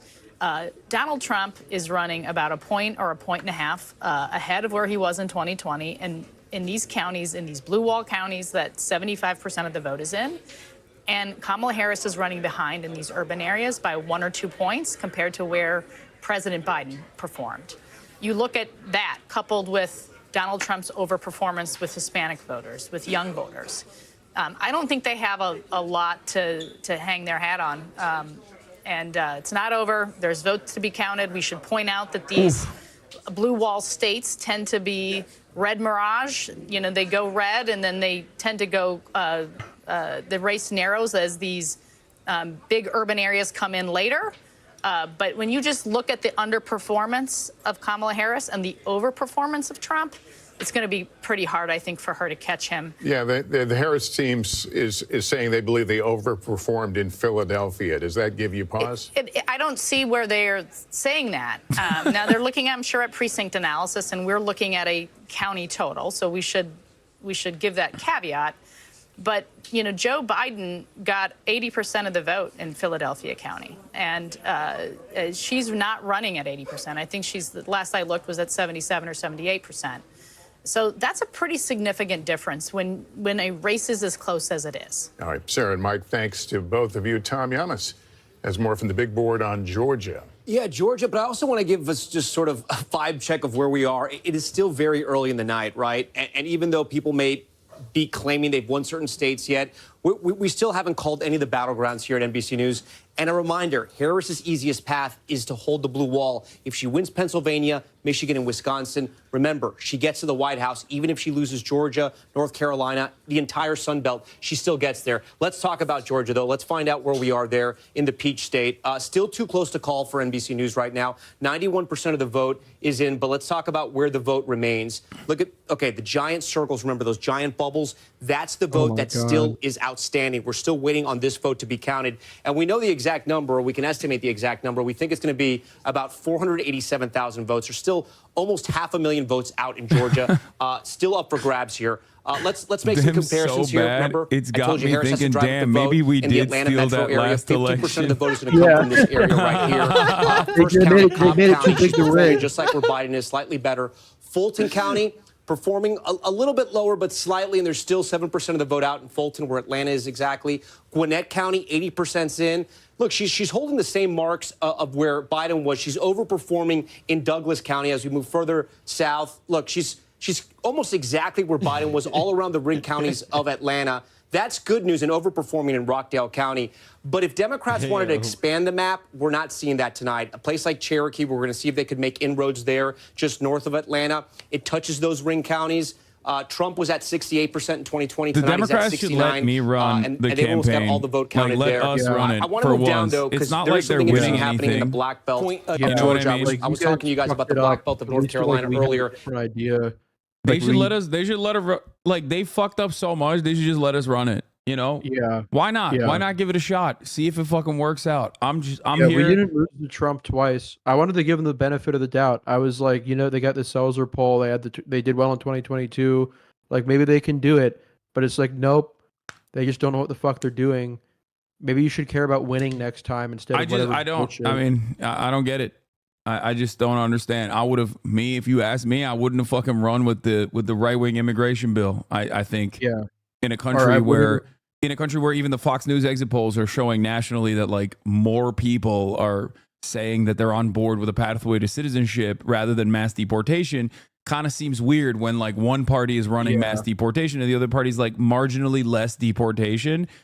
Kind of seems like there isn't, there's like a underrepresented aspect there that they could have maybe taken advantage of, It just didn't none of what they did made sense logically. It's like if the question is if the question is here that you suddenly back this restrictionist policy, why didn't you do it? Like it was legitimately a good question. Why didn't they do it like during their first 3 years in power? What were they doing? Like what were they trying to accomplish?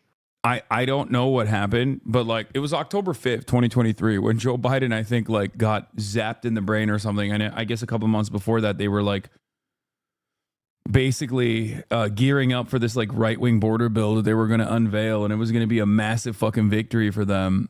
And their whole, you fake fucking leftists are why the Gaza genocide will be fully completed. Brother, don't act like you care about Gaza. He's winning every swing. Look at this fucking idiot.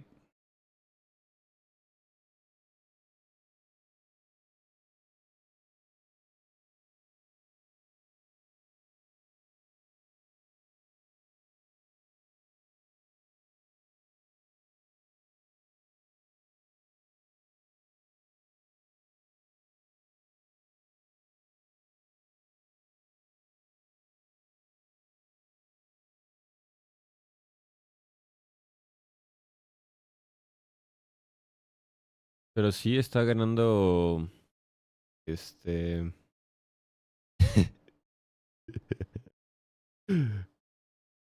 Robinette Biden. No, Joseph Robinette.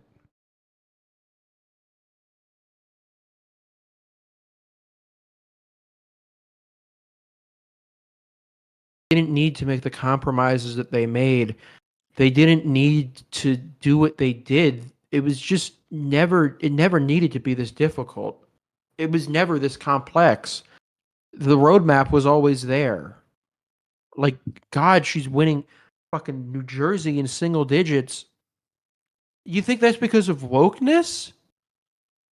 People don't understand. I need you guys who are watching to understand something, okay? We're not over here gloating because the Democrats are fucking losing. Like, oh, we wanted them to lose. We're saying that, like, if the Democrats implemented a better turnout strategy than this, like, demonstrable fucking failure, it would have been probably a better safeguard against growing fascism in this country. Or just had, like, a coherent understanding of what they were even trying to do or accomplish. Just any kind of like vision for what they were doing other than just staying in power, prioritizing something above just like this neocon fantasy that they've become obsessed with. This is just not what anybody was asking for. It's like the centrist parody of like a Bernie Sanders administration where he lets Republicans win because he's not willing to give up on Medicare for all. They did that, but look at this. Michigan exit poll showing Trump Latino support at 60% to Harris 35%. This fucking anti-Trump account literally says send them back. Dude. It's happening. It's happening. Liberals are going to start being insanely racist. You're probably a terrorist. That's an interesting take. Why probably? Like if you like I like that you're not saying I'm definitely a terrorist. You're like you're probably a terrorist. That's cool. Sorry. All right. Anyway. Yeah, he gave you some wiggle room. Yeah, he was like, I'm not fully invested in the fact that you're a terrorist, but you probably are one. Mm-hmm. Just saw Democratic political strategists blame the fact that black voters in Wisconsin are breaking for Trump on illiteracy. If Trump does end up getting anything close to the share of black voters that polls predicted, libs are about to get real racist real quick. Ditto for Arabs.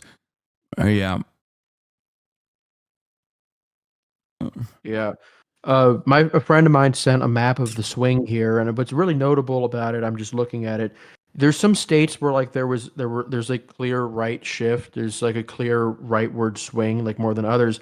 But it's just the larger story, even among like the Rust Belt and the Sun Belt. It's just a general secular shift towards Trump, not like some like huge like it's not like some Joe Rogan demographic or even like these insane like huge shifts, like this giant realignment where you have like a 40-point swing among one demographic. The larger story here is just that like there's just voters who are up for grabs every year, and they saw this administration as a failure, and they saw Trump as somebody who they were willing to go back as a last resort. I don't know what the Senate race looks like. I don't know, like, the hope for Democrats, honestly, at this point has got to be that they can hold on to enough of these Senate races that, like, they can maybe have a shot at winning the chamber in 2026 with a really, really good year. I'm going to pull in our lib correspondent real quick in here. His name is Austin Show. I'm going to call people both. said my voice sounds like his. Okay, I'm going to call both of you guys. Hold on 1 second. Okay. All right. Ladies and gentlemen, the voice of reason is here, okay? My normie friends are blaming me for the Democratic Party's losses right now because I was like, listen, I told you that they were running a dog shit campaign, and my normie friends are in the group chats saying I did this. Just so you guys have a better understanding of what the fuck we're looking at. Hello, Austin Show. Hassan Piker. Look, I mean, I thought we were fucked probably from the moment they started counting votes. It just has never looked good the entire evening. Hello? Yeah, no, I'm here. I'm listening. Here, I'm popping you out. Oh, can you hear me? Okay. Also, Austin Show, Josh Edinger-Mentum. Edinger-Mentum, Austin Show. Hello, Austin. Hey, how are you? As well as I can be, I guess. Nice to meet you. I'm Austin Show. Once every 4 years, I become a Democratic political strategist. Yeah. It was fun the first time I became one, but now I'm seeing the other side. Yeah. When you get your ass whooped. Yeah, there's a good run. I mean, they're calling North Carolina. Yeah, I think they did that a minute ago. It's no damn time. Yeah. Am I lagging? No, you're a little bit. Yeah. Well, let me close some windows here. I don't know what the. God damn! How many goddamn windows you have open, Austin? Holy shit! I have a ton. I was comparing data from like 2020 to 2024. I was like doing it all. Austin, why do you have a sign that says Christmas behind you? My look, November 1st, I operate on the Mariah Carey Christmas holiday. When Mariah Carey says it's time, it's fucking time, Hassan. So my house is fucking decorated from top to bottom with fucking Christmas decorations. All right. I tell you what, like literally, like I have 3 Christmas trees. Actually, 1, 2, 3, 4, and then 5. One in my room. I have 5 Christmas trees up. I've got garland going up my stairs. Okay. We have 300,000 people in here. It's time to lock in. All right. Okay. Sorry. Look. Before Josh video games himself. Here's the deal. Yeah. This is the deal. I thought before this election happened, okay, I thought, oh my God, Harris has run a fucking awful campaign. I said this over and over again in this broadcast. I agreed with you. I said it in Mike's broadcast. If any of you watched me in Mike's broadcast, even this morning, I said she run a shitty campaign. However, I thought that shitty campaign wasn't as shitty as the Trump campaign that they ran. And I still think that campaign was shitty, but it was like a shit throwing contest that the Democrats were just somehow shittier, and they fucking lost, and they're going to lose. I just wish they'd call the election because it's over. It's fucking over. I have no copium to share with you. There is not one single statistic at this point that I can point to say that there's any like trend that would go in her way, in her direction. And like, I don't know what the fuck that campaign message was. there's not, like the person on NBC said it, there's no, like, she's losing ground in the biggest part of the vote that she needs, like in Philadelphia. She's losing ground. She's losing ground. Awesome. We brought you in to do hopium, dude. No, there's no fucking hopium. Election. I think New York Times Needle is at like 90% Trump. Yeah, it's insane. Like, look, the only thing I'm happy about is I didn't fucking get on a plane to be miserable. At least I can go to bed in my own bed tonight. Yeah. Son of a bitch. You were supposed to be here. We would have won if you were here. Yeah, we may have. I mean, I don't know. Yeah, something I just noted. This is for those who know, but Jeff Jackson actually won the North Carolina Attorney General, the TikTok Democrat. He won by like 3 points. Is that, well? That's good. Yeah. I mean, at this point, aren't they on track to like win the House and the Senate as well? I think the Senate at this point, I think, is the Republicans are clearly going to win. Like, the question going now is like, can Democrats hold on in like Wisconsin, Michigan, Pennsylvania at the Senate level and not like totally like get in a position where Trump is like at 55 Senate seats, where maybe like you can have the more moderate members of the GOP like vote against some of his craziest shit. Yeah. And like you are in a position to win back the Senate in 2026. Yeah. It's very much a live wire. I don't even know I don't know if Casey and Baldwin are even outperforming him by that much. Like, they're Like, down what by sort 2. of crazy shit are they going to try to pass, do you think? It's tough for them because they still have to deal with the filibuster in the Senate. Democrats at worst case scenario are going to have like 45 seats here. So there's not going to be like them passing bills. America has a fucking federal crisis. But they're going to have ¿Quién decía over, eso? like, financial spending because they're probably going to win the House ¿A here. quién dijo eso, güey? No me acuerdo. Pero bueno. Trump tax cuts for like another 10 years. The Republicans are going to abolish the filibuster. Yeah, they're going to abolish the filibuster to pass anti-Medicare for all. Just kidding. They don't have to do that. You want to know why? Because Democrats will caucus with them every single fucking time. Remember in 2017 when Trump was like, we're going to do the tax cuts? And Chuck Schumer's response was, well, why don't you send us the bill earlier so we can agree with it? I was like, that's it. That's what the fuck. It's so cooked. Like, there's always room for the Democrats to concede to the Republicans on right-wing legislation. Fear not. They don't need to ever fucking abolish the filibuster. Ah, el güey ese que era como de Play 2, ¿no? Sí, cierto. Americans do what Americans do. And they did it again. The Democrats provided no alternative. No alternative that excited anybody. It was, the only shit they were running on was like the most abstract bullshit, like about like, oh, we represent turning the page from the Trump era this last 8 years. But it's not the Trump era this last 8 years. You were in power for half of that time. You governed during during the inflation crisis, generationally high interest rates. Like, it wasn't him. That's not how people saw it. If you wanted to make an actual like break from him, you had to do it in a way that mattered. Ted Cruz has won re-election in Texas. Yeah. She's gonna win. She's gonna lose Texas by like 15 points. Yeah, the electorate, the entire electorate moved to the left. Didn't you say Minnesota? I overheard you saying Minnesota's a toss-up. Minnesota on New York Times. Let me check what they have it as. Minnesota is lean D now. He is currently projected to win a state that Biden won by 3.7. So I guess maybe there was a little bit of a Walls boost. Goodness. Yeah. So I guess she won't lose anything beyond the main swing states, even though she really cut it. Querían si despiertan esta es la nueva bandera de Israel. DVD. Yeah. Hablando de Israel, ¿vieron que este güey, ¿cómo se llama? Netanyahu despidió a Yoav Gallant? ¿Por? That's an insane swing. A 35-point swing.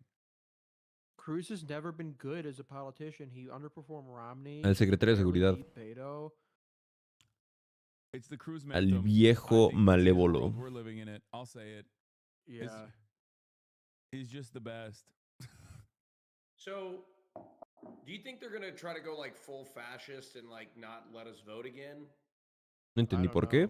I mean, I think. Well, that's not a good answer. Fuck.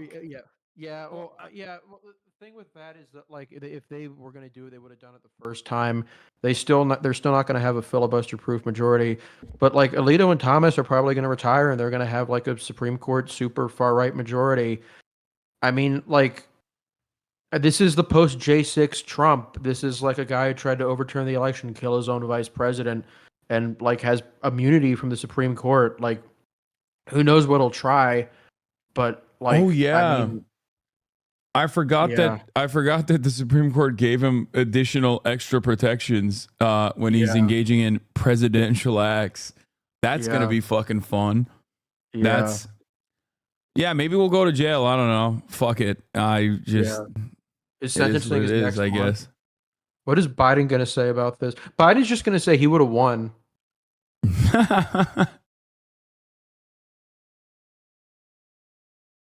Ni pedo. Loco. Ese es mi regalo de cumpleaños.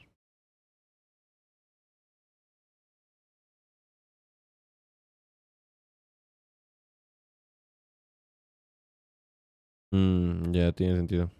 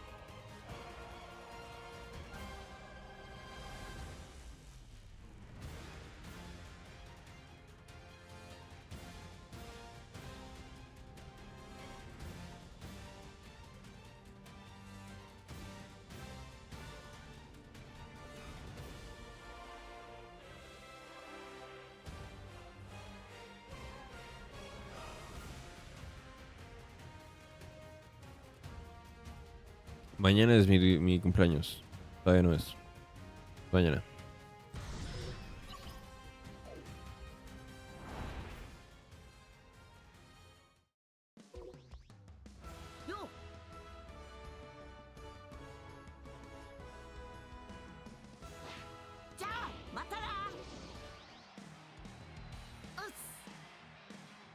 Es...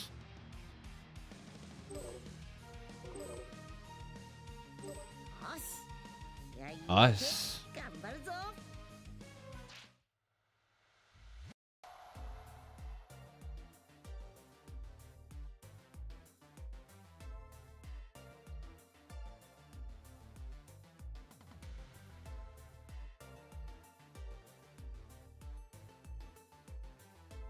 Us.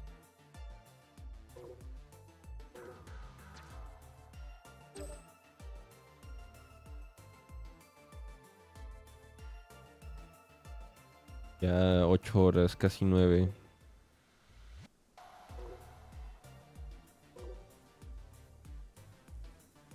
Sí le ganó.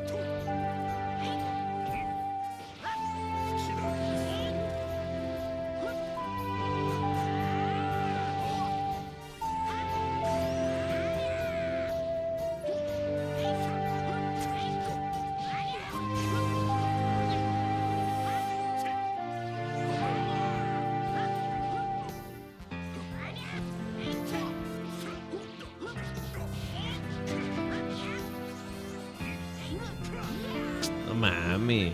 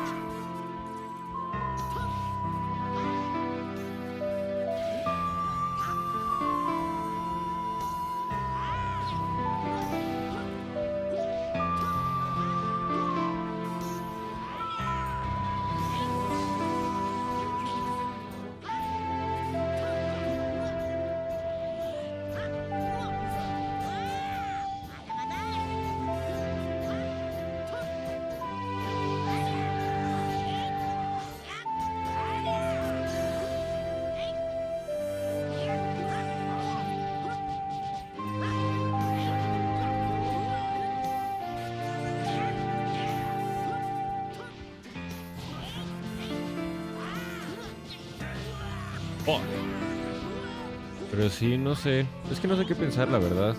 O sea, sí está bastante triste. No sé si triste sería la palabra.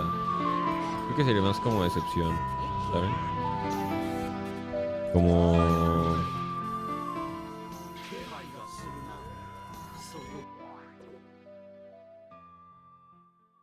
O sea, es como tristeza, decepción y simplemente...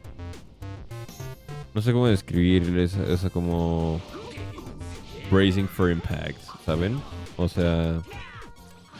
Haciéndome ideas de que no más viene lo peor.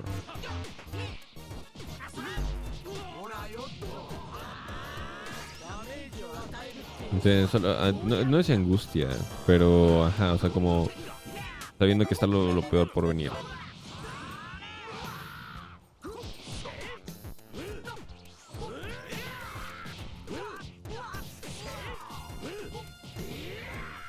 No mames, qué asco de cabrón.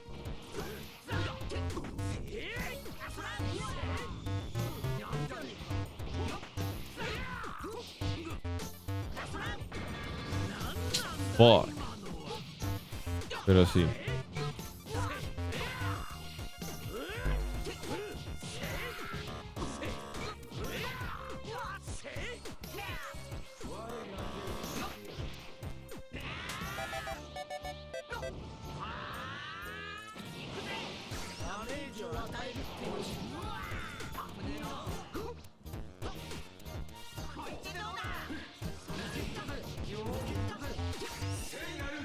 No mames.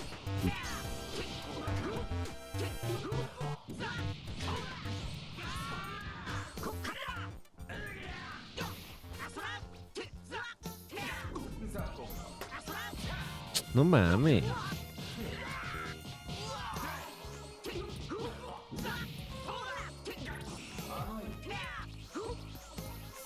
No mames.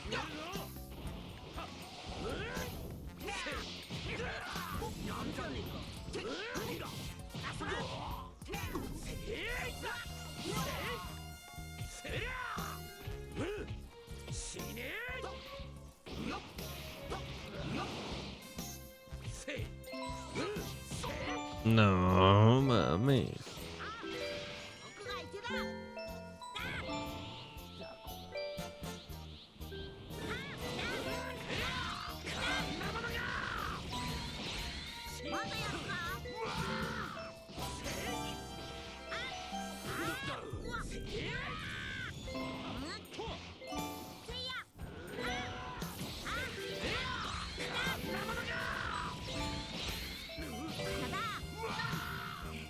No mames, no me jodas. No, vete a la verga, güey.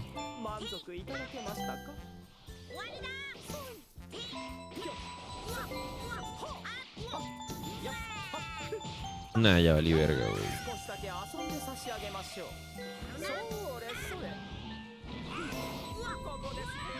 I'm fucked.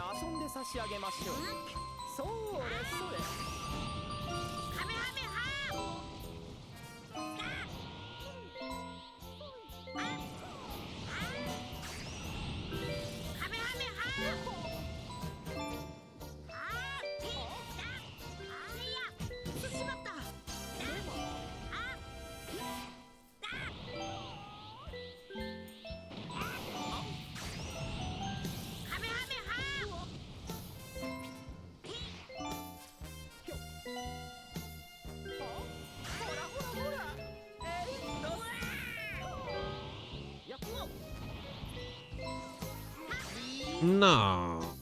Mami.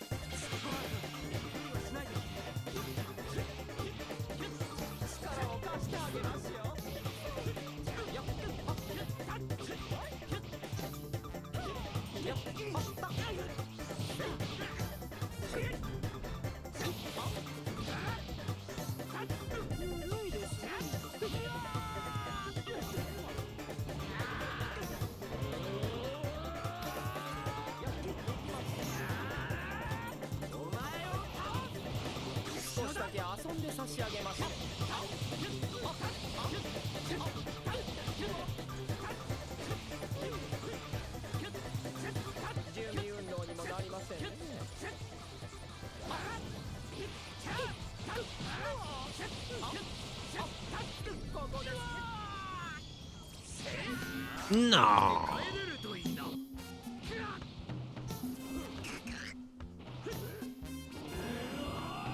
Tengo que intentar.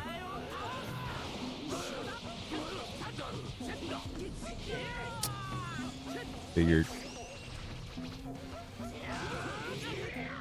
The fuck?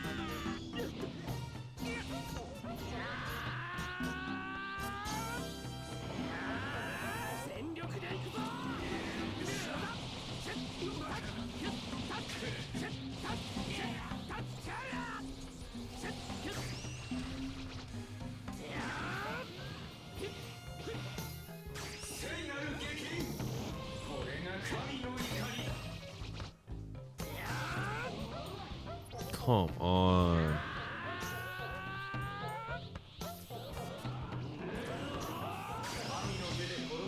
No me jodas. Uy.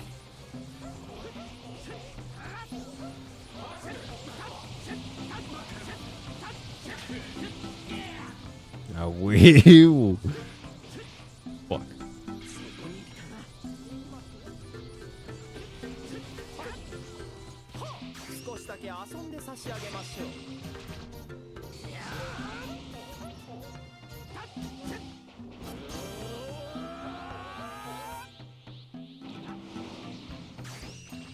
Fuck it.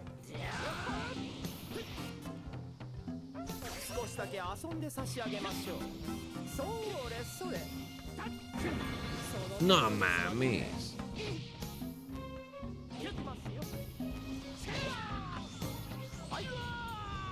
No, no, no, no, no, no, no, no, no, no, no, no, no. Que no. Ay, puta madre. Fuck. No, no, no, no se va a ir, se va a ir, se va a ir, se va a ir, se va a ir, se va a ir, se va a ir, hijo de su puta madre. Hijo de tu pinche madre, no, se va a ir, se va a ir, se va a ir, no te vayas, no te vayas, no te vayas, no te vayas. Hijo de tu pinche madre, güey. What the fuck?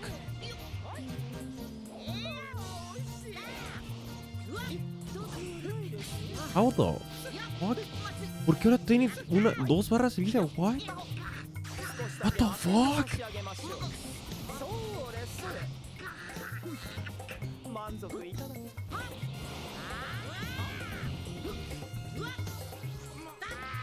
How in the...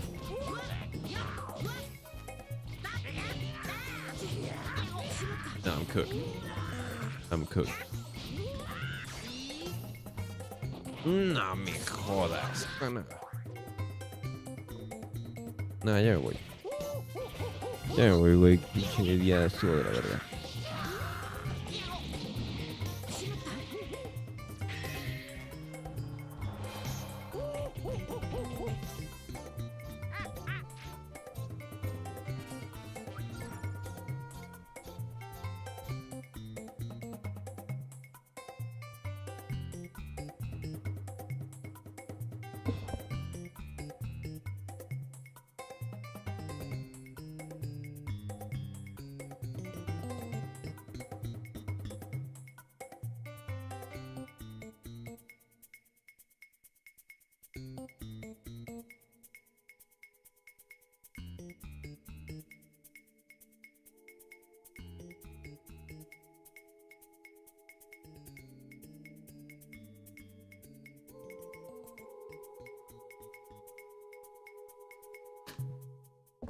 No, ya me voy, güey. Ya estoy muy cansado. Ya estuve streameando 9 horas, güey.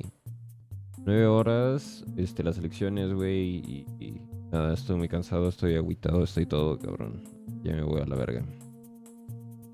Suscríbanse al Patreon, suscríbanse a todo, güey. Suscríbanse. Y nada. Se la laven. Se la lavan. Y espero que les vaya bien. Mañana es mi cumpleaños. Así que en Insta vean que subo o algo. Jejeje. Bye. Miau.